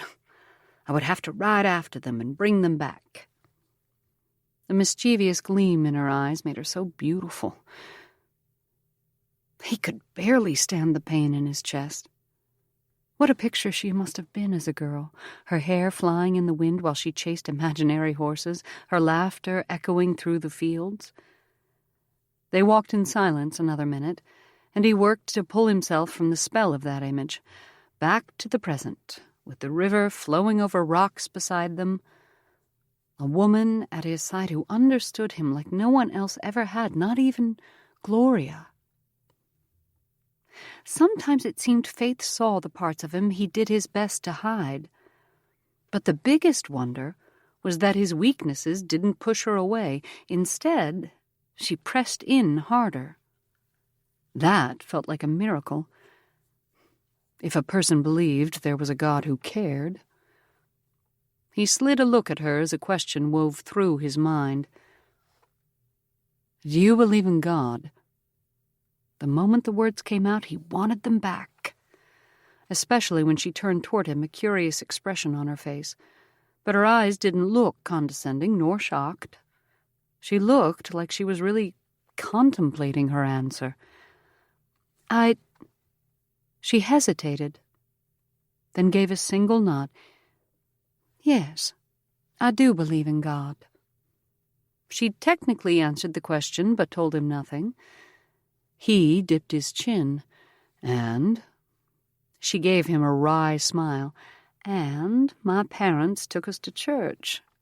We prayed at meals, prayed at bedtime. My sisters are all strong in their faith. It seemed she wanted him to ask the obvious question, so he did. And why don't you believe? She kept her focus ahead. I do believe in God. Then she cut her gaze to him. As I just said. The corners of her mouth twitched, but then she let out a long breath as she stared at the ground ahead. I've tried. I really have. It's just that I don't feel him the way my sisters do. When she looked over at him, her eyes begged for understanding. They talk about him like he really hears, like he cares what they say and responds to them. I still ask him for help when something goes wrong, but I don't know if he doesn't care or if I'm not good at listening. I'm not sure I've ever heard an answer. He knew exactly what she meant. Neither the Flagstones, who took him in after his parents died, nor Gloria's family had been religious. But he'd known a few people through the years, like the headmaster at school, who prayed like God really answered them. He'd tried it once. That day, the week before Christmas when he was 15, he came home to the Flagstones' home and found it empty, boarded up, with not even a note saying where they'd gone. He'd been fighting tears with no notion what to do or who to ask. He sat down on the outside stairs and prayed the way Headmaster Lawton did, asking the Almighty to show him what he should do next. God hadn't answered. So Grant had picked himself up, as he always had to do, and went back to school.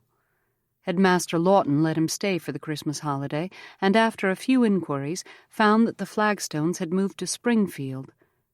They'd not felt it necessary to inform the school, though thankfully they'd already paid the remaining tuition for the spring term. They hadn't taken the time to send Grant a note either. Not even a simple missive with their new address. They must not have wanted him to know where to find them. They must have wanted to be rid of the orphan boy they'd reluctantly taken in 5 years before. He'd spent every moment of those next few months either studying or working odd jobs, anything he could do to earn enough for the next year's tuition. If he wasn't allowed to stay at school, he'd have nowhere else to go. And so went the next 3 years. By the end, he'd met and begun courting Gloria. They were both young, too young. She should have found someone far better than him. Her parents certainly felt so. But once they realized their daughter would accept no other outcome, Mr. Sister took Grant into his business. Grant had worked harder during those days than any other time in his life. He would prove himself to his future father-in-law. After he and Gloria were married, her father made him a junior solicitor with the promise of eventually becoming a partner in the firm. That all changed the night Gloria came home ill from the party. "Grant?" Faith's voice tugged at him, pulling him from the downward swirl of memories. He forced himself to turn to her, his mind grappling for what had last been said. Her sister's Faith, right. He swallowed to bring moisture back into his mouth. He couldn't let Faith become cynical and bitter like he was. She was everything good, everything he couldn't be. Faith. Her blue eyes searched his, and he pressed on. What your sisters have is real. It can be real for you, too. I don't know how to find it. But I think if your heart is open, if you ask him, God will be there. He'll answer you.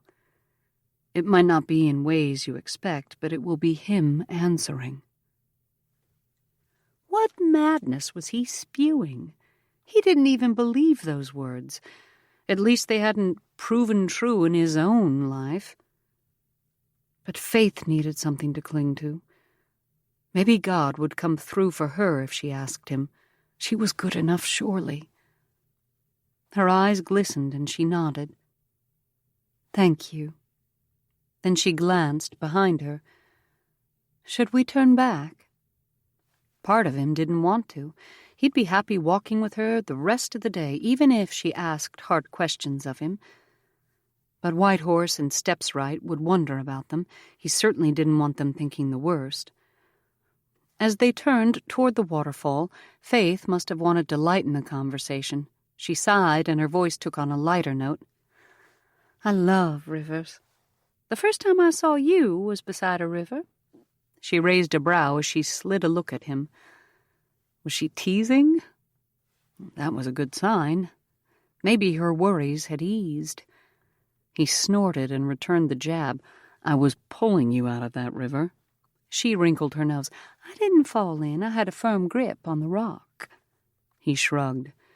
"Your hands might have been wrapped around a stone, but the rest of you dangled over the water. You'd have been swimming in less than a minute if I hadn't shown up." She tipped her head at him, curiosity slipping into her gaze. "What were you doing there, anyway? It was early in the morning." The memory of that day slipped back through. I'd come to the falls the night before trying to get away from all the drinking and noise at the rendezvous. Ended up sleeping there. I saw you come that morning, but I didn't want to disturb you. He cut her a look. I figured realizing you were alone in such a remote place with a strange man might be alarming. A smile curved Faith's mouth. Little did you know that wouldn't worry me overmuch. A pang twisted in his chest. That was exactly the problem. And it meant he had to worry enough for both of them, or rather, he needed to stand strong and keep his hands to himself. But just as he prepared to step away from her, putting more distance between them to clear his head, Faith stopped and turned to him. He reluctantly did the same. When she fixed those clear blue eyes on his, her earnest gaze, seeing all the way to his soul, he couldn't summon enough moisture in his dry mouth to speak. Her voice started tentatively. "Grant, She paused, her throat working. Did her gaze just drop to his lips? He had to clench his hands to keep from reaching out to pull her close. If only she knew how much she undid him, her words and everything else about her. But he couldn't let her know, or else he'd lose the last remnants of his control. Her focus flicked up to his eyes again, and he could see her nervousness. Did she feel something for him? He'd thought it before. Maybe.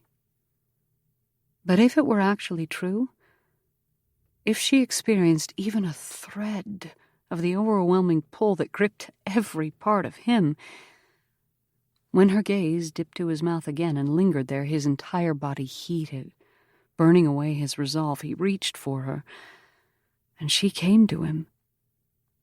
He cupped her shoulders, savoring her warmth, relishing her beauty, the rich tan on her cheeks that proved her adventurous streak. He lowered his mouth, and she rose up to meet him part way. Faith fought the nerves in her middle as she pressed her lips to Grant's. But then the warm intensity of his mouth took over, clearing every thought from her mind. Dear, sweet Rosa! This man filled her senses and overwhelmed every one of them. She lifted her hands to his chest, but they wouldn't stay there. They slid up to wrap around his neck, her fingers tangling in his wet hair. The taste of him was intoxicating, mixed with the wild scent of the trees that had brushed against him as they rode, and even a hint of smoke from that morning's campfire. He slowed the kiss, though she was nowhere near ready to stop. Grant was so much more.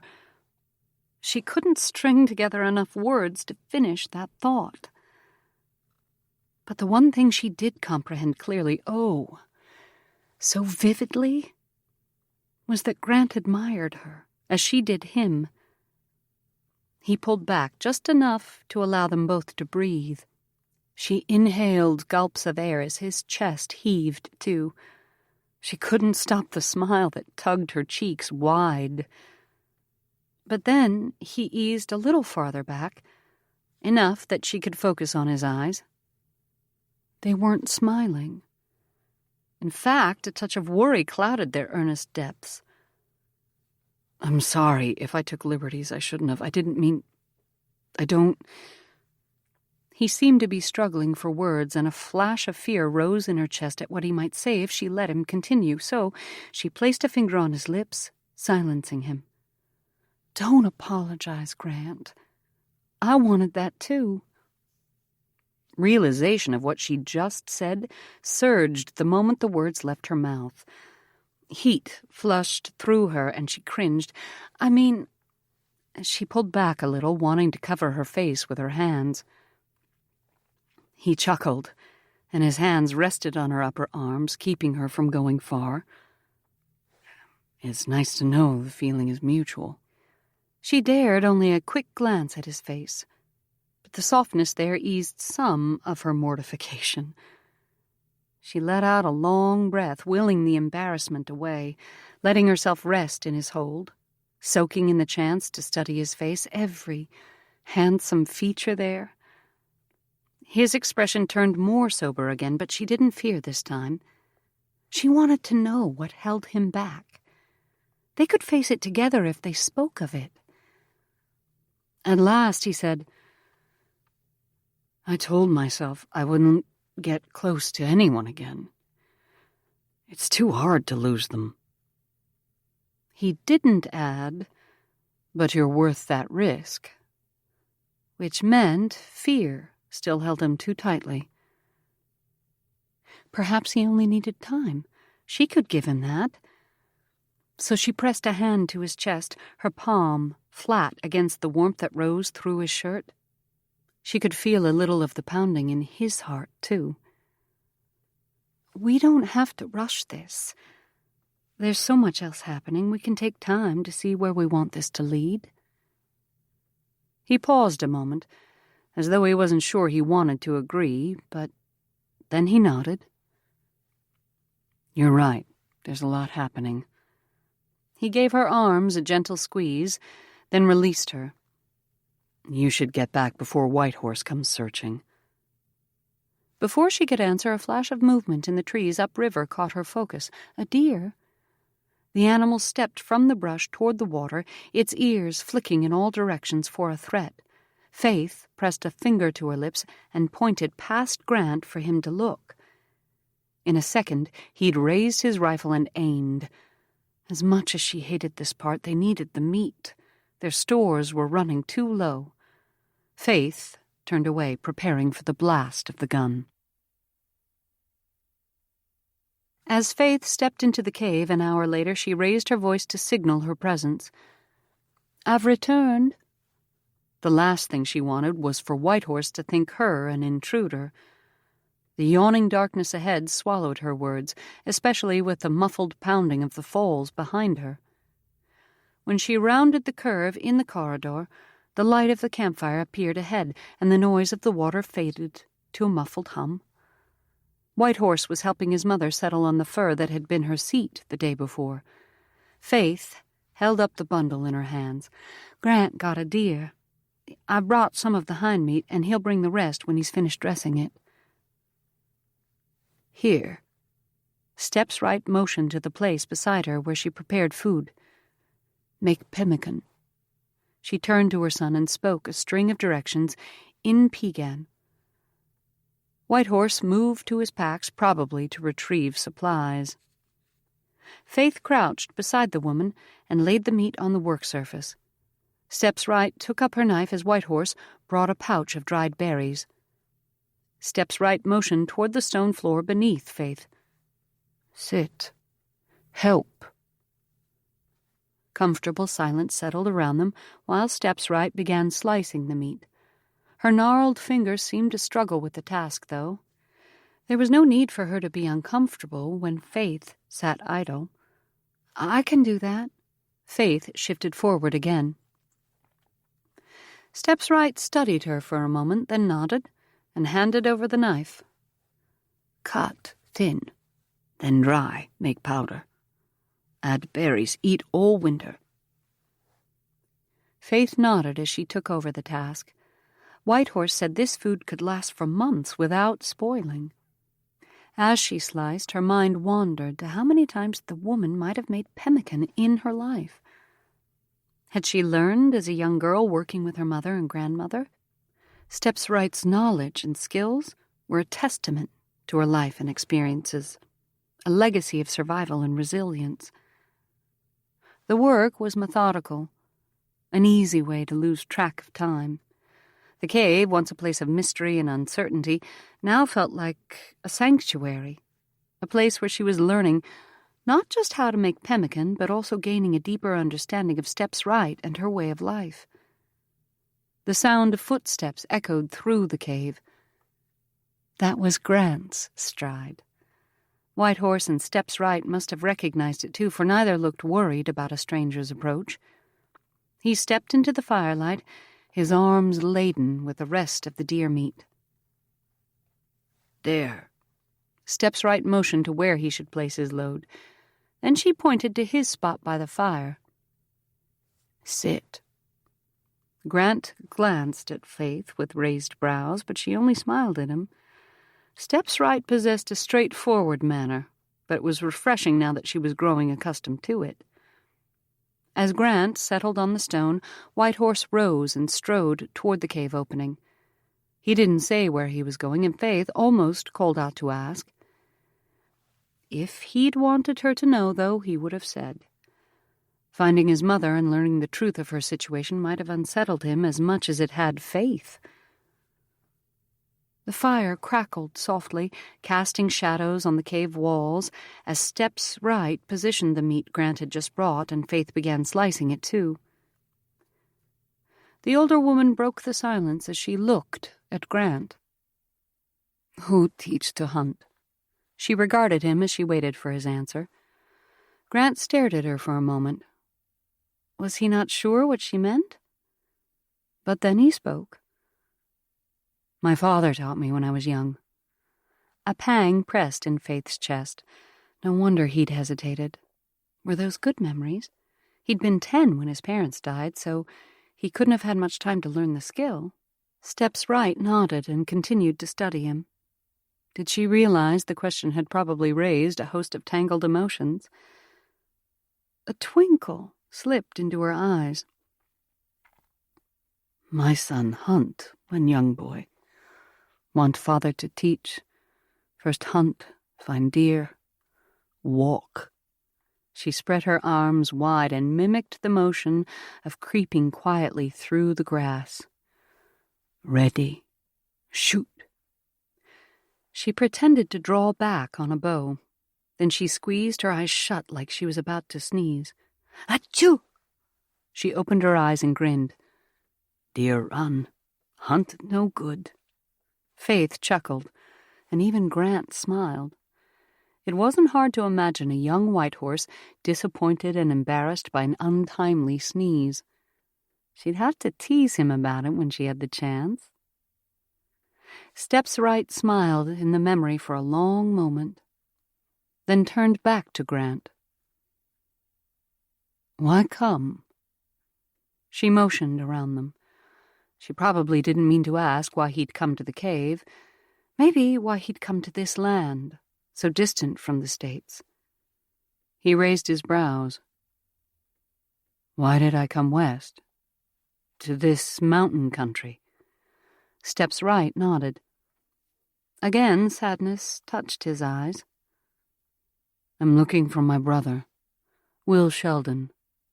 He added on the last part like an afterthought, maybe to see if Steps Right had heard of him. That didn't seem likely, though. But she straightened. Will. Her voice held pleasure. You know him? Grant leaned forward. Steps Right nodded. I find sick in snow. Faith's heart had picked up so much speed she strained to make sure she didn't miss anything over the pounding.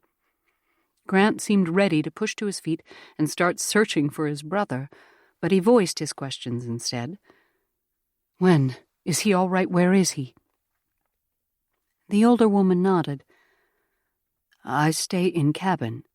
Give the healing plants. He good man. Ask me to stay there. She shook her head. I come to cave safe here. A twinkle slipped into her eye. He bring food. Sit and talk. Energy emanated from Grant's body through the air between them. What did he say? Her gaze took on a distant expression as she looked toward the fire. He tell when boy. Play in river. She motioned toward the cave opening and the water beyond. With brother. Grant nodded. Yes. Near the mill we swam and fished there all the time. She nodded, her expression warming. He speak of this. Say he fear water. Brother make him brave. Warmth surged through Faith's chest, so strong it made her eyes burn. Hearing this had to give Grant hope. He didn't answer for a few heartbeats, but when he did, his voice had gained determination. Where is he now? I have to find him. Again, Steps Right nodded. Cabin, near river. One day to ride and come back. Grant rose abruptly, pushing to his feet. I'm going to see if Whitehorse needs help. His voice sounded tight, then he turned and strode out of the cave. Unease churned in Faith's middle. She had to talk to Grant. He would want to go to Will. He was probably planning how to, even now. She laid down the knife and meat. I'll be back in a minute. Rising, she made her way through the cave passage, then washed her hands in the waterfall. After following the ledge, she jumped to the bank just in time to see Grant's retreating back as he climbed the hill toward the horses. Grant, wait! She hurried after him. He stopped and spun around, his face tight. I have to find Will. He held up his fingers an inch apart. I'm this close to him. I have to go today, now. A wave of panic washed through her. He couldn't go by himself. Should she go with him? But she couldn't, not if she and Whitehorse were going to leave tomorrow morning to take Steps Right back to the ranch. Would Whitehorse delay another day? She sucked in a breath through the weight on her chest. Wait. Her voice shook a little. We need to talk to Whitehorse. Without a pause, Grant turned and yelled up the hill, Whitehorse! His voice thundered loud enough to rise above the waterfall. Did he know for sure the man was up there? Apparently so, for Whitehorse appeared at the top of the hill, his figure silhouetted against the blue sky behind him. He strode toward them, leaping over some of the rocks, his face set in a scowl.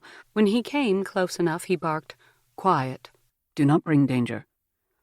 Grant didn't answer, but he waited for Whitehorse to reach them before speaking again. "My brother is close." He bit the words. "Your mother said only a half-day's ride away. I have to go find him." Faith ventured her question. "Could we wait here an extra day? Maybe Grant can find his brother and bring him back here. Then we can all go back to the ranch together." Even as she spoke the words, their naivete rang in her ears. Who was she to Grant's brother to stop his life and come to the ranch just because she wanted him to? She, a person Will had never met or ever heard of.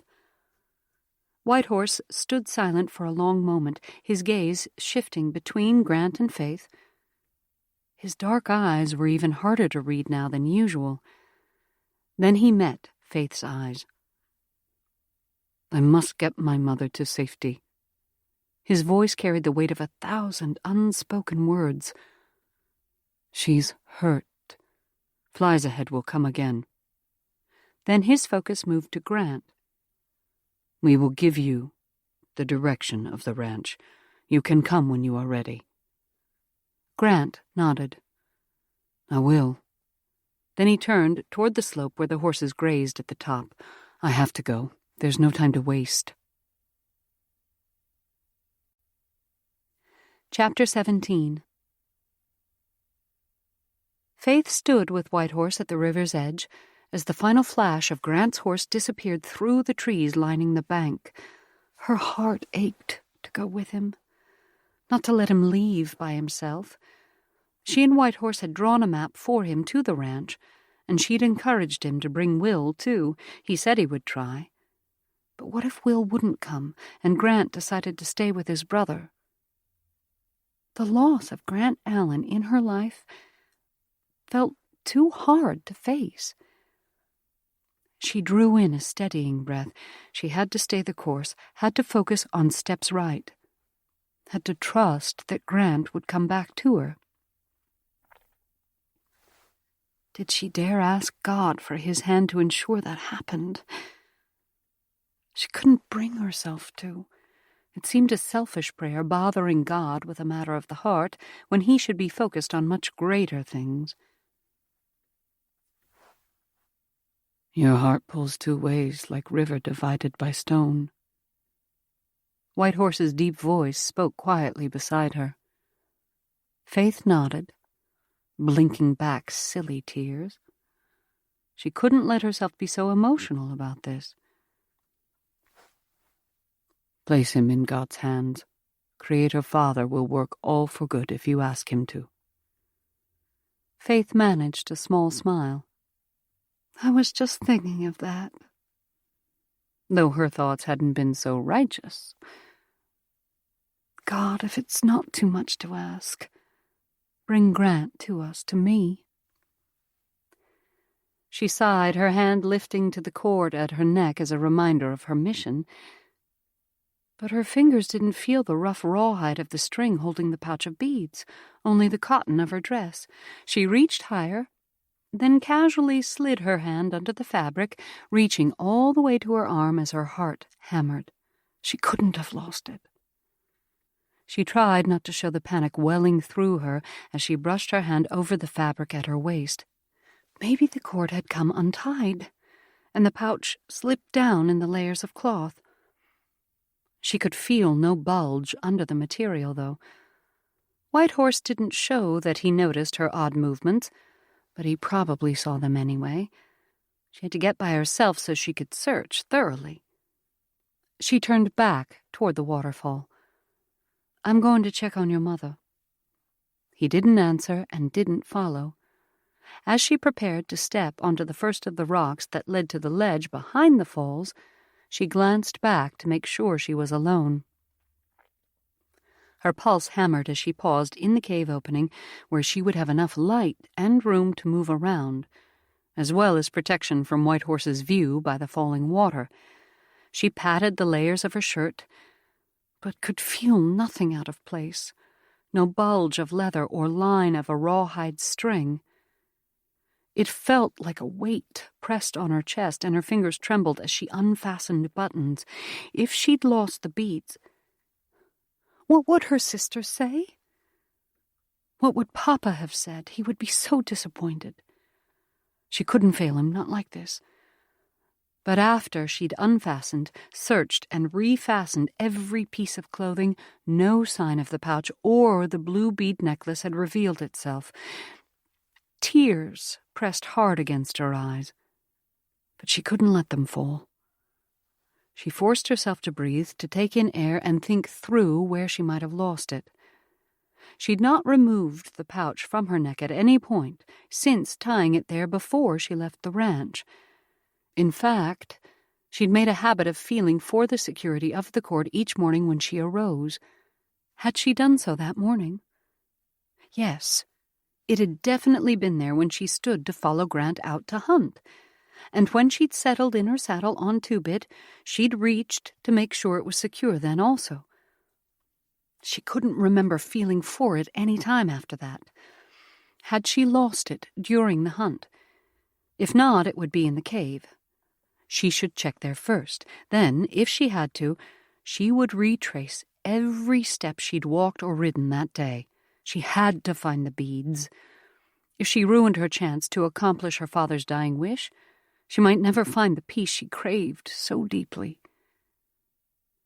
Steps Right was sitting in her usual place, and it looked like she'd been dozing. Faith gave her an apologetic smile. "I'm sorry if I woke you." Then she refocused her gaze on the cave floor where she'd been sitting to make the pemmican. "What seek?" Steps Right's voice held the quaver of sleep. Faith swallowed. "A pouch I was wearing around my neck. I think the cord broke." She certainly couldn't tell her what was inside. There was no sign of the necklace here, so she turned back toward the entrance. "I'm going to look outside." As she maneuvered the dark corridor, she scuffled her feet along the stone floor, feeling for the bag. Still nothing. When she reached the grassy bank, she studied the ground as she strode up the hill toward the horses. White Horse must have gone up to the animals already. He'd said he was planning to check their hooves this afternoon. As she crested the hill, he was just lowering Two-Bit's left hind leg. He straightened and turned to watch her, but she kept her focus on the ground, though she could feel his gaze. She would have to tell him. What would he do? If he told his mother she'd lost the beads, the heirloom that so many generations of her family had treasured and worked so hard to protect, she couldn't breathe. So she pushed that thought aside.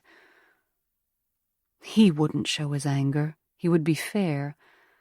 And he would help look. They had to find it before they left this place tomorrow morning.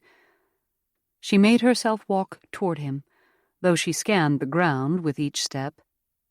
At last, she halted at Two-Bit's head and stroked the gelding's face as she gathered her courage. I've lost the blue bead necklace." She swallowed down the lump that blocked more words.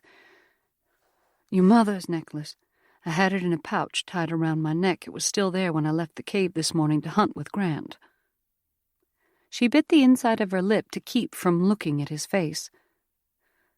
"I've searched everywhere around here. I'm going to ride the trail we took." She finally had to meet his gaze, to see how much pain she'd brought to him. But no hint of anguish or worry or anger marked his expression. In fact, his eyes had softened. "It is only a possession. It carries memories, yet if it is lost, we have not lost the memories. We carry them within ourselves." His voice was as steady as his gaze. Then he nodded, as though deciding something in his mind. "Go to my mother. I will ride the trail to search for your pouch." He turned toward his horse, but she stopped him. "You don't know where we went." He glanced over his shoulder, turning just enough for her to catch the twinkle in his eye and the curve of his mouth. I needed a walk this morning, too. Surprise flared through her. You followed us? He turned away from her, striding toward his horse. Stay with my mother. She will have work for you. I do not doubt this. She waited until he swung up on his mount, then turned down the hill toward the base of the falls. In another hour or so, the sun would begin to dip in the evening sky, and her mind drifted to the thought that hadn't gone far since Grant left. Would he reach his brother's cabin before full dark? Would Will be excited to see him? She could imagine a joyous reunion, two brothers separated for far too many years. When she reached the bottom of the hill, she paused before the thundering waterfall, a few drops of spray misting her face. She took in a deep breath, then released it. God, please bring Grant back to me. Let him accomplish this search that means so much to him, then bring him back to me at the ranch. The prayer came easier this second time. She added another. And help White Horse find the pouch with Steps Right's necklace. Please don't let me have lost it.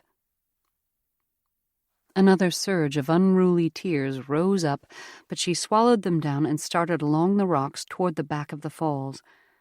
As she reached the ledge and stepped behind the falling water, her heart began to pound, and she couldn't shake the unnerving sensation that someone was watching her.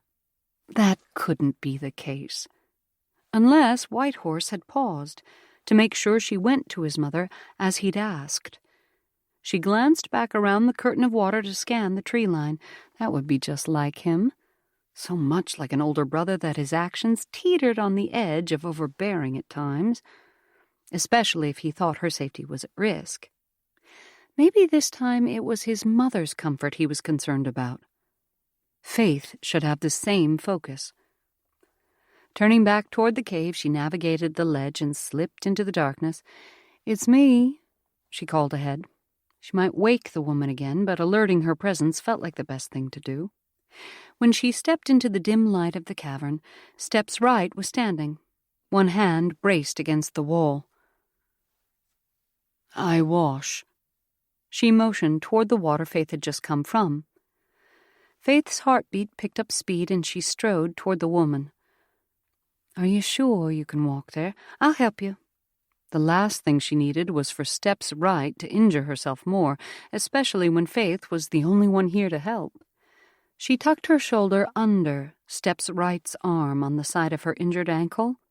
Together, they hobbled toward the dark corridor and the sound of the pounding waterfall. Hopefully the woman would be able to sit and wash herself on the ledge behind the cascade. That way they wouldn't have to try to maneuver the narrow path of wet stone.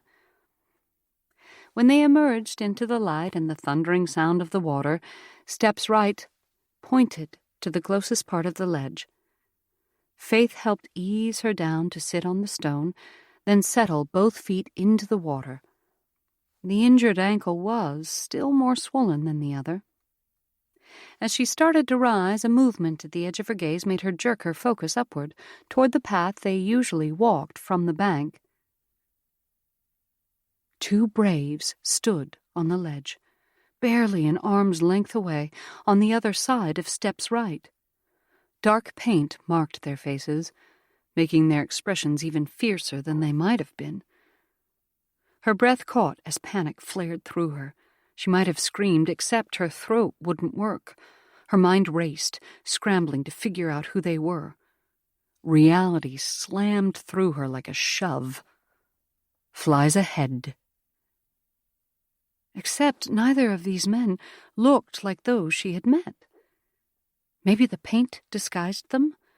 And she hadn't seen him in 3 years. Did she have anything she could use as a weapon? Her pistol was in the cave. She had nothing at all. The only rocks in this area were tiny pebbles. If she threw a handful at these men, it would only anger them more. Did Steps Right have a weapon hidden in her clothing? The man in front dropped his gaze to the older woman, whose eyes were also fixed on him. His gaze turned even harder, if that were possible, and he bit out a few sounds she couldn't decipher. Steps Right understood them, for she responded in the same language. Her tone stayed calm, in stark contrast to his angry bark. Faith's stomach churned as she focused on the men. Maybe she could run into the darkness of the cave and grab her gun. They would have trouble following in the thick black of the corridor. Would they hurt Steps Right while she was gone? This might be their only chance for escape.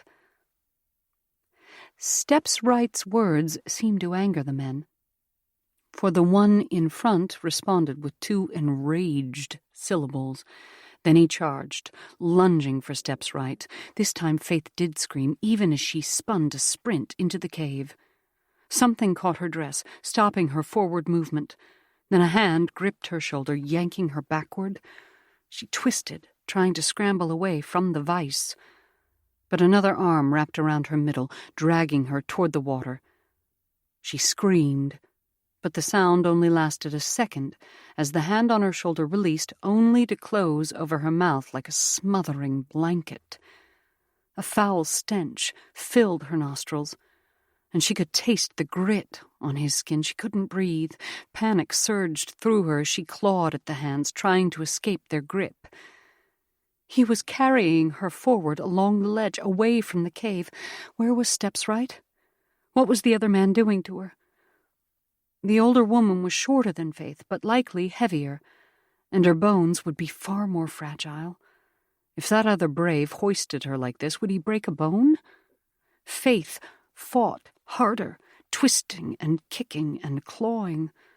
The arm around her waist cinched so tight tears sprang to her eyes. If he grabbed any higher, he would have broken her ribs. As he carried her around the edge of the falling water, she craned her neck to find Steps Right. She caught only a flash of movement, the other brave jerking the elderly woman up from where she sat at the water's edge. Her ankle! Faith couldn't let anything happen to the woman who'd saved her father's life so many years ago. White Horse's mother. She fought harder, desperation fueling every movement. A force struck her head, slamming pain and flashes of light through her vision. Then blackness closed in. Chapter 18. As the sun dipped low in the sky, casting long shadows across the banks of the river, Grant pulled back on his reins, bringing the sweating gelding to a halt. He slipped to the ground, then led the horse to drink. "Rest a minute, boy." He patted the animal's neck as it drank greedily. His own belly rumbled for food, so he moved to the back of his saddle and loosened the straps of the saddlebag. As he rummaged for the pack of dried meat Faith had sent with him, his fingers finally found the rough leather of the case. He pulled it out, but this wasn't the buckskin wrapping he'd expected. His mind scrambled for what this small, unfamiliar pouch might be. Its long cord was tied like a necklace, but it had come undone on one end. He'd definitely never seen this. Was it something of Faith's or White Horse's that had gotten mixed with his things? He loosened the strings to open it and peered inside. Blue crystal beads lay nestled within, and his breath caught. Was this the special necklace Faith had brought to give back to Steps Right? He reached 2 fingers into the pouch to pull it out, but stopped before he touched the beads. Maybe he shouldn't. If he'd somehow taken it away from her, he had to bring it back now. Carefully he gripped one of the beads and lifted it. A long string of blue crystals pulled out of the pouch, and he rested them across his hand. This was definitely the necklace. It had to be. His clumsy fingers trembled as he lifted it back into the pouch. It would be just his luck to break the strand before he could get it back to Faith. How in the world had it gotten in his saddle pack? She hadn't put it there on purpose, had she? No, that didn't make a bit of sense. Her entire reason to search so hard for Steps Right was to give this heirloom back to the woman. She wouldn't let it out of her possession until that was accomplished. Once he'd pulled the pouch tightly closed, he tucked it back in the bottom of his saddlebag. The gelding had finished drinking, so he mounted again, then turned the animal back the way they'd come. "We have a delivery to make first, then we'll find Will." It would be close to dark by the time he made it back to the cave, though. He would have to wait until morning to start again. Disappointment pressed in his chest, but he pushed the feeling aside. If Faith had realized she'd lost the necklace, she would be frantic. Stopping her distress was more than worth the delay. In fact, if he were honest with himself, the chance to see her again lightened his spirit. The ride back seemed to take longer than the first time he traveled this path, but as they neared the cave, his gelding slowed even more. Grant let him ease to a walk, but the horse seemed tense. Its ears twitched, and its nostrils flared. "Easy there, boy." He ran a soothing hand along the gelding's neck, but even as he sought to calm his mount, apprehension settled like a shroud over his own shoulders. Dusk had fallen heavily, and the familiar landscape now felt fraught with shadows. In 20 strides he would ride out of the woods and see the waterfall in the distance. He could already hear the murmur of its thunder. Maybe that's what made his horse uneasy. Something shifted among the trees ahead, near the edge of the forest. He tensed, reaching for the rifle tucked in its scabbard. He should have had it across his lap, but as he was pulling the weapon out, a figure appeared in the evening light. He lifted the barrel just as recognition slipped in. White Horse. Grant breathed out, his heart thundering far too fast as he lowered the gun to rest across his legs. White Horse raised a finger to his lips and strode toward Grant. The worry crept back into his gut, but he kept silent as he nudged his gelding faster. When they reached him, Grant slipped to the ground to face the other man. "My mother and Faith are gone." White Horse spoke quietly, but his words struck Grant like he'd shouted. "Gone? Where? How?" Steps Right had barely walked since they first found her. How could she and Faith leave? And why would White Horse allow it? Why would Faith leave while Grant was gone? Hadn't she told him to come back here to bring his brother? That long-ago pain crashed in, bringing a deluge of darkness. Just like the flagstones, promising to be there, then gone. "Taken." White Horse spoke again, and Grant forced himself to pull from that dark place, to focus on the words. Taken? What did he mean? He studied White Horse's expression for a hint. The worry there was impossible to miss. Taken? Faith and Steps Right? The reality jolted him fully out of the heavy cloud, back to clearer thinking. Who did it? The man Steps Right was hiding from? "Only a few tracks, but I think flies ahead in another." White Horse scanned their surroundings. "They rode into river. I look for more sign." Anger surged through him as his mind raced, conjuring images of Faith in danger, her blue eyes wide with fear. How did they get close? He didn't want to cast guilt on the man, not when he'd already shown he would go to great lengths to protect both women. White Horse met his gaze. "Faith could not find the pouch she wore around her neck. I went to search the place. She thought she lost it." Grant's chest tightened. "Did it hold the blue bead necklace? I found it in my saddlebag. That's why I came back. I don't know how it got there, but I knew she'd worry." How could such a simple mishap lead to something so awful? "See, God, this is exactly why I can't trust you. How could you let this happen?" White Horse was already moving past him toward the river. "I search for tracks."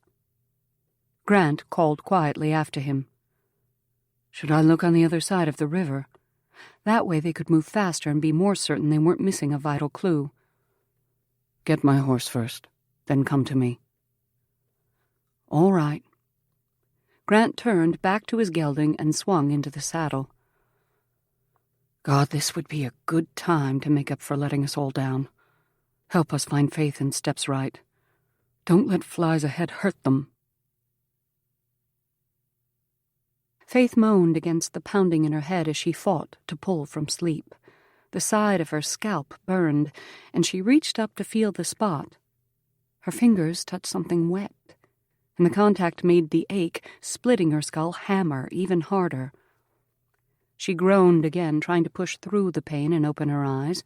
When she finally succeeded, the world swam before her. Dark, but with a bright light blinding her. She blinked several times to clear her vision. This darkness was the dim light of night, and the brightness came from a campfire. Her arms ached, and she tried to shift them to a more comfortable position. They wouldn't move. That's when her cloudy mind finally came alive. She was tied. She sat upright against a narrow tree, her hands bound behind it. The rough bark pressed against her back, and a root poked her bottom. As her vision cleared, she caught sight of a figure nearby. Steps Right sat against another tree, a little more than an arm's length away. Her head rested to the side, the light from the campfire shining on her closed eyes. Faith's heart picked up speed. She wasn't dead, was she? As Faith strained for signs of movement, she finally caught the slow raising and lowering of her shoulders as she breathed. Asleep, then. Or maybe unconscious, as Faith had been. Her chest tightened, and she turned her focus to the shadows around the campfire. 2 men sat at the edge of its light. One was the brave who'd spoken to Steps Right, back at the mouth of the cave, then attacked her. Just beyond him sat Flies Ahead. His face was marked with black paint, like the other man, but he was too familiar not to recognize. Maybe it was the expanse of his shoulders and the way he held himself like he was in charge. He would be chief one day, after all. Or maybe he already was. Had his grandfather died in the 3 years since she and her sisters had gone to their village looking for Steps Right? She flicked her gaze around the area once more to look for the other man, the one who'd grabbed her. No sign of him. Maybe he was standing guard in the shadows or had been sent on an errand. White Horse. Her stomach clutched. Had they gone back to find him? Maybe Flies Ahead had more men, a group strong enough to overpower White Horse. She pulled harder at her wrists, testing the strength of the cord that bound them. What did White Horse think when he came back and found her and his mother missing? Did he recognize signs of the struggle? He was an excellent tracker, so hopefully he'd find prints from the men. She struggled to remember what had happened after the brave grabbed her. She'd fought him as he carried her along the ledge. She'd seen that quick glimpse of the other man grabbing Steps Right. Then her captor had started carrying her over the boulders toward the grass. She couldn't grasp any memories after that. Maybe that was when he'd knocked her unconscious. The reminder made the ache at the side of her head spring alive again. Maybe he'd knocked her against the rock wall to stop her fighting. She looked to Steps Right again. Had they done the same to her? Faith's belly roiled. A woman of her age, already injured. How badly had they hurt her? Steps Right's face didn't look in pain, only lifeless, as she slept. God, please let her wake soon. Maybe she would know how to get out of this. Perhaps she could bargain with Flies Ahead. The men by the fire were speaking softly in their own language, so Faith couldn't understand, but she studied them. Trying to make out any clues from their body language and tone, they seemed relaxed, as if they had all the time in the world. Steps Right shifted, drawing Faith's focus back to her. Her eyes were open, though her head still rested at an angle. Her gaze met Faith's, but it was impossible to tell what she was thinking or feeling. Maybe she was trying to make sense of what was happening as Faith had when she first woke up. Slowly, Steps Right lifted her head, easing her shoulders so she could see the men without straining. Could she hear them well enough to understand their words? Probably. Waiting was hard, as she allowed Steps Right time to listen and think, but what else could they do? Speaking to each other would bring Flies Ahead's attention on them, which couldn't be good. Surely White Horse was coming. She just had to make sure the men didn't hurt Steps Right until then. Chapter 19. Grant stared at the ground beside the river, searching for any clues in the early morning light that might reveal the path taken by Flies Ahead and his men. The gentle rustle of flowing water belied the urgency in his heart. He and Whitehorse had hunted for several hours in the night, moving impossibly slow, so they didn't miss anything in the near-moonless night. He'd slept little, lying on a single blanket and straining for any sound, doing his best not to wonder where Faith was every moment. Was she frightened? Hurt? Did she have a comfortable place to sleep? Most likely not. Here. He honed his focus to where Whitehorse pointed to a patch of ground near the water's edge. See how dirt is loose. They cover tracks. Grant crouched, running his fingers over the subtle indentations in the muddy soil. Then he lifted his gaze to search for the next steps. At first he could see nothing similar to this brushed ground, but were those leaves turned with the darker sides up? It was hard to tell in the dim light, especially since a night had passed, bringing with it the dampness of morning. Whitehorse had moved ahead, and now pointed to another place where the edge of a hoof-print was barely discernible. Grant straightened and stepped quicker to catch up with him as they led their horses. The trail was so faint he couldn't be certain this truly was the way Flies Ahead had gone. But Whitehorse seemed sure, or at least he didn't voice his questions aloud. God, let him be right. Show us the way. Maybe he was a hypocrite for pleading for help when he'd blamed God for this whole disaster just last night. But if there was a chance God would help them, the Almighty who created the earth knew where Faith and Steps Right were right now. Help us reach them in time to stop any harm. He hadn't been able to bring himself to ask Whitehorse what the warriors would do to the women. But he needed to know where the man suspected Flies Ahead would be taking them. When Whitehorse motioned to another patch of brushed ground, Grant took the chance to ask him. They spent time covering their tracks. Where do you think they're going? Whitehorse lifted his gaze to the mountains not far ahead of them. So far, they'd had to maneuver rocky terrain since the river, but soon the terrain would turn to boulder-strewn slopes. How much harder would it be to find Flies Ahead's tracks then? He may wish to take my mother back to the village, to make her stand before the council so her punishment can be changed. His jaw hardened. She has already done this once. They made her leave her home and the people who are her family, but this is not enough for the son with vengeance in his heart.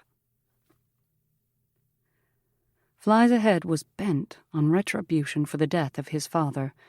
If he killed Whitehorse's mother, would Whitehorse then set out on that same quest?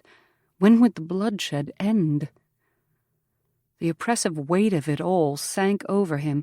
Such a vendetta might not end until it took every last person dear to both families, unless someone chose to forgive. Whitehorse had continued on, pointing to each track as he passed it, which left Grant mired in this painful question. If any man had the strength and integrity to forgive such an atrocity, Whitehorse just might be able. But would he be willing? If an enemy hunted down and killed Will, Grant's last blood relative, would he be able to let it go without retaliation? Probably not. And Faith. He'd been trying not to let his mind consider her, but if they found both women dead... Fury surged through him, lengthening his stride and making his breath come hard. He clenched his jaw. Little by little she'd seeped into his life, so much that the thought of her not being there in his future, a life like that, looked far too dark to contemplate. Faith had become light and hope in his life. She'd taught him what it meant to be strong, to fulfill a promise no matter what the risk, and she'd done it all with a smile that radiated warmth to his deepest core. No matter what, he couldn't let Flies Ahead snuff out that light. He wouldn't let Faith down. But even with that determination, he had a feeling it might take a power greater than what he and White Horse both possessed to rescue the women unharmed. Faith studied the three braves across the camp, straining to make out anything in their Piegan tongue. Flies Ahead stood tall in front of the other two, his back to Faith, fists clenched at his sides. Though their voices were loud and heated, they spoke too quickly for her to pick out any of the words White Horse had taught her. She glanced over at Stepsright, who sat quietly, head resting against the tree she was tied to. She must be as uncomfortable as Faith, more so, for she had the swollen ankle that must pain her. But the older woman's face was a calm mask, betraying little emotion as she listened to the exchange. Only the subtle tightness around her eyes and the slight downturn of her mouth hinted at concern. "Mr. Poka," Flies Ahead spat, the command cutting through the air. His men fell silent, watching him as though waiting for his next command. "Nitakit." Flies Ahead flapped his hand in a shooing motion, and one of the men, the one who'd attacked her and had been gone all night, turned and sprinted into the trees. Faith's pulse quickened as Flies Ahead turned toward them, his cold gaze locking on Stepsright first, then flicking to her. He started toward them, and she fought to keep her shiver from showing. She couldn't let him know how afraid she was. When the third man showed up that morning, she'd half expected them to pack up camp and hoist her and Stepsright back on the horses with them. Since they'd not been killed yet, surely Flies Ahead planned to take them back to his village. But they still sat here, tied to these trees. What else could he be waiting for? More men to return from errands he'd sent them on? Flies Ahead stopped 3 strides from them, the perfect position to look down on her and Stepsright without shifting his gaze. The perfect position for her to see the hatred darkening his eyes. He snarled, spitting out his words, "White Horse not save you." Though Stepsright didn't make a sound, Faith could feel her tension even without looking at her. She didn't dare take her focus off the fierce warrior. "Here now." Flies Ahead's tone dropped to an icy pitch. "I kill." He pointed from Stepsright to Faith. "Slow, much hurt." Then his gaze locked on Stepsright again. "Your son and white man watch." White man? Faith's entire body froze, her lungs refusing to draw breath. Grant. Had he returned with Will already? That seemed unlikely. He would have found his brother after dark last night. But since Will knew Stepsright, maybe he'd agreed to set out first thing this morning. Still, it didn't seem possible Grant could have brought his brother back so quickly. Oh, God, help us get out of this mess without anyone getting hurt. Not White Horse or Grant, and definitely not Stepsright. Flies Ahead glared at her, as though he'd listened to her thoughts. Or maybe he saw the confusion on her face. "Punish white man for taking Hunt from Flies Ahead's gun." Taking Hunt from Flies Ahead's gun? Her head ached too much to decipher his meaning, especially with the broken English. Then a memory slipped in. Back when she and Grant had still been traveling with Parsons' group, she had helped Grant smoke a side of elk meat. He'd said he found the animal already killed, that the hunter had abandoned the kill. Or maybe the elk hadn't died right away but wandered a while, and the shooter hadn't been able to find it. She cleared her throat.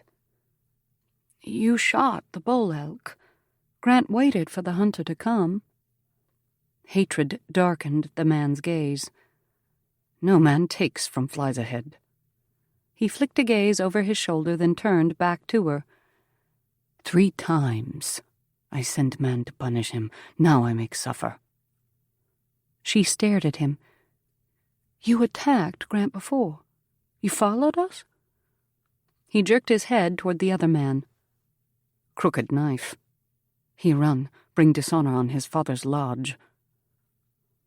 All the times strange things had happened, those had been Flies Ahead's doing.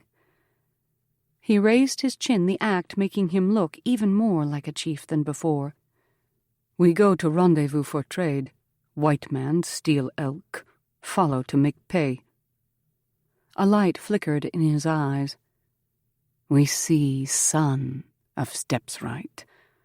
The gods smile on Flies Ahead. Lead us to the one who kills the father of Flies Ahead. He turned his focus to Steps Right, then spat on the ground at her feet. Your son watch you suffer as I watch my father. He see your body when spirit no more. His jaw flexed. Then I kill him. I will bring honor on the lodge of my father once more.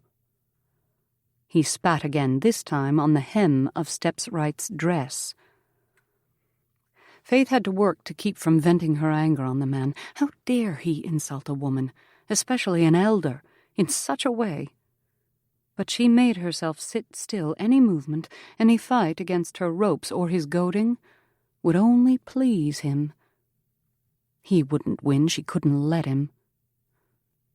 Finally, the man turned and strode to the far corner of the camp to stare through the pine trunks at the valley below, watching for Whitehorse and Grant, no doubt.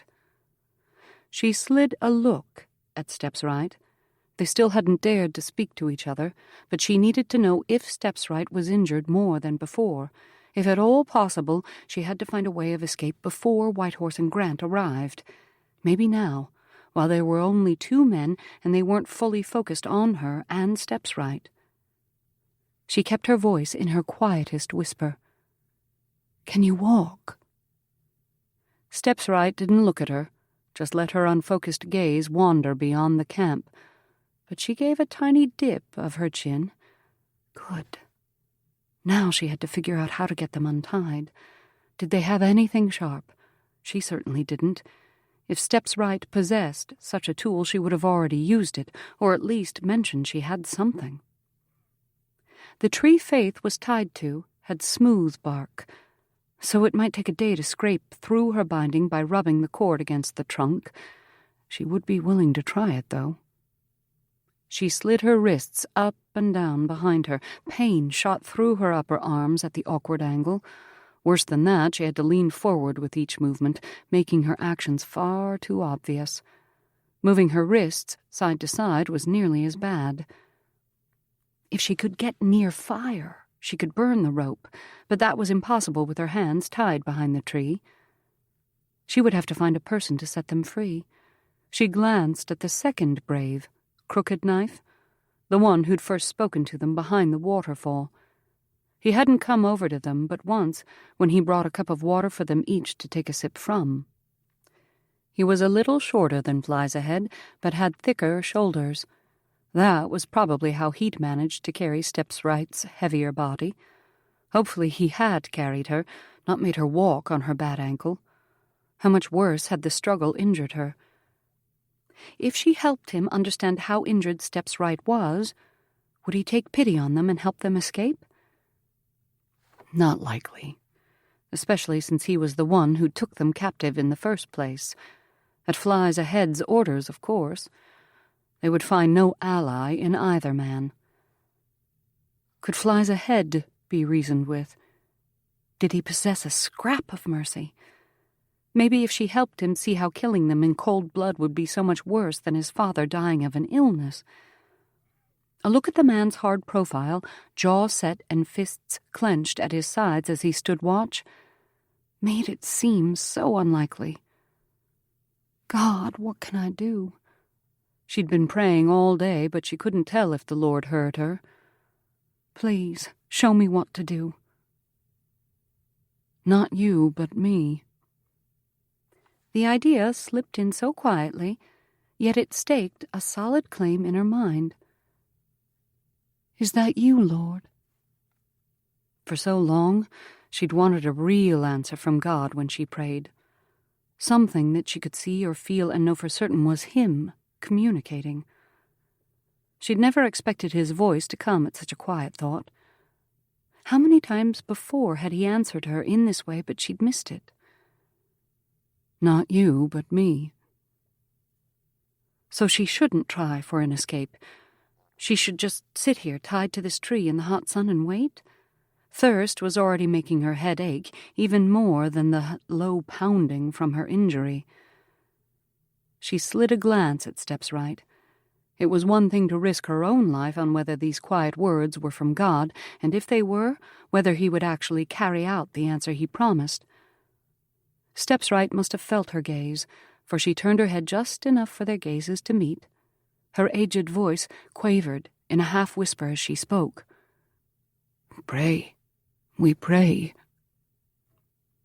It sounded like Steps Right was willing to wait on God for deliverance, too. Faith dipped a nod. Interesting that the woman would say those words. The only thing she'd spoken since their capture, at the very moment Faith had been questioning God. How many other times in her life had she received direction from God and simply hadn't recognized it? And then she'd blamed him in her heart for not answering every time. Guilt pressed through her and she squeezed her eyes shut against it. "I'm sorry, Lord. Forgive me for being headstrong and untrusting. I'm leaving this to you now, as you said. I pray my obedience hasn't come too late." Chapter 20. Grant wanted to shout his frustration as he stared at the ground in front of them. He didn't yell, of course, only allowed himself a low growl. How could the tracks simply fade away? He and Whitehorse had been searching for hours today, in addition to what they'd been able to accomplish last night before darkness fell. They'd had to move ridiculously slow with every step, since the men had taken such care to conceal signs of their passing. The prince had disappeared several times along the way, but Whitehorse always picked them up a little farther ahead. The two who'd taken Faith and Steps Right hadn't kept a perfectly straight path. Few could with all these trees, but they'd kept moving in the same general direction. Just before they lost the trail, the route had seemed to curve a little. Was it because the captors were preparing to circle back to their camp, somewhere much closer to the waterfall? Or had they simply been riding with the lay of the land? This time, though, no matter how much farther he and Whitehorse rode, they couldn't find the tracks again. "There's a ridge ahead." Whitehorse pointed to the left where a rocky spire rose, slightly higher than the trees. "Maybe we see from above." That might be their best option. Grant sighed and nudged his gelding forward. "Let's try it." As they rode up the hill, the horses' hooves clattered on loose rocks. The slope steepened, with boulders perched too close together for their animals to pass, so he and Whitehorse dismounted and climbed higher on foot. At the top of the ridge, Grant stood beside Whitehorse as they both stared out over the terrain. Treetops spread out before them, a mass of lodgepole pine branches covering the gentle slope down. The green stopped as the land flattened into a wide valley. That might be a stream winding through the middle. Beyond the grassland rose a mountain with trees dotting its base. The cliffs climbed steeply into a peak far higher than the one on which they stood. He shifted his focus back to the trees in front of them, searching for any sign of movement or presence of a person.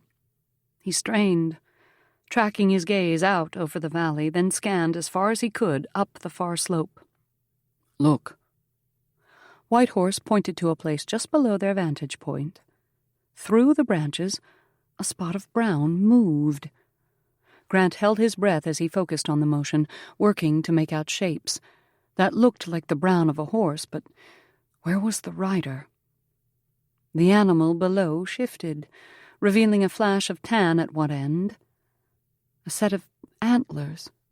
Near the animal, another spot of brown appeared. Grant's heart sank. "I think they're deer. 2 of them, maybe more." Whitehorse nodded, and Grant started his visual search over again, this time moving from his left all the way to his far right. He'd just about scanned the entire area when Whitehorse straightened beside him. He must be ready to go back for the horses and search again. But instead, he turned to Grant. "We need to pray." Those weren't at all the words he'd expected. Whitehorse closed his eyes without hesitation. Was he going to pray aloud? Should Grant bow his head too? Headmaster Lawton had always required it as a sign of respect. A tiny part of him wondered if Whitehorse would be praying to the same God the headmaster had. They were such different men. And didn't natives worship things like the sun and moon? Even though Whitehorse had learned to pray to God Almighty, he might still cling to his old religion too. Whitehorse spoke in a voice that held quiet strength. "Creator God, our Father, give us vision. Protect this sister. Protect my mother. Take us to them. I pray through Jesus, the Son who did no bad thing." His words were different from the long-winded petitions Headmaster Lawton had spoken, but every bit as earnest. Grant desperately wanted these same things Whitehorse had asked, so he added his own Amen. Whitehorse lifted his head and met Grant's gaze. "The great God knows where they are. We ask him to show us. We ask him to fight this battle for us and bring victory." He held Grant's focus for a long minute, a minute in which he seemed to be trying to infuse his solid faith into Grant. Part of him wished that could happen, that he could find the certainty this man possessed that God would answer, that the Almighty would make the way plain and bring them success. God, how do I find that? There was no answer. He shouldn't have expected a voice to boom from heaven. But still, an ache rose up in his throat. "God, if you're up there, keep faith and Steps Right safe. Help us find them. Let them know we're coming." Helplessness hung heavy around him like a smothering blanket. What more could they do? "The great God knows where they are. We ask him to show us." Whitehorse's words slipped back through his mind. "Show us then, God. Take us to them." His eyes burned, and he no longer had the strength to hold back the tears. "If you're real, take me to faith right now." "Don't come, Grant. Please don't come." It was hard to tell how much of Faith's clenched belly came from sitting all day in the August sun with no food and little water, or whether her middle had twisted into a knot from hours of watching Flies Ahead and Crooked Knife sit at their lookout perches. Each man kept guard with his rifle across his lap, hands positioned on the weapon so they could easily lift and aim whenever Grant and Whitehorse approached. Flies Ahead had said he wanted the men to watch while he tortured and killed her and Steps Right. But had he changed his mind and decided to punish the two of them by making them watch Grant and Whitehorse die, she wouldn't be able to bear it. "Don't come, Grant. Both of you. Stay away." Maybe Flies Ahead would reveal when they were approaching and she could call out to warn them. She was so weary. Her eyelids begged to let her fade to oblivion. But she made herself keep steadily breathing, doing her best to stay alert for any opportunity to warn the men. She'd made peace with that fact that she would probably die soon, made peace with the God who saw her. Even in this remote mountain country, she was a tiny dot, too small to show on a map of this massive mountain wilderness, but God saw her and had a good plan for her. Even now she could feel the peace of his presence, the warmth of the Father's arms wrapped around her. She would be content if she were taken from this world to be forever with him. But Grant, I don't think he knows you, Lord. Don't let these men kill him. He needs time, needs someone to show him the truth about you. If only she had done that when she had the chance. Grant had encouraged her faith more than she'd nurtured his. What had he said? What your sisters have is real, it can be real for you too? I don't know how to find it, but I think if your heart is open, if you ask him, God will be there. He'll answer you, every time. It might not be in ways you expect, but it will be him answering. How could he say those things if God's love wasn't real for him? Yet she'd gotten the feeling Grant thought God was for others, not for himself. Maybe he thought the Almighty looked past him. Show him the truth, Lord. Don't let him be lost. A shuffling sounded from somewhere through the trees, and she forced her eyes to focus. Both men jumped to their feet, and Flies Ahead raised his rifle against his shoulder. But he didn't squint down the barrel to aim, just kept watching the trees beyond their camp. Grant and Whitehorse must be approaching. If it was the other man who'd come with Flies Ahead, they wouldn't be aiming guns at him. She needed to warn them, somehow. She strained against her bindings as she scanned the supplies littering the camp. Even if there was something she could use as a weapon, or to signal Grant and Whitehorse, she couldn't get free to reach it. Flies Ahead shifted, then began to back away from his position, moving into the camp. He still kept his rifle against his shoulder, even raising it more, so he'd be able to aim easily. Crooked Knife looked over at him, a question in his gaze. She couldn't see Flies Ahead expression well, but he must have signaled for Crooked Knife to move back with them. What were they planning? The answer came clear within seconds as the men came to stand on either side of her and Step's right. Crooked Knife halted on Faith's left, and Flies Ahead positioned himself on the other side of the older woman. Both kept their guns pointed at the source of the rustling sounds. Her throat tightened so much she couldn't swallow or breathe. Whoever approached would see the two braves first. Would they be able to react quickly enough once they realized they were walking into an ambush? She would have to alert them. Sounds had begun to drift through the trees beyond the camp, horses snorting and saddles squeaking. They were close enough. They would hear a yell. She had to act. She sucked in a breath and shouted, "Don't come farther. It's a trap." Flies Ahead whipped around, leaping in front of Step's right to aim his gun at Faith. Quiet. At least that protected Step's right a little, drawing the weapon away from her. Crooked Knife had also pointed his rifle at Faith. She'd never felt so vulnerable, strapped to this tree with two powerful guns pointed at her. She was going to die, but she wouldn't let anyone else come with her if she could help it, not until she knew they were ready to meet the Lord. She screamed again, "Get away, Grant, it's a trap, turn and run."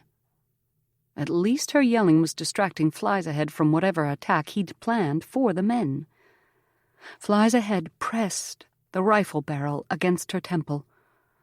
As cold steel pressed hard into her skin, out of the corner of her eye she caught sight of a person breaking through the trees. But the hard push of metal that bent her neck forced her focus fully on the man nearest her.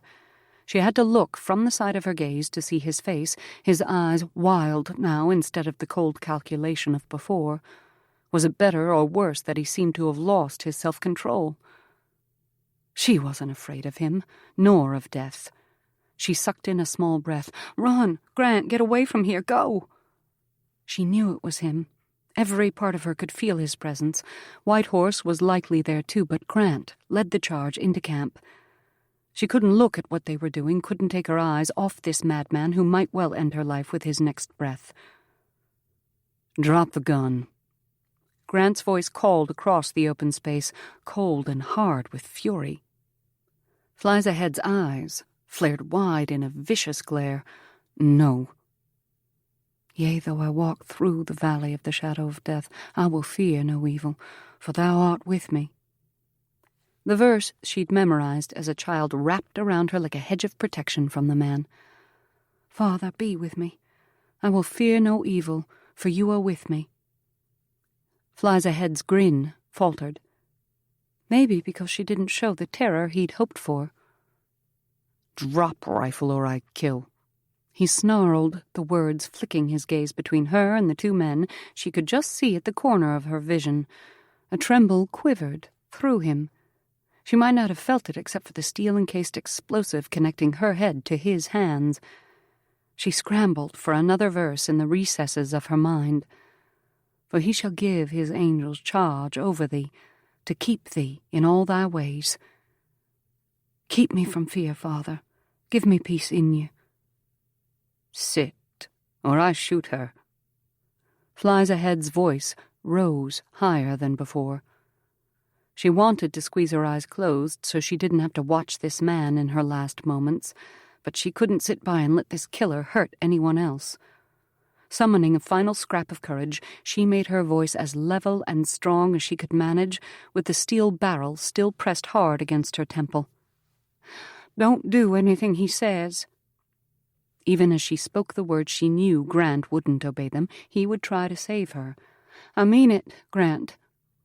She had to speak through clenched teeth so she didn't shift her head and make Flies Ahead accidentally pull the trigger. This isn't worth it. Leave and stay away from him. For me, please. If she went this way, she at least wanted to die knowing she'd saved his and Whitehorse's lives. Steps right, too. But no. Really, she wanted to die knowing she'd helped save them all eternally. Yes, Lord. Whitehorse and Steps Right already knew the true God, but Grant. Talking was easier now that she'd begun, so she continued in that strong voice, though she kept her gaze on Flies Ahead. Grant, you were right when you said that if I asked God for help, he would be there. He's with me now, giving me strength. She breathed in a bit of that strength and continued. But what you need to know is that he loves you too. More than you can possibly imagine. You don't have to do anything to be worthy of it. He already thinks you're worth everything. Worth his love. Worth his son dying so he could show you exactly how much he loves you. You only have to open yourself enough to receive that love. He won't take it away either, not like everything else you've lost. Including me. The thought nearly made a sob slip out. If he felt half as much for her as she did him, watching her die would be one more hard blow. She had to do everything she could to ease the strength of it, to give him hope. She sucked in enough breath to keep talking. There's something else you need to know, Grant. Her voice quavered, but she had to get these words out. I love you. I have for weeks now. I think ever since you kept my secret with the trappers. You're a good man, Grant Allen, the best of men. I made peace with God, just like you said to. I'll be going to heaven. I want more than anything to see you there. Grant spoke then, his words not aimed at her, his voice hard and unyielding. Get away from her, both of you. His footsteps scuffed the ground as he walked toward them. Faith couldn't breathe. She didn't want this to happen, didn't want to be saved at Grant's expense, at anyone's expense. Yet maybe, once Flies Ahead took the rifle away, she could do something to stop his revenge for good. As Grant came within arm's reach, he extended a hand for the rifle. Flies Ahead snarled at him. Do not come closer. She had to do something. Her hands were tied, but not her feet. With Flies Ahead looking at Grant, she might be quick enough to stop him. She wouldn't be able to take out the other brave too, but maybe this would distract him just long enough. Without letting it show on the outside, she took in a deep breath, tensed her legs, then thrust her boots out at Flies Ahead's kneecaps with every bit of force she could muster. As he stumbled backward, she kicked 1 foot upward into the softer part of his middle. His grunt sounded just before his rifle exploded. Gunpowder clouded the air as the blast reverberated through the camp and the valley beyond. Then a scream of pain overwhelmed the echo of the report. Who'd been shot? God, let them live, please. Let them live. Something flew at her from her right, striking a blow that clanged through her head, too much like the pain from when she first woke up tied to this tree. Movement swarmed around her, but the pain and flashes of light that consumed her focus couldn't keep up with it all. Grant's shout sounded through the pain ricocheting through her skull, but she couldn't make out the words. Was that another scream of pain? Or maybe the blast of a rifle? She couldn't stand the ringing. Her mind couldn't contain the chaos and agony. She tried to press her hands to her head, but she was falling. She squeezed her eyes shut. Another blow slammed into the back of her head. Then it all faded to black. Chapter 21. Grant stroked the hair from Faith's brow as he studied her beautiful pale face. God, please don't take her. Don't take her from me. So much had happened during that fight. The bullet from Flies-Ahead's gun had struck the other brave in the belly. He lay on the ground now, a blanket covering his lifeless body and the pool of blood around him. He'd bled out almost before they secured Flies-Ahead and turned to help him. Then a third brave had appeared. Whitehorse had caught sight of him in just enough time to duck the flying tomahawk. Grant's rifle had convinced the man to give in easily after that, and now both he and Flies-Ahead sat tied to trees nearby. Faith lost consciousness during the struggle, too. He still had no idea whether something struck her in the head or if she'd fainted from the strain. The latter didn't seem likely. Not with the strength Faith possessed. He glanced over her body to Stepsright, who sat on Faith's other side. She seemed to have weathered the kidnapping as well as could be expected. The lines around her eyes had deepened, probably from exhaustion. She'd assured them she was well, and that nothing more could be done for Faith until she awoke. Behind his mother, Whitehorse stood guard, rifle aimed at the two sullen men bound nearby. Stepsright had said she'd only seen the 3 men, but Whitehorse looked fierce enough to take on the attack of 100 more if they swarmed into camp. Grant could well imagine the mixture of relief and anger the man must feel, seeing how his mother had been treated here. He turned back to Faith. Stepsright said neither of them had been hurt by the braves, other than being knocked unconscious when they were kidnapped. Was that why a second blow had laid Faith low for so long? It had been at least a half-hour since the attack. Her chest rose and fell with a steady rhythm, but her tanned skin had turned so pale. Her face, that usually showed such expression, lay still. Faith. His throat rasped, so he cleared it. Wake up. The rasp was gone, but he couldn't keep his voice from cracking. Please. She'd said she loved him. More than anything, he wanted the chance to tell her the same, to take her in his arms and hold her, to never let her go. She'd said he made her better. How on earth that could be true he didn't know, but he was tired of pushing her away. If she wanted to love him, he would give her everything he had, all the time and attention and everything he owned. He would protect her as best he could, no matter what it took. And he would treasure her, the way she deserved to be treasured. He loves you, too, more than you can possibly imagine. You don't have to do anything to be worthy of it. Faith's words threaded through his mind. They couldn't really be true, though. Faith loved him because she was just that wonderful. But God couldn't love him, didn't love him. He'd already proven that when he didn't answer Grant's prayers. He already thinks you're worth everything. She'd put such emphasis on that last word, as though God would give up everything he had, his power, the entire world he'd created for Grant. Worth his love, worth his son dying so he could show you exactly how much he loves you. You only have to open yourself enough to receive that love. A burn crept back into his throat, searing him. He swallowed. If only that were true, if only God did care about him, even a tiny portion of what Faith had said. You only have to open yourself enough to receive that love. He lifted his head to look up at the sky above. How do I do that? How do I open myself to you? He sat there for a long moment, waiting. Would there be a voice that spoke aloud, a knowing in his mind? He waited, listening. There was nothing audible, nothing that spoke clearly in his mind. But deep inside him, there was an easing, like some of his tension relaxed. Maybe this was what Faith had meant. He lifted a silent prayer to the heavens. I want to open myself to you. If you're willing to love me, I want it. I'll do what you ask. I'll make myself worthy. Again, Faith's words slipped in. You don't have to do anything to be worthy of it.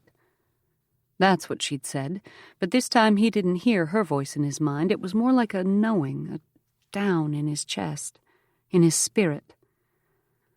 He squeezed his eyes closed as emotion welled through him. Is that you, God? Can you really take me the way I am? I want it.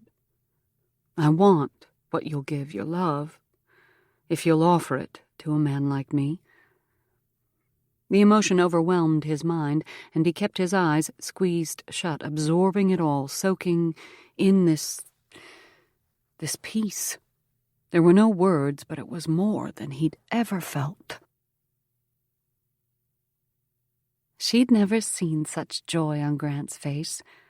As Faith watched him now, with his eyes closed tight and his expression nearly glowing with peace and pleasure, she could only think of one thing that might have placed it there. And she wouldn't interrupt this moment with the Lord for anything. Thank you, Father. After a while he opened his eyes, then blinked. She squeezed his hand, the one she'd been holding when she awoke. He blinked again as he jerked his gaze down to her. His eyes widened like he was still trying to come back to the present. Faith. She smiled, though her lips were so dry they cracked with the movement. Grant. He pushed into action, leaning over her, a mixture of worry and wonder, taking over his expression. He still held her hand, but with his other he stroked her hair. Are you hurt? What happened? It took too much energy to remember, so she didn't try. Her head pounded, and she was so thirsty. Water? Here. Steps Wright's voice came from her other side. Grant reached to take a tin cup from the older woman, then focused on Faith. Can you sit up a little? She squinted against the pane, and with his hand behind her head to help, she lifted enough to drink. The first sip ached. In the best way possible. Her throat burned as the water seeped through the parched places. She paused to breathe before taking another. This swallow didn't hurt as much as it soothed. She gulped down a third sip, then a fourth. The water was clearing her head, so she leaned on her elbow and took the cup from Grant. When she finished the last bit, she handed him the cup and eased back to the ground to take stock of things. She could remember being tied to a tree. Steps Right. She turned quickly to find the woman, but the sudden movement sent flashes of light and pain through her skull. She squeezed her eyes shut and pressed a hand to her face. But she had to know if the older woman was hurt. Steps Right? Her voice came out a mumble, but it must have been loud enough. A hand rested on her shoulder. I am here. Rest. Eat. Her belly didn't feel like it could handle food, but Grant's voice rumbled from her other side. You probably need a good broth, but that will take a while to make. Pemmican will help for now. Maybe she could manage a little, especially if it would ease the worry in his voice. He pressed a piece into her hand, and she put it in her mouth to chew. The taste did seem to ease the unrest in her middle. She opened her eyes and focused on chewing. Once she swallowed, he fed her another. After she'd downed 3 bites, her head finally shifted from pounding to a quieter ache, and she could think more clearly. She turned her gaze to Grant and let her own eyes roam his face, taking in every handsome feature, every strong line, every mark she loved. He wore several days' scruff, enough that some might call it a beard. He looked wonderful. So much her heart welled, so full it ached. You had me worried. She lifted her focus to his eyes, sinking deep in their earnest depths. It still seemed too wonderful that he was here. The last she'd seen him, he was riding away to find his brother, but something had changed that. She swallowed to clear her throat. "Did you find Will?" He shook his head. "After I'd ridden about an hour, I discovered your pouch with the necklace in my saddlebag. I knew you would be frantic when you realized you lost it, so I turned around and rode back to the waterfall. Before I got there, Whitehorse found me and told me you both were missing." His gaze flicked up to Step's right, then he refocused on her. "I don't think I've ever been so worried in my life."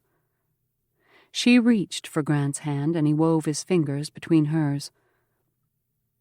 "God brought us through." She smiled at him, something she could do much easier now with a bit of strength returned. Grant lifted her hand to his mouth and pressed a kiss to the backs of her fingers, then held them against his chest. "I know. I still can't believe it." She searched his eyes. "Did you hear what I said when he had the gun on me?" That part she could remember well, the desperate need to tell Grant the most important things. His eyes sparked, maybe at the memory of the danger. "You mean when my heart nearly stopped? I can't believe you took such risks. He would have killed you." Then his gaze turned earnest again, so intense it made her lightheaded. "I heard every word. It nearly undid me." He lifted her fingers to kiss them again, then curled them back against his chest. "I did what you said. I opened myself to God. I didn't think he cared, but he showed me." Even through her exhaustion, joy welled through her.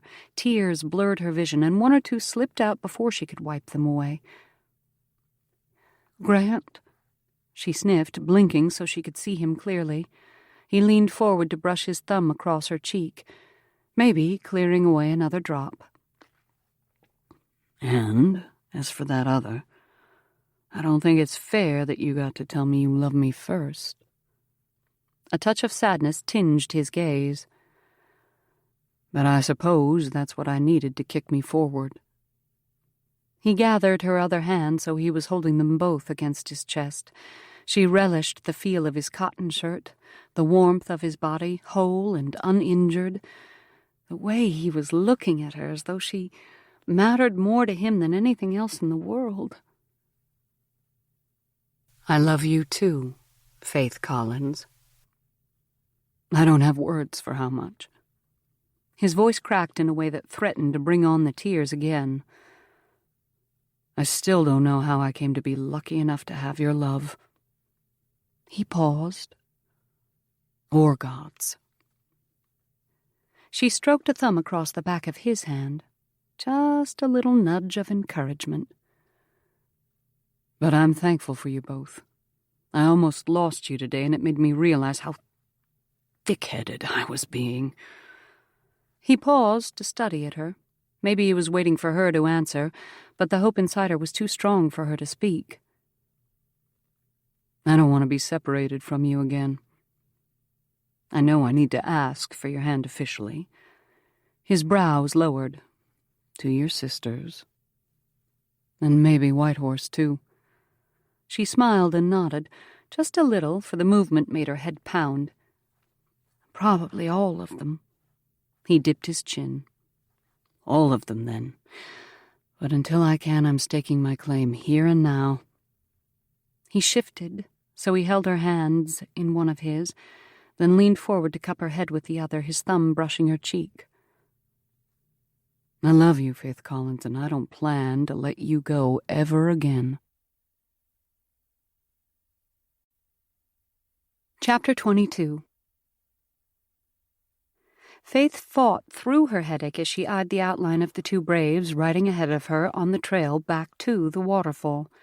Flies ahead, and Running Bear sat, with their hands tied behind them and feet bound beneath each mount's belly. Grant rode with Running Bear's horse, tethered to his own, and White Horse held the rope for Flies Ahead's mount.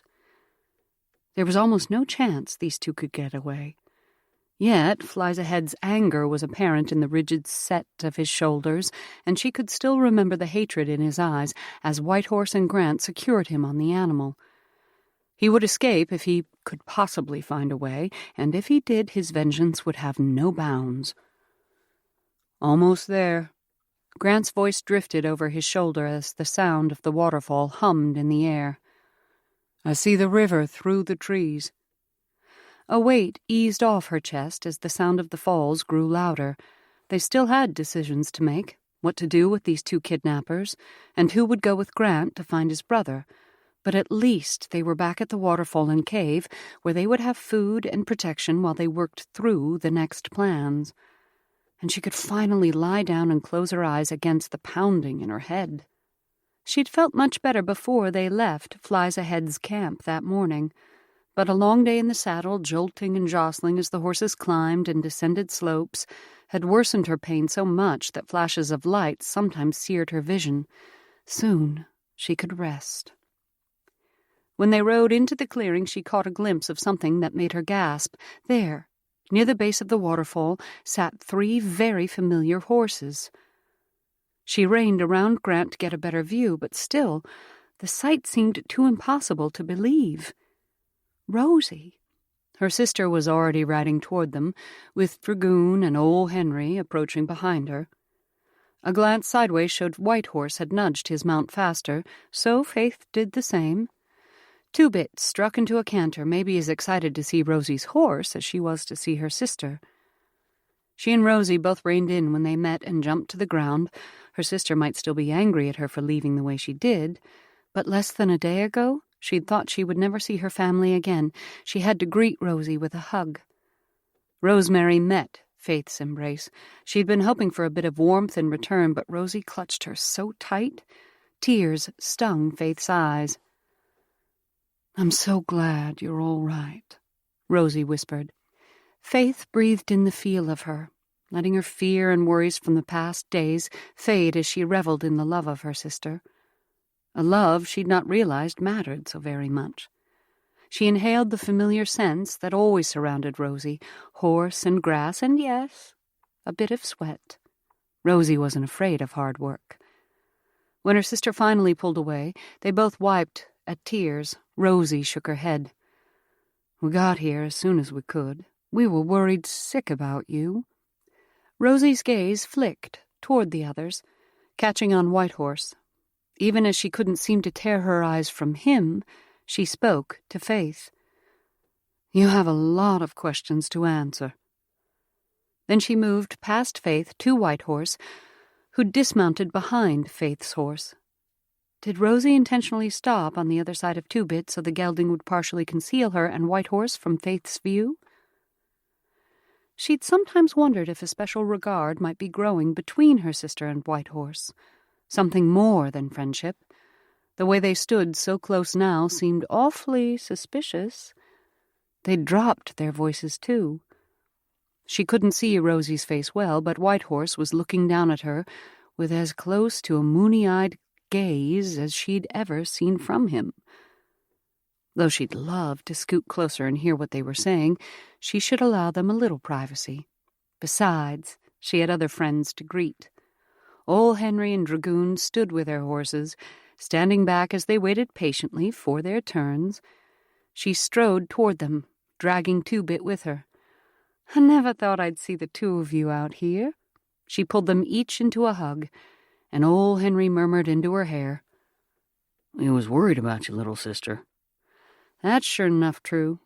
Dragoon wrapped an arm around her, then let her go as he stepped back. He sent a glance toward Rosie. We stopped at the ranch and happened to mention that we saw Two-Bit here at the rendezvous. I said I never thought I'd see the day you sold him. Rosie got all worried about you, and we went through a heap of trouble tracking you down." She cringed, her headache making itself known once more. "I'm sorry I put you all through that. I found a lead on where Steps Right was, and I had to follow it." "Better keep the conversation moving." She turned and motioned for them to follow her. "Let me introduce you to the others." As they filed past Rosemary and Whitehorse, the two seemed finished with their quiet conversation and turned to walk with them. Grant had stayed back with both captives and Steps Right.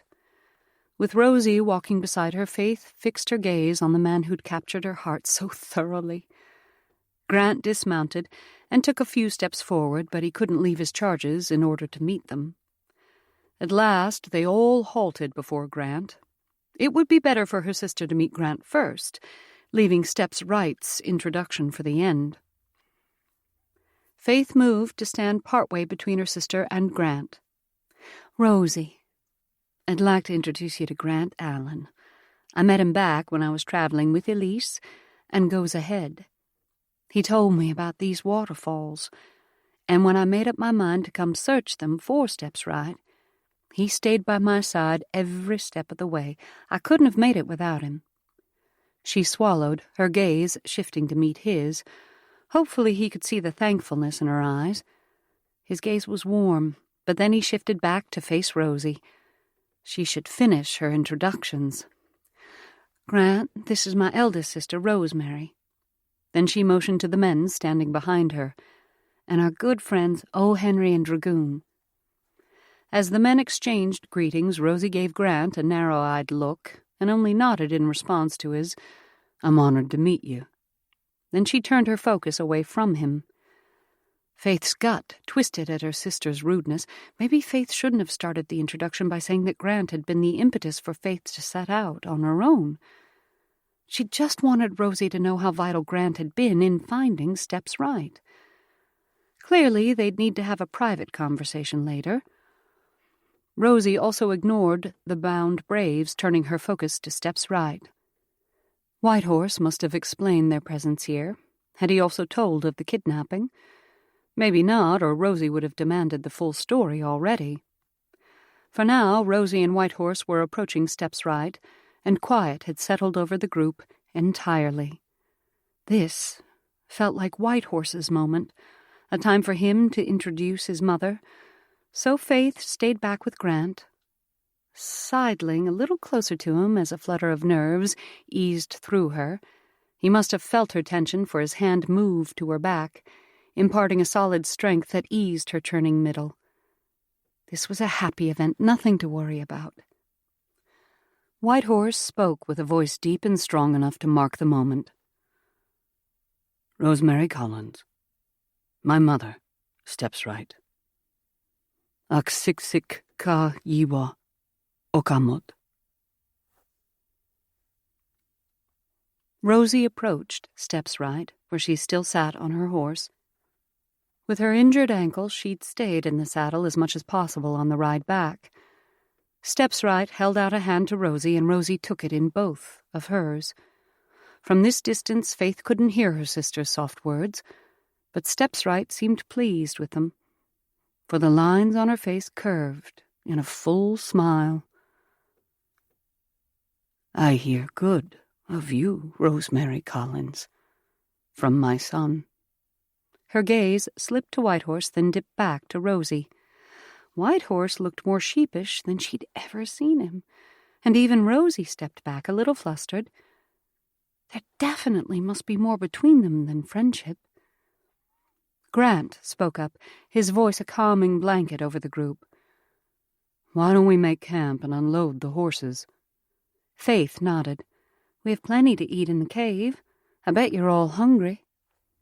As the sun dipped below the horizon, they set up a large camp beside the river, a little ways down from the waterfall, where the thunder of water wasn't so loud. Steps Right, Rosie and Faith would sleep in the cave, but the men would sleep out here. It would be nice to have some privacy, and these trees provided a better place to tie the braves.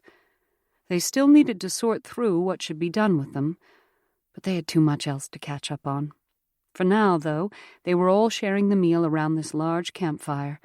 Eating had finally made her headache ease, which was a blessed relief.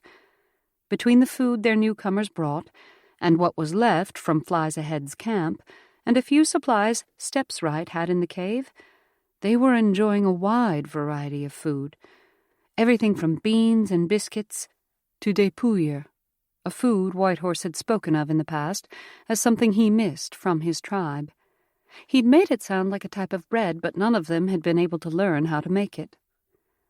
Now that Faith had sampled a slice, it seemed like a cross between smoked meat and bread pudding. Not easy to describe, but sweet and tender. Whitehorse had eaten 3 servings of it so far. Besides eating, he sat quietly, his mother on one side and Rosie on the other. Rosie had assigned Faith the spot on her other side, probably so she could interrogate her with questions about the kidnapping and the entire journey. Faith had already relayed the main details, skimming over much of the time in Flies Ahead's camp, but it could take days to remember all the things that had happened since she left the ranch with Goes Ahead and Elise and their family. Had that only been a little over a month ago, it seemed a lifetime. She'd been impulsive and naive back then. She might still be those things, but hopefully she'd gained wisdom on this journey. She'd certainly added experience. A glance sideways at Grant eased the tension inside her. He was smiling at something Dragoon said, a tale about the first time Dragoon had spotted her and her sisters at the rendezvous 3 years ago, back when they'd just come west in search of Steps Right.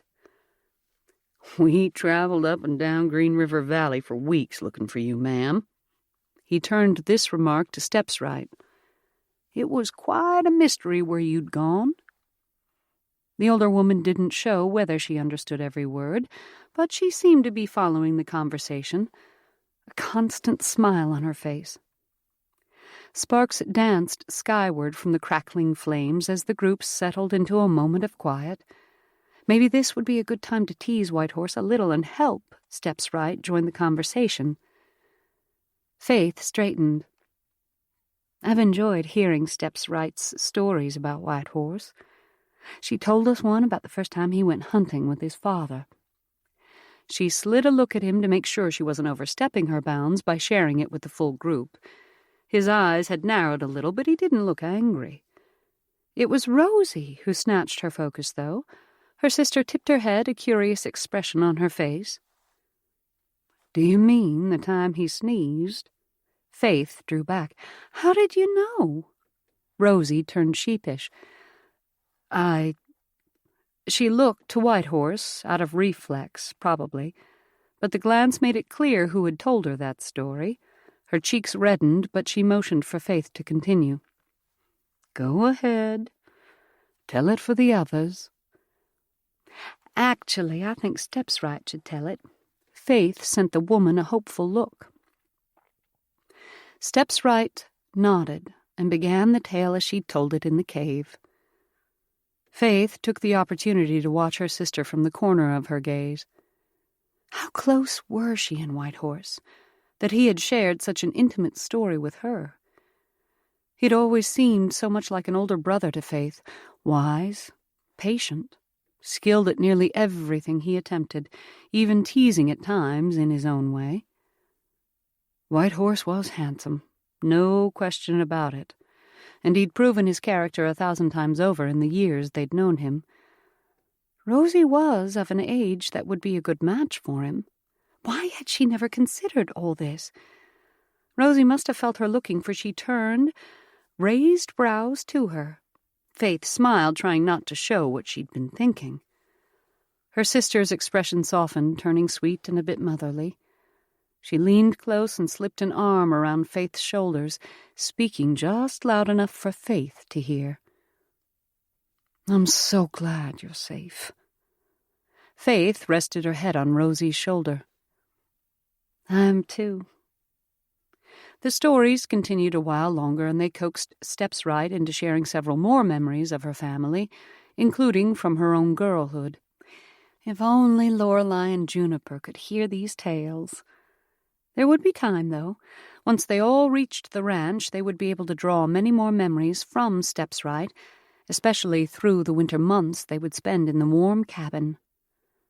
As the evening waned, Grant's attention seemed to drift away from their little group. Thinking about finding his brother, most likely. She needed to talk with him, needed to know what he was thinking. One thing she knew for certain, she wouldn't be sending him off by himself this time. She also still had to talk with Rosie about Grant.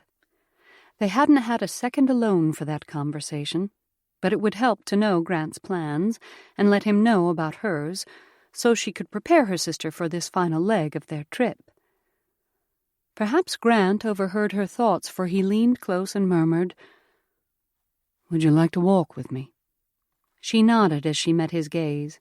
He still looked at her with a kind of gentle affection, though his eyes had an extra line or two beneath them. Or was that a trick of the shadows? When she leaned close to Rosie to share their plans, her sister eyed her warily. "Should I come with you?" Faith fought to keep from rolling her eyes and instead touched Rosie's shoulder, meeting her sister's focus squarely. "He's a good man, Rosie. I'll tell you more about him when we have time, but you needn't worry." Rosemary shot a look toward Grant, then pinched her mouth as she gave a single nod. "Call if you need anything." Faith chuckled as she stood and turned to follow Grant outside of the ring of firelight. Likely the others were watching them leave, though Dragoon was still bending White Horse's ear about a group of Blackfoot he'd met at this year's rendezvous. As they settled into the path beside the river's edge, the rustle of the water replaced the murmur of voices behind them. The quiet didn't last long.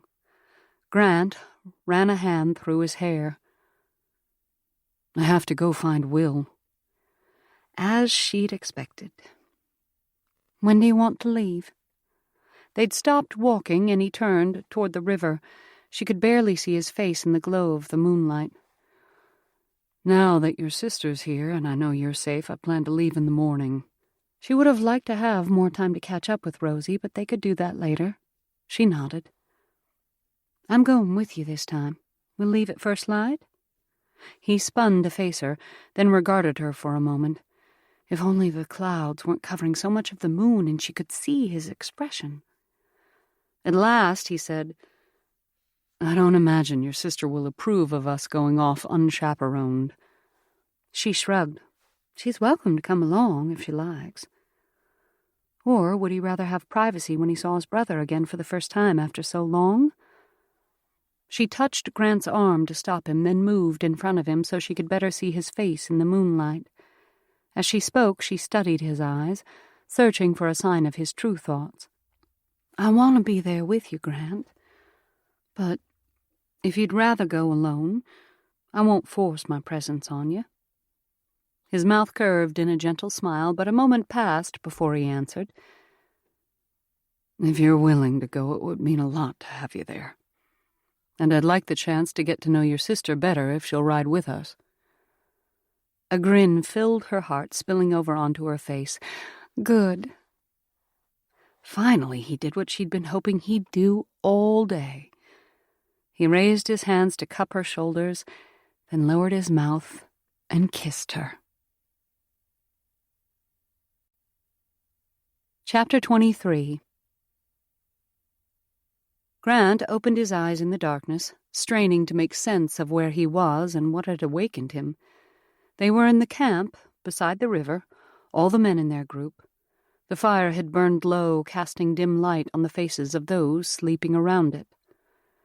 He shifted to look at the two captives tied to the trees at the edge of the camp, able to lie down but not move far.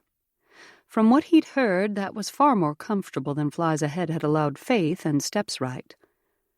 He could see Running Bear's form closest to him, but he sat upright to see Flies Ahead. The place where the Brave had lain was empty, no shadowed lump, not even the blanket. His heart surged, and he spun to look around them, half expecting to see the Brave skulking in the dark to attack, but there was no sign of him. "White Horse." Grant reached for his rifle and positioned his gun so he could aim and shoot quickly. Whitehorse sat up, his blanket falling aside. Grant pointed the gun toward the empty ground. "Flies ahead is gone." Whitehorse sprang to his feet, and before Grant could do the same, old Henry's voice whispered from the other side of the fire. "What's wrong?" He stood and scanned the darkness, moving in the opposite direction from where Whitehorse had begun to search. He stepped sideways to avoid Running Bear's bound form. "Flies ahead is—" The shadows in front of him came alive, and Grant stumbled backward, raising his gun to aim against the unseen threat. Running Bear, how would he come untied? A feral snarl rumbled through the air, cut off by the blast of a rifle as the shot lit the night. Grant's vision flashed as his mind scrambled to catch up with what had happened. The gunshot had come from Whitehorse's direction, and even now Whitehorse leapt to the fallen brave's side. The injured man lay curled into a ball as he moaned. Whitehorse scooped up a knife from beside him. That must be how the braves got loose, but how did they obtain the blade? Grant spun to scan the area. Flies ahead, where was he? He must have cut his own ropes, then freed his compatriot. Had he already escaped? Another thought surged in, this one making him whirl toward the cave. The women. He sprinted toward the falls, footsteps thundering behind him. Were all the men coming with him? Maybe someone should have stayed with Running Bear, but he couldn't worry about that right now. Flies ahead was a far bigger threat. An image slipped in his mind of the way the brave's eyes had flashed with hatred as they tied him on his horse. There'd been murder in his gaze. He wouldn't be swayed from killing Steps Right. And maybe the other women if he could. Rosemary, Faith. He reached the boulders that lined the river leading to the falls. In the darkness and with the mist, he could make out no signs of Flies ahead. Was the man lurking in the trees somewhere, watching them, waiting to pick them off with a stolen gun? He couldn't slow down to search the woods yet. He had to make sure the women were safe first. "Quick!" Whitehorse's sharp call drove Grant forward, and he jumped onto the first boulder. He'd picked his way through here so many times he knew where the slippery places were. Whitehorse would know the same, but not Dragoon or Old Henry. He slowed long enough to call back to them. "Be careful." It looked like the trappers were already slowing to maneuver the rocks. Good. He refocused on getting to the falls, leaping through the thin curtain of water at the edge. He landed on the ledge behind the falls, but had to wait for his eyes to adjust to the darkness. A shadow moved in the distance, near the cave opening. Grant charged forward. "Stop." Not that he expected the brave to halt at his command, but it would warn the women. Behind him, Whitehorse yelled too, but in the high-low cadence of the Blackfoot language. From inside the cave, a scream echoed. Faith. He couldn't tell for sure if it was her, but he had to get to her. As he rounded the corner into the cave opening, he slipped on a wet spot. He scrambled to catch his footing and pushed into the thick darkness.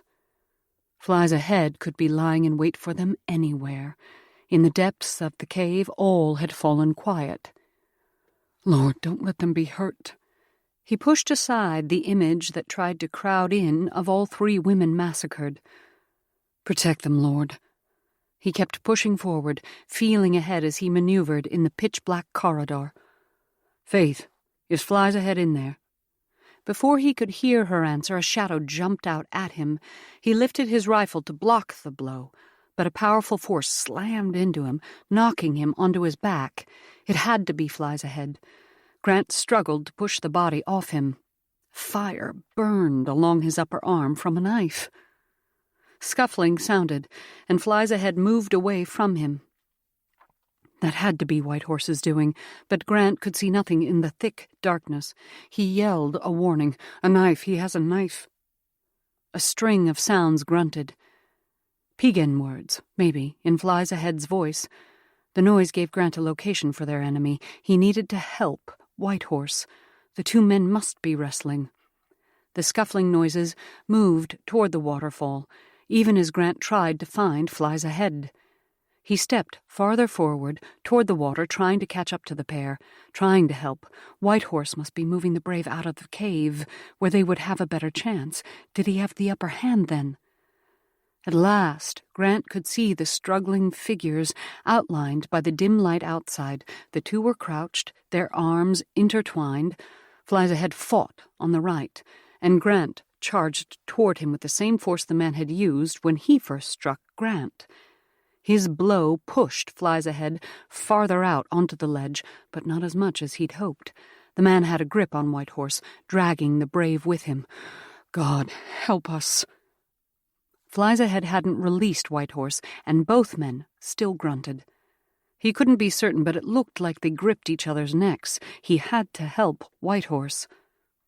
His rifle had been dropped in the chaos in the corridor, but he didn't dare leave White Horse long enough to search for it. He spotted Dragoon and Old Henry maneuvering toward them on the ledge, and Dragoon held a rifle. Grant scooted toward them. "Quick, hand me your gun."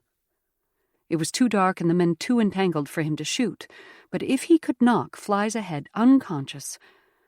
White Horse released a hard grunt, sending Grant's pulse into a panic. The moment Dragoon placed the stock in his hand, he gripped the weapon in a tight hold and slammed the butt into Flies Ahead.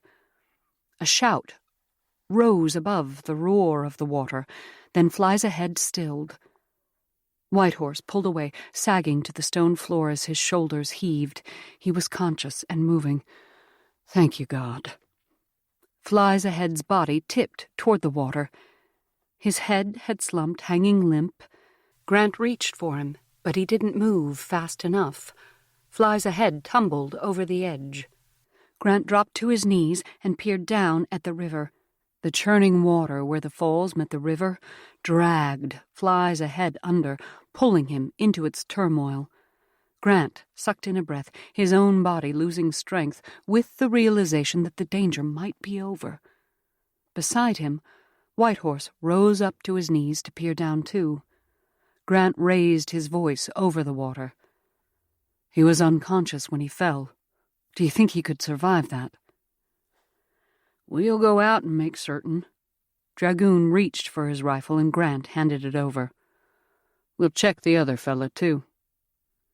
As the men retreated along the ledge, Grant sank back onto his heels. His heart still raced, and he sucked in breath after breath, his body craving even more. Then Faith was at his side, slipping her hand around his waist. He wrapped both of his arms around her and pulled her tight. "Are you hurt?" Her mouth was so close to his ear she didn't have to yell to be heard. He soaked in the warm solidness of her, letting it finally slow his frantic pulse. "No." The sting on his arm from the knife wasn't worth mentioning. "Are you the others?" "No. We heard you yell before anything happened." "Thank you, God." And he meant those words with every part of his being. Chapter 24. Mid-morning light shone over the mountains as Faith rode beside Grant the next day with Rosie, Old Henry, and Dragoon trailing behind. Finally, they were headed toward the cabin where Will should be.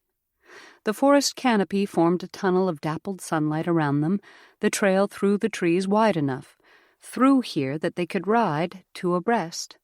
To their left, the river flowed with a melody that soothed her. Beyond the water rose the peaks, their tops hidden by a wreath of clouds, adding a sense of grandeur to the scene. Behind her, Old Henry was telling a story about the time he'd helped another trapper friend cut trees to build a cabin one winter. The man had planned to go back to St. Louis for his wife and children once he had the home built, but Old Henry never knew if he'd accomplished that dream. Once they had the final beams hoisted, Old Henry set off to join up with Jim Bridger's trapping party farther downriver. Dragoon rode quietly in the rear of their group, probably as spellbound by the way Old Henry told the tale as they all were. White Horse and Steps Right had stayed behind in the camp near the waterfall. They'd spent yesterday recovering from the events of the night before, burying the two braves, doing laundry in the river, cooking a hearty evening meal, but mostly grieving the loss of two men who'd been crafted and loved by God, but whose lives had ended in such a tragic way. With their passing, the threat to Steps Right was over, and the uncertainty of what to do with their prisoners had resolved itself. The combination of sadness and relief had left them all at ends yesterday.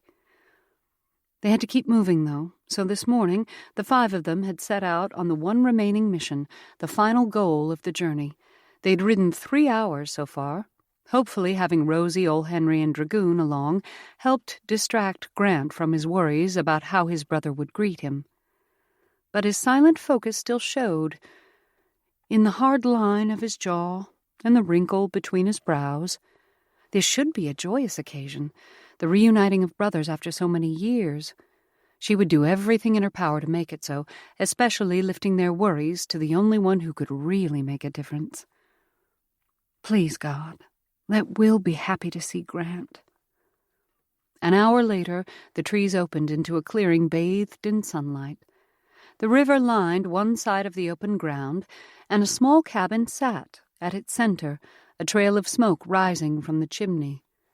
The worn logs bore the dark coloring of time and weather, which meant it must have been built long before last summer when Will came west. She glanced at Grant, who'd slowed his horse but still rode toward the structure.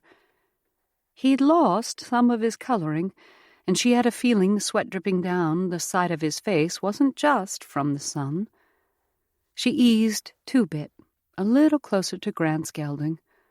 A reminder they were in this together. Ahead there was no sign of movement or sound from the cabin. Did Will still live here? It was hard to tell from the uneven growth of grass. They halted a few steps in front of the cabin. Grant dismounted first, his boots crunching in the dry grass. "Wait here," he said softly. She reached for his reins, then sent up another prayer as he approached the cabin door. "Will?" His voice rang louder, holding a tone both friendly and curious. It didn't sound nervous, not that she could detect. The door creaked open, revealing a man with sun-bronzed skin and a scruffy blonde beard that matched his tousled curls. His eyes, the same deep blue as Grant's, eyed him with confusion and uncertainty. As recognition dawned on his face, those eyes widened in surprise and disbelief. "Will." The hope in Grant's voice was impossible to miss. "It's me, Grant. Your brother." Will was already striding from the cabin, nearly tripping as he stepped into the grass, then braced a hand against the cabin wall behind him. "Grant? Is it really?" "It is." A bit of uncertainty crept into Grant's voice, and it made Faith's heart ache, but Grant continued. "You were young the last time I saw you. It's all right if you don't Will straightened, pushing away from the wall. "Of course I do, Grant. It's hard to believe." Relief eased Grant's features, and he looked like he wasn't sure whether he should give his brother a hug or shake his hand, or... He must have settled on a handshake, and Will took his outstretched grip with both of his, shaking heartily. "I just can't believe it." He shook his head. "How did you get here?" A smile was beginning to spread across Grant's face, as though he was finally believing the reality himself. "I'll tell you everything. But first, I want you to meet my friends." Will turned, and Grant stepped beside him for the introductions. Faith slid to the ground and moved in front of the horses, and the others did the same. She couldn't help but smile herself. "Thank you, Lord." Grant moved toward Faith, drawing her to his side. "Will, this is Faith Collins. I met her when I first started looking for you. We've had quite a journey since then." Her cheeks were probably turning pink as heat flushed her neck. "It's an honor to meet you, Will." Should she have called him Mr. Allen, or did he go by the surname of the family who'd raised him? Will was probably safest, though not as polite. Hopefully he'd excuse her lack of formal manners. "I'm pleased to meet you." Will's grin deepened, so genuine and so much like Grant's, it made her chest ache. "Whatever you had to do to bring Grant here, I owe you a debt of gratitude." Thankfully, Grant saved her a response by motioning to the others. This is Miss Rosemary Collins, Faith's sister, and friends of the family, Ole Henry and Dragoon. Ole Henry was eyeing Will, and when she glanced back at the younger man, he was doing the same. The old trapper spoke first. Was you trapping with Larkin's group last fall, heading toward the Snake River? Will's head bobbed. I was. You spent a few days with us, didn't you? Ole Henry's teeth flashed in a grin as he elbowed Dragoon. That was when you went by the trading post and I stayed with my lame horse.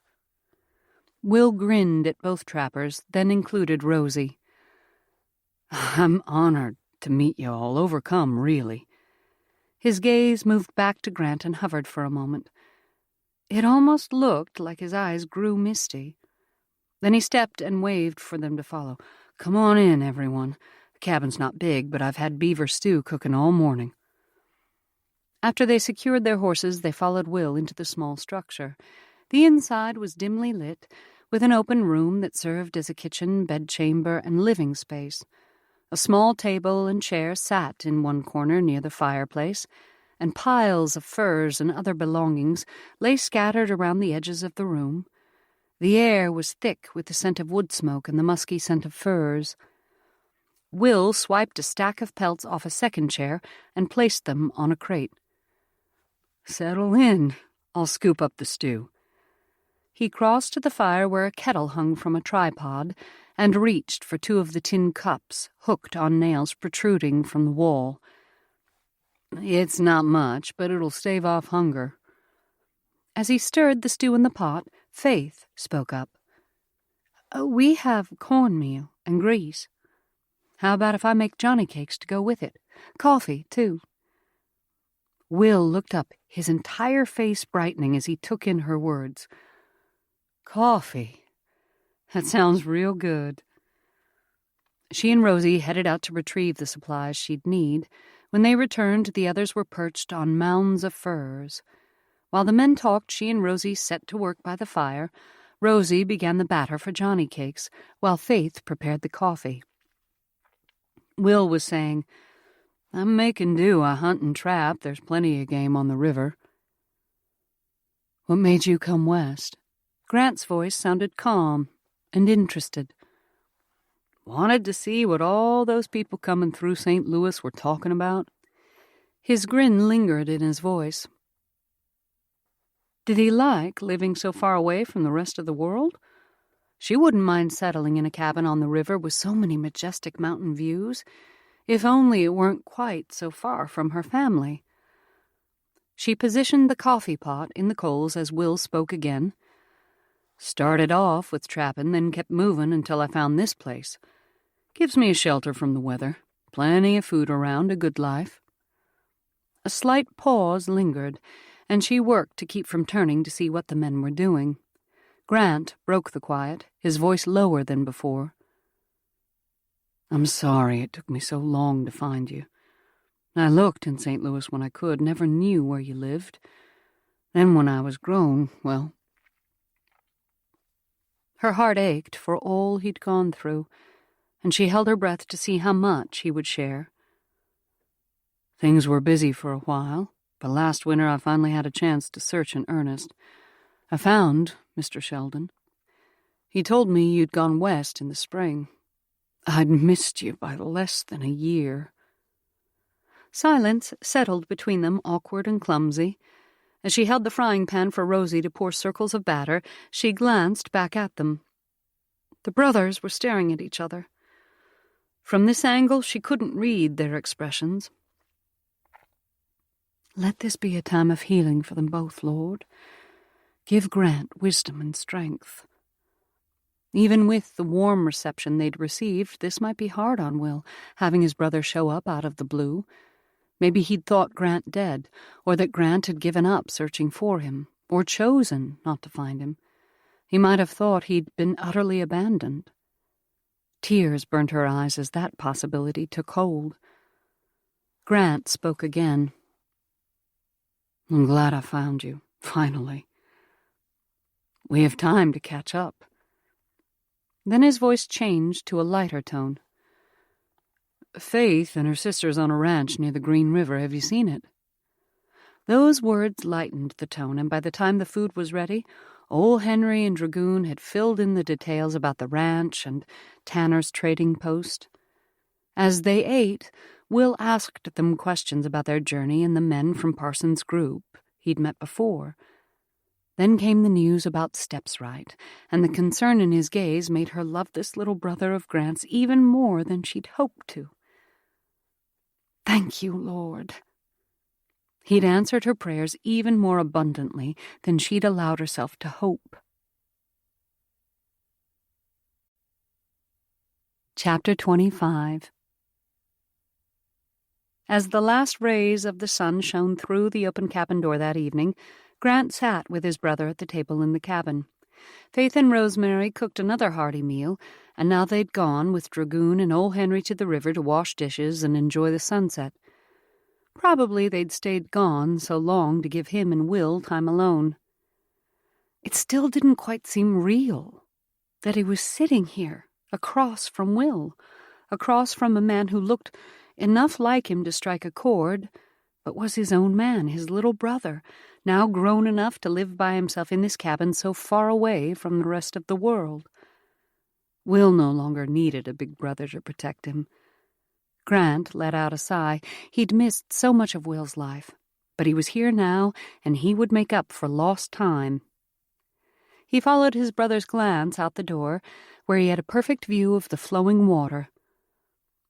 "This river reminds me of the one near the old house." He looked over at his brother, recalling the story Will told Steps Right. "Do you remember that mill? We used to go there every day in the summer, swimming and fishing till the sun went down." Lines creased the edges of Will's eyes. "I remember being scared of that river." Grant studied him, squinting as he tried to recall that. "Really?" "Maybe. I remember pushing you in. Mayhap that's what it took to get you over your fear." Will chuckled, but then his expression turned sober. "So, what are your plans now? You said you came west to find me. It seems like you might have found more than you'd been looking for." He nodded toward the open doorway, likely meaning Faith and the others beyond it. A knot formed in Grant's throat. "You're right." He'd not wanted to face this so soon, but they did need to make some decisions. "Faith and her sister need to get back to their ranch. We left Steps Right and her son, White Horse, at the waterfall, but they'll ride with us to the ranch." He fought to keep from fidgeting as he asked his question. "Would you want to go, too? I hate to part with you so soon. It'd likely be about a week's travel. Then I hear the ranch is in a pretty valley. I think you'd be welcome to stay as long as you like, or just a few days, if you felt you needed to get back right away." His brother's eyes had taken on an expression Grant couldn't decipher. Longing? Memory? Indecision? Should he offer to stay here with Will and let the others ensure Faith returned home safely? Everything in him revolted at the thought. White Horse, old Henry, and Dragoon could likely ensure Faith reached the ranch with little problem, along with Rosemary and Steps Right. And God was the only one who could keep any of them truly safe. But Grant wanted to be with her, to do everything he could to help and protect her, and to experience the journey at her side. Was it more responsible to stay here with Will, though, now that he'd finally found him? He had no doubt Faith would understand if he promised to come a week or so later. He didn't even know where the ranch was, but she could give him the directions. His chest ached at the thought of going that long without seeing her smile, hearing her bubbling laugh, kissing her. Will nodded decisively, drawing him back to the present. Could his brother see where his thoughts had wandered? "I can ride along, too. I promised Steps Right I'd come check on her before the trees started to turn, and I can't let her leave the area without saying goodbye." His eyes twinkled.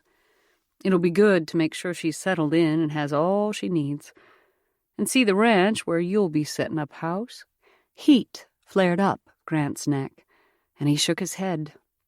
His brother wasn't far off with that assessment, but he couldn't let him get ahead of things. Faith and I don't have an understanding. Yet. Will raised his brows.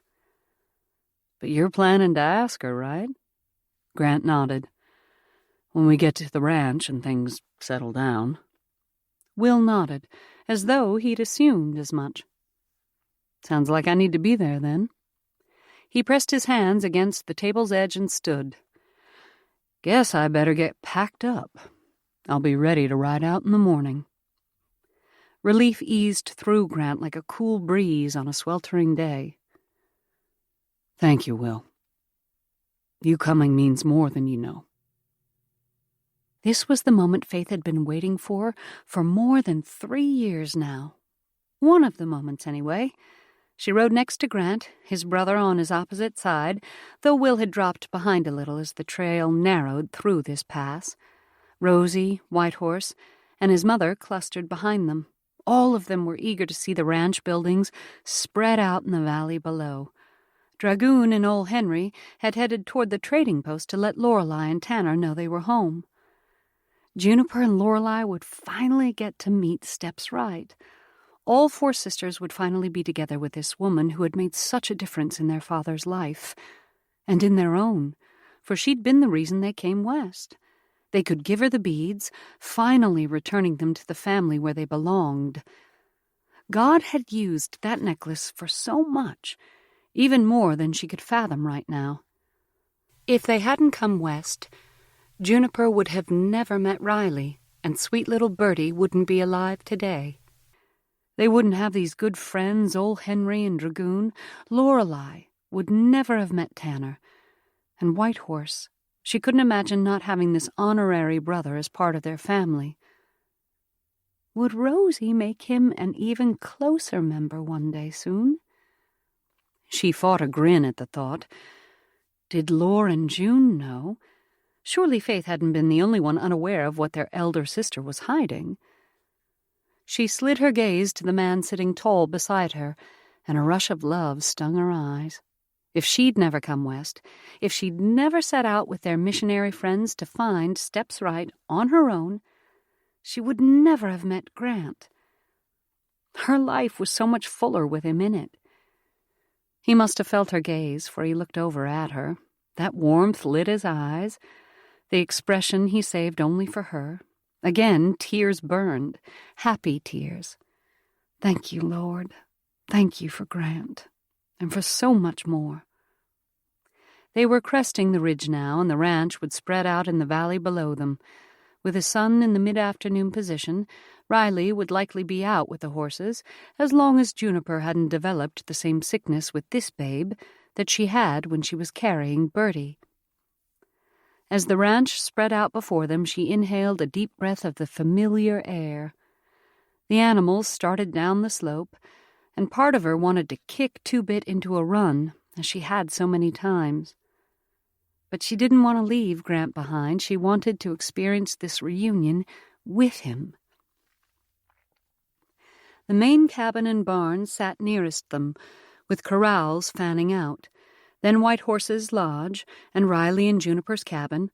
A figure was just stepping from that door, a small person who toddled out, then plopped onto the ground.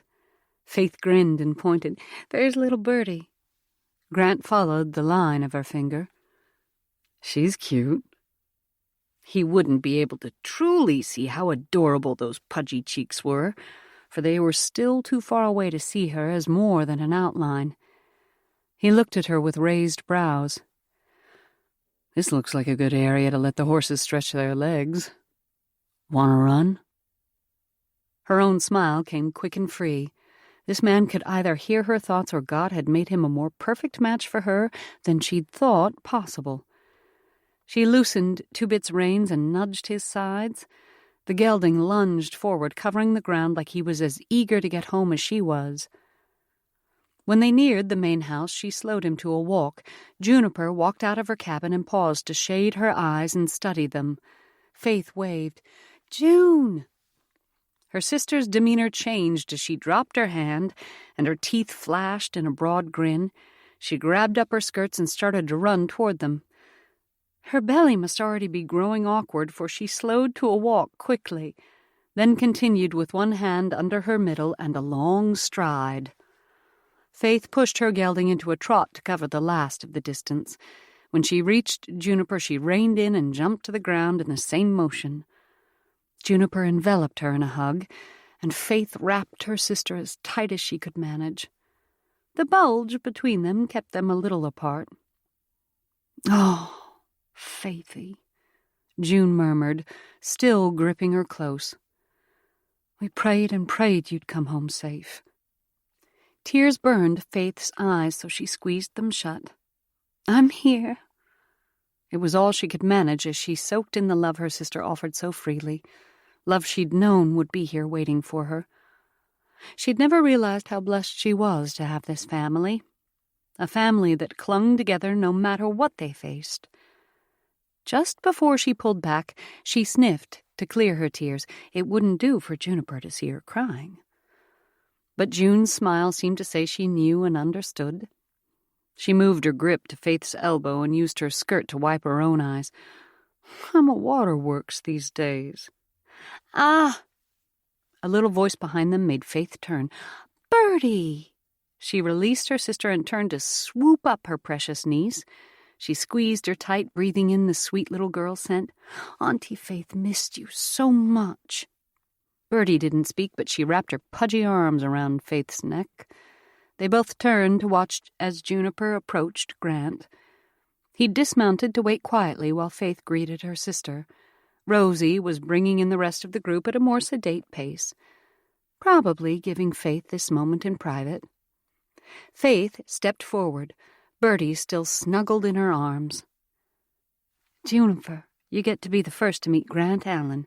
He's been—" How in the world could she sum up all he'd done and become to her? "Well, I couldn't have managed this journey without him." Juniper's gaze slid to her face. Though Faith kept a cheery smile in place, Juniper surely saw, or suspected, at least some of what Faith wasn't saying, about Grant and about the journey. Juniper extended her hand. "It's a pleasure to meet you, Mr. Allen. I'm Juniper Turner." Grant accepted her outstretched hand and bowed over it, a formal side of him Faith hadn't seen. It only deepened her grin, especially when he said, "I've been eager to meet you, Mrs. Turner. Your sisters and friends have told me so much about you all.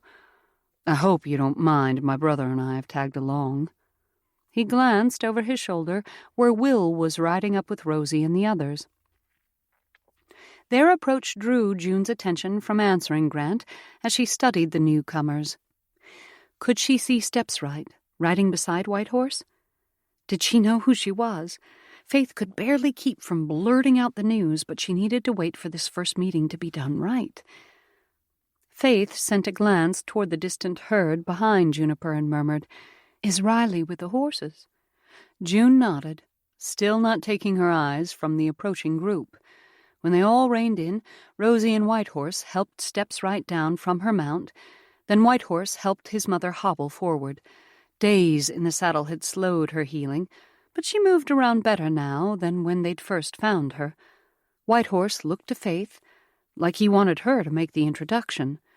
She swallowed down a lump in her throat.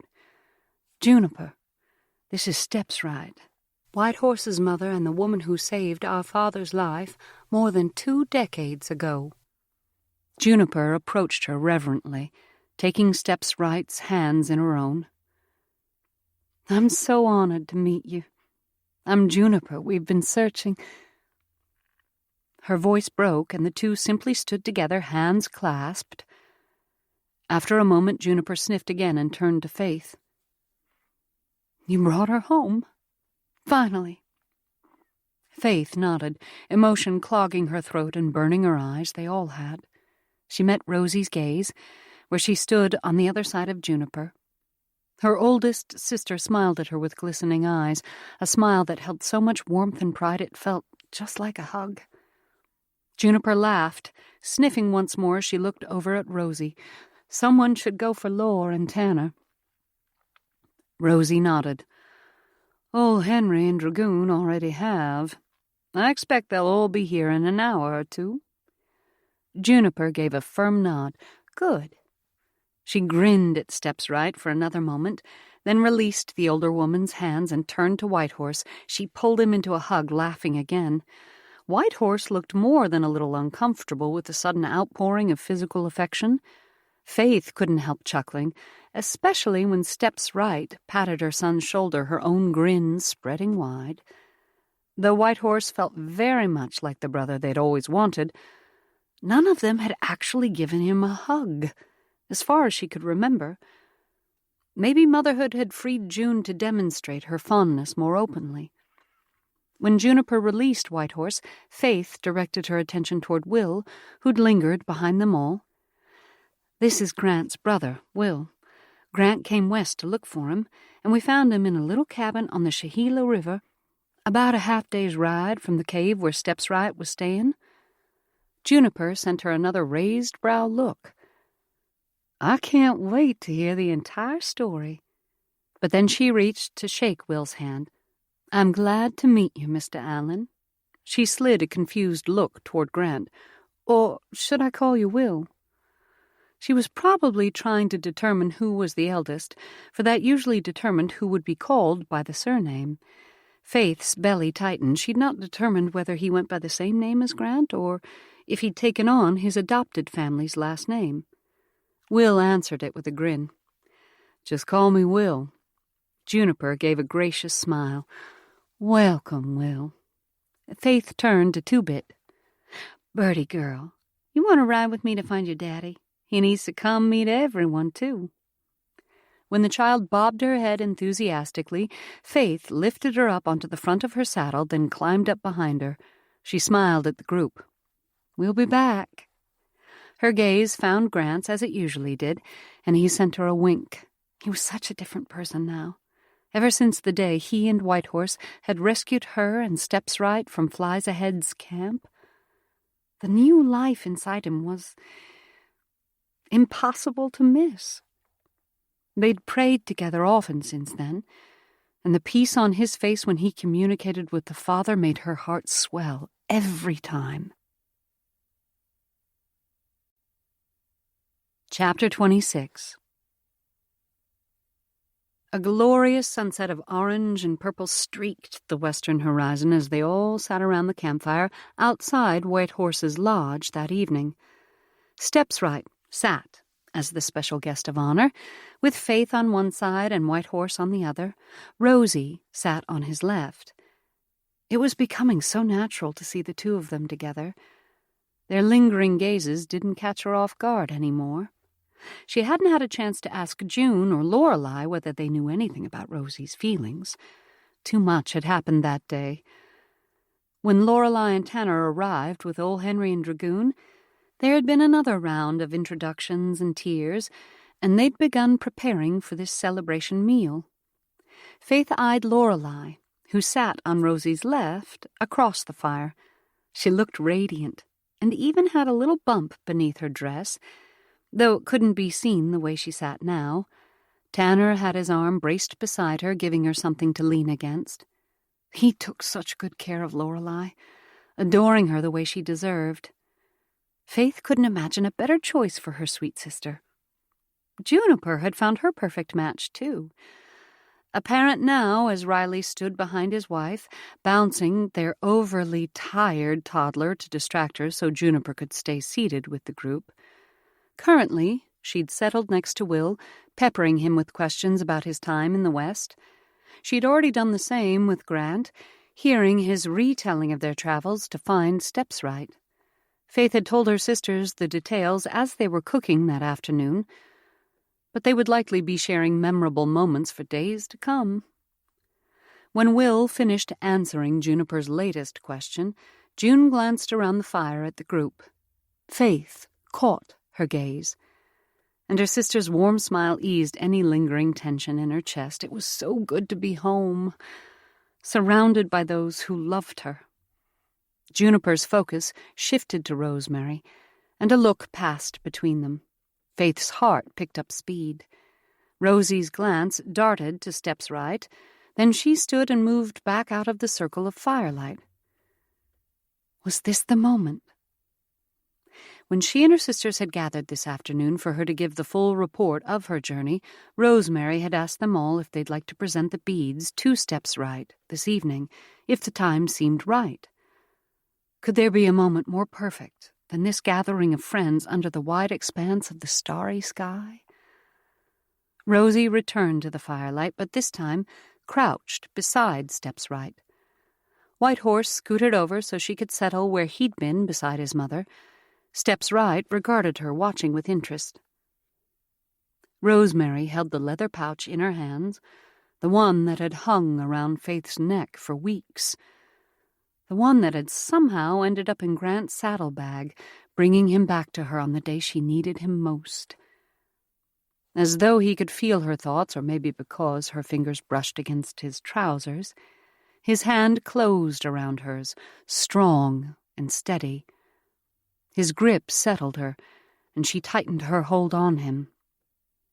The entire group had quieted, and Rosie looked at each of their sisters, Juniper, then Lorelei, then her, before turning back to Step's right.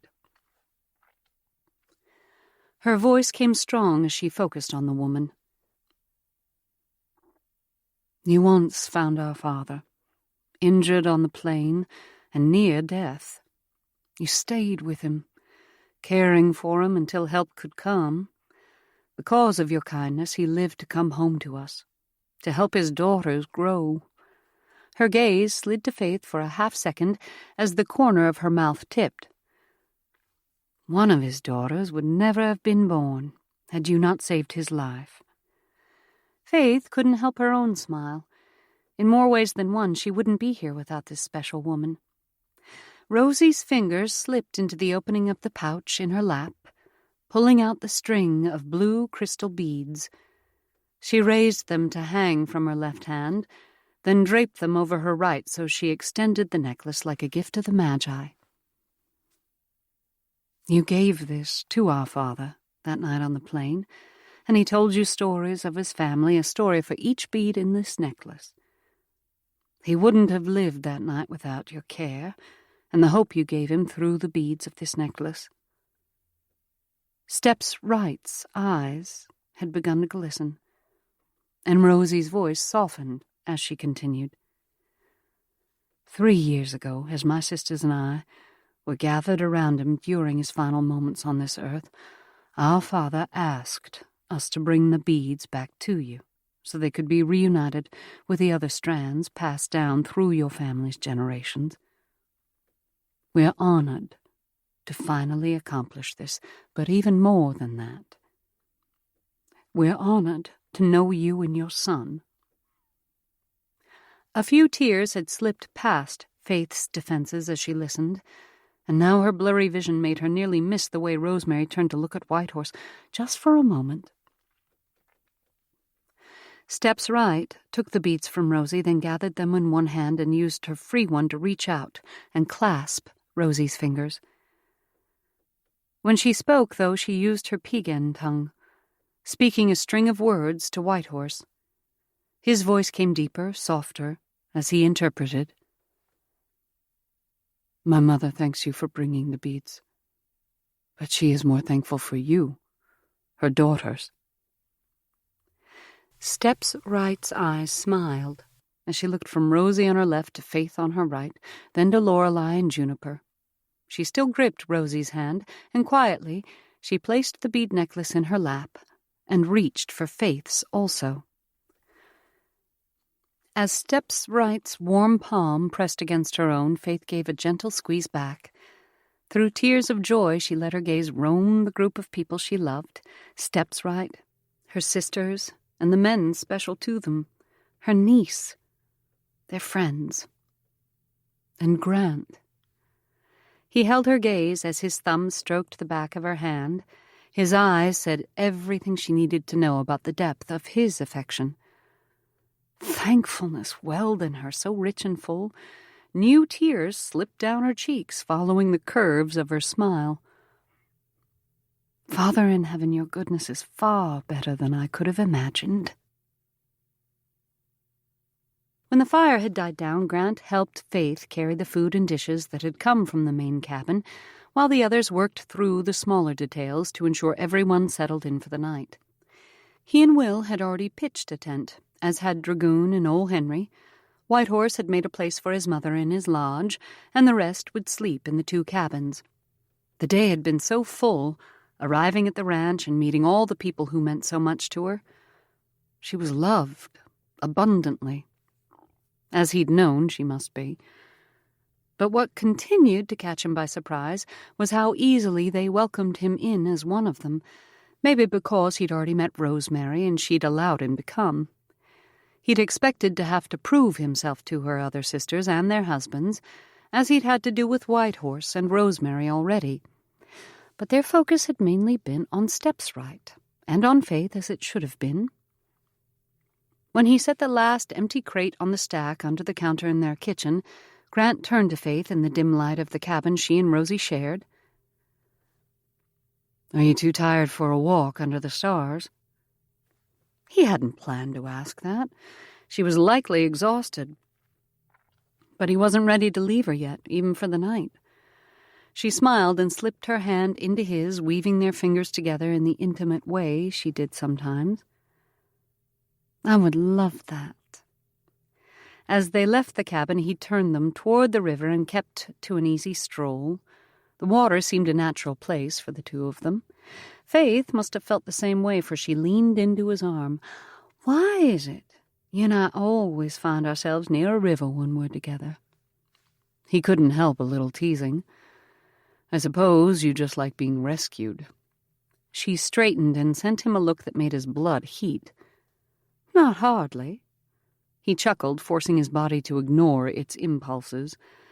"I well know you can fend for yourself, Miss Collins." He tapped her chin, though touching her proved dangerous. "As I recall, you had to rescue me once or twice also." Her smile flashed up at him as she kept moving toward the river. They might always joke about their first meeting, but he loved having so many memories with her, some thrilling, some that made him smile, and a few he'd rather not relive. He'd always treasure every one. And, speaking of treasures, he reached into his pocket and fingered the smooth stone he'd placed there. As they reached the river's edge and listened to the gentle murmur of the flow, he pulled out the stone and held it out to Faith. "I brought you something. From the pool beneath the waterfall where we found Step's right." She reached tentatively toward the stone, but paused before touching it and looked up at Grant, her eyes hopeful. Did she realize what he meant by it? He'd not expected her to make the connection until he told her, but Faith was so intuitive. He swallowed. "A memory stone. You said you lost the rocks you collected with your mother. I thought you might want to start a new collection." Her eyes stayed on his face as he talked, as though reading each word he spoke in his eyes. Her expression shifted from wonder to pleasure, and without breaking her gaze, she closed her fingers around the stone in his hand. "Grant." She lifted it up nearly to eye level, so she only had to glance sideways to admire it. "This is perfect." Her voice held so much joy it drew out his own grin. "I hoped you'd think so." She leaned up and pressed a kiss to his lips. Just a single, gentle caress, and he had to hold himself perfectly still to keep from wrapping her close and deepening the kiss like everything in him wanted to. But out here, under the stars, so far from her family, she was too much temptation. She deserved for him to be strong. As she pulled away and turned to the river, he scrambled to make his mind work. He had to find something that would distract his insides. He inhaled a deep breath and let it out as he lifted his gaze upward. A familiar sparkle winked down from above. He pointed to the sky. "See those 4 stars that form a W? They make up the constellation Cassiopeia." Her teeth flashed in a smile far more appealing than even the stars. "I see it. What's her story?" Well, that would provide a good distraction. She was kind of a vain woman, but her daughter's tale is the one you'll probably like. Princess Andromeda was tied to a stone in the ocean when she was attacked by a sea monster. Her eyes widened. Who tied her there? He shrugged. That's not really important, and not something suitable for polite conversation. He slid a look her way as he made his tone more dramatic. What matters to Princess Andromeda is that a brave and valiant warrior named Perseus came along just in time. He fought off the monster and saved the beautiful princess. She gave him a coy look. Oh, really? Just in time, huh? And how did she reward him for rescuing her? Grant turned to face her, drawing her close. She came willingly, and he wrapped his hands around her waist, settling them at the small of her back. Well, rumor has it she bestowed a kiss on him under the stars, and they lived happily ever after. She pressed her palms flat against his chest. She could probably feel the way his heart raced under her touch. They did. Did that kiss go something like this? She reached up and tipped his chin down with her thumb, then brushed her warm lips across his. She pulled back the tiniest bit, then lingered with a fingertip of space between them. Her breath mingled with his. Far too much temptation. He moved his hands from her back, pulling back so he could place his hands over hers. He cupped his fingers around hers, lifting them so he could kiss their tips. Faith, you're far too much temptation for me, and I want to do this right. She met his gaze, her mouth curving again, even as she put another hand's breadth of space between them. Is that better? He eased out his breath and nodded.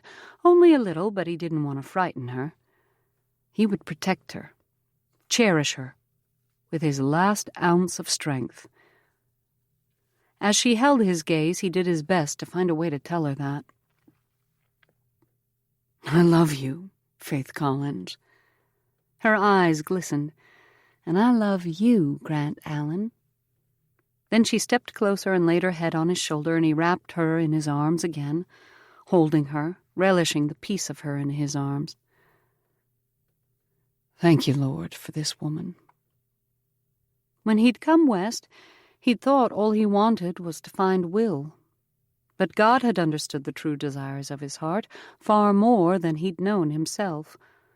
The Lord had given him abundantly more than Grant had asked for, proving himself trustworthy over and over. Lord willing, he and Faith would have a lifetime to see what other surprises their father had in store for them. Epilogue. The late summer sun cast a warm glow over the grassy yard beside the main cabin as Grant sat on a quilt between Faith and his brother. The rest of their group stretched out on other blankets, relaxing after their little church service and the hearty meal the women had put together afterward. Nearly a week had passed since they'd arrived at the Collins Ranch, this haven nestled in a wide valley with the distant peaks rising majestically in every direction. No wonder Faith loved this place. He could only pray she'd be agreeable to what he was about to ask. He glanced around the group once more. Dragoon and old Henry had ridden out a few days ago, but the rest of Faith's family were here, including the honorary Pegan members. With souls at rest and bellies full, the bright sunshine seemed to be lulling everyone to sleep. Riley and Juniper's little daughter Bertie had already succumbed. Her body sprawled across the blanket and her small mouth parted to allow even breathing. A few conversations still carried on, like the one between Will and Whitehorse, as his brother asked the brave's opinion about some of the land they'd both traveled. Will had the urge to wander, it seemed. Maybe that meant he'd come for regular visits amidst his travels. When Whitehorse finished speaking and Will didn't immediately ask another question, Grant prepared himself to speak. This was it. But before he could get the first word out, Lorelei's voice drifted from the blanket where she lay, her hand shading her eyes. Whitehorse, your stories never fail to amaze me. His mouth curved in a small smile as he sat with his back against a tree. What is it that surprises you? Sharing his blanket were his mother, who lay propped against a stack of furs someone had brought out for her, and Rosemary. Just that you remember so much about everywhere you've been. The way you just described that bluff, I'd think you stared at it every day for 10 years, most likely, though. You only rode past it one time, maybe even in the dark. Now the corners of his eyes crinkled. It was early morning, but the sun had risen enough for me to see its outline. Lorelei snorted, and a few chuckles drifted through the group. Grant should speak up now before a new conversation began. This would be the last time all of Faith's family were together for many days, maybe weeks. He had to take this opportunity. Will cleared his throat like he was about to say something, but Grant sent a sharp elbow into his brother's side. To cover Will's surprised noise, Grant cleared his own throat and started in. "I have a question." All eyes turned to him, and he couldn't stop the wave of heat that rose up his neck. He couldn't back down now, though. He swallowed down his nerves and focused on Rosemary first. "A request, actually. He slid a quick look toward Faith. That was a mistake, for her wide eyes nearly made him falter. Was she worried about what he was about to ask? He tore his gaze away from her and focused on Juniper this time. "From the moment I met your sister, I knew she was special. But the more I've come to know her, the more I realize she's one of the most remarkable women God created." He shifted his attention to Lorelei. She'd sat upright and now clasped her husband's hand, her eyes shining. The encouragement on her face made his words come easier. "I didn't realize what I was missing before I met Faith, but now I can't imagine a life without her. I'd like to ask her to marry me. But first I'm asking for your blessing, each of you." He looked to Whitehorse and met the brave's eyes for an extended breath, then moved his gaze to scan the entire group, touching on Tanner and Riley as well as the women. He wanted all of Faith's family to know he meant this. Though a sound like a sniffle drifted from Faith's direction, he didn't allow himself to look that way again. Maybe he should have asked her first, but this had felt like the right way to begin. That had come clear the more he prayed for the Lord's guidance. At last, Rosemary cleared her throat.